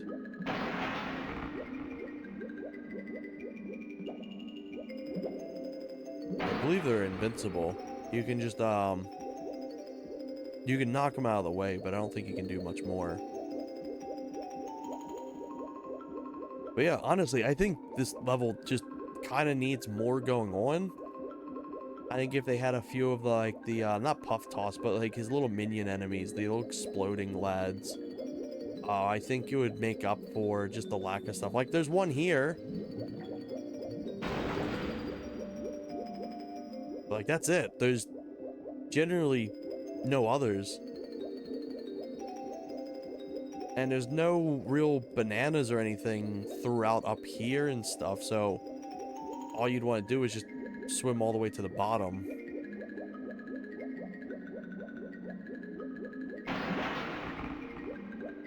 This is a level I never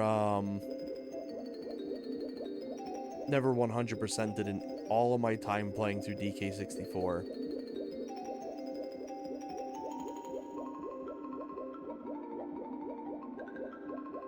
Is there anything else over here? Yeah, like there's some bananas there. For some reason you lose the ability. I think it tries to prevent you from going into here. That's my guess on why you lose the ability. Yeah, I don't have nearly enough bananas for this, but I'm just gonna deposit some now.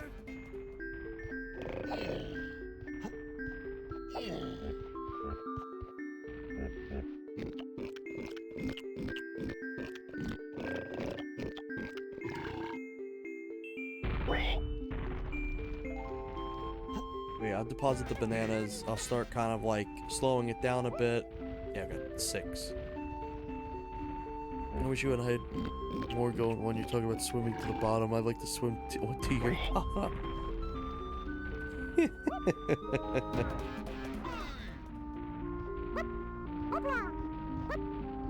But what if you are my bottom?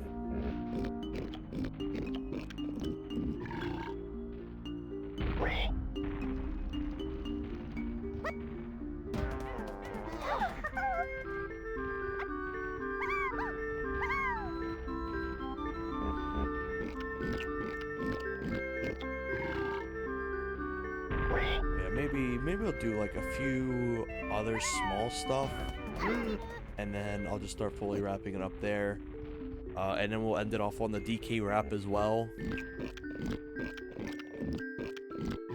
Yeah, so I'll still have like, if I come back and do this again, oh, I know what I'm gonna do. Actually, hold on. Okay. I gotta do something. I gotta do something for TH. Okay. Glad I remembered it.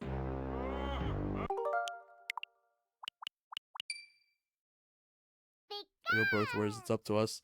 Who wants the bottom?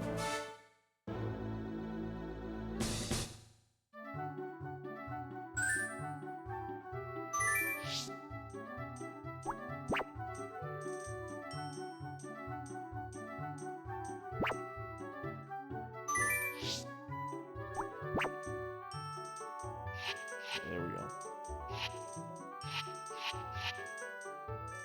Kids Club? I think this is it.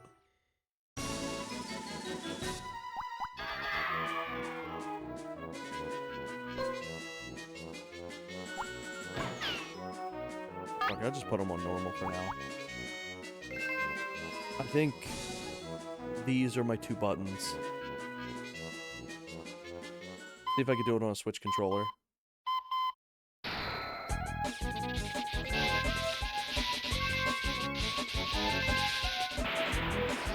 Alright, I can definitely do it faster than that.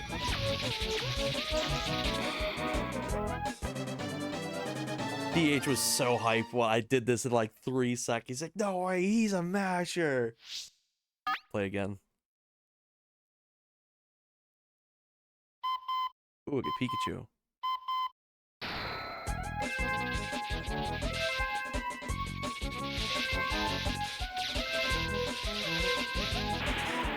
There we go. He just also smashed. Yeah, he was. Yeah, I'm a masher and he's a smasher.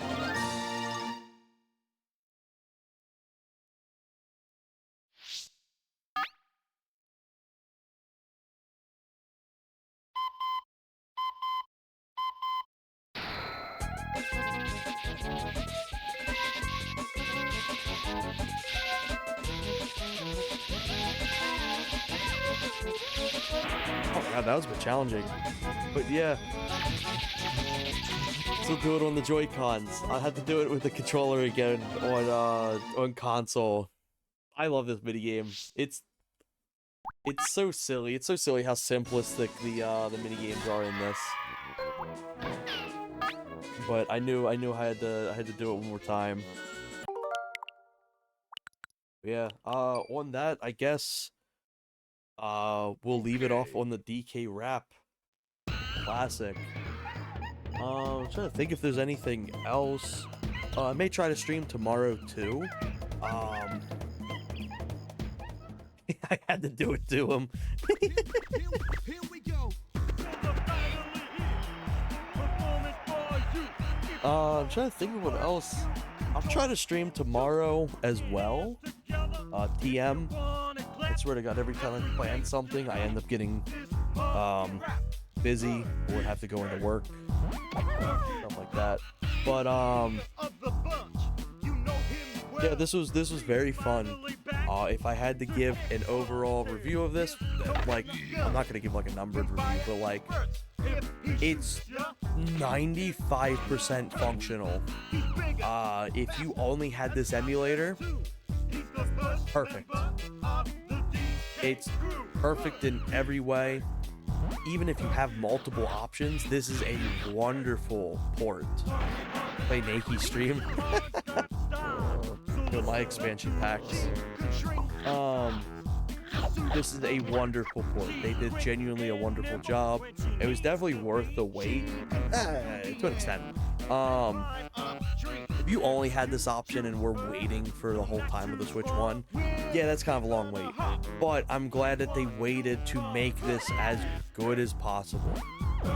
This is a fantastic port. It's probably the best port we have, and probably one of the best forms of emulation we have. It still retains the choppiness of the frame rate, so it can keep up with the collision, but it's still fast. It still has like speed ups, so it's not just like, it doesn't go down to single FPS. If I play more of this, we'll see that, especially in Creepy Castle. But there wasn't many emulation hiccups. There's one shadow effect that appears sometimes that you can see through the map. Joy-Cons, if you're stuck with them, they're fine. They're not great, especially for this. What I'd recommend is binding your buttons up here, so your A would be here, your B would be here, and then these would be like your right and your up. If anything, if you really wanted to.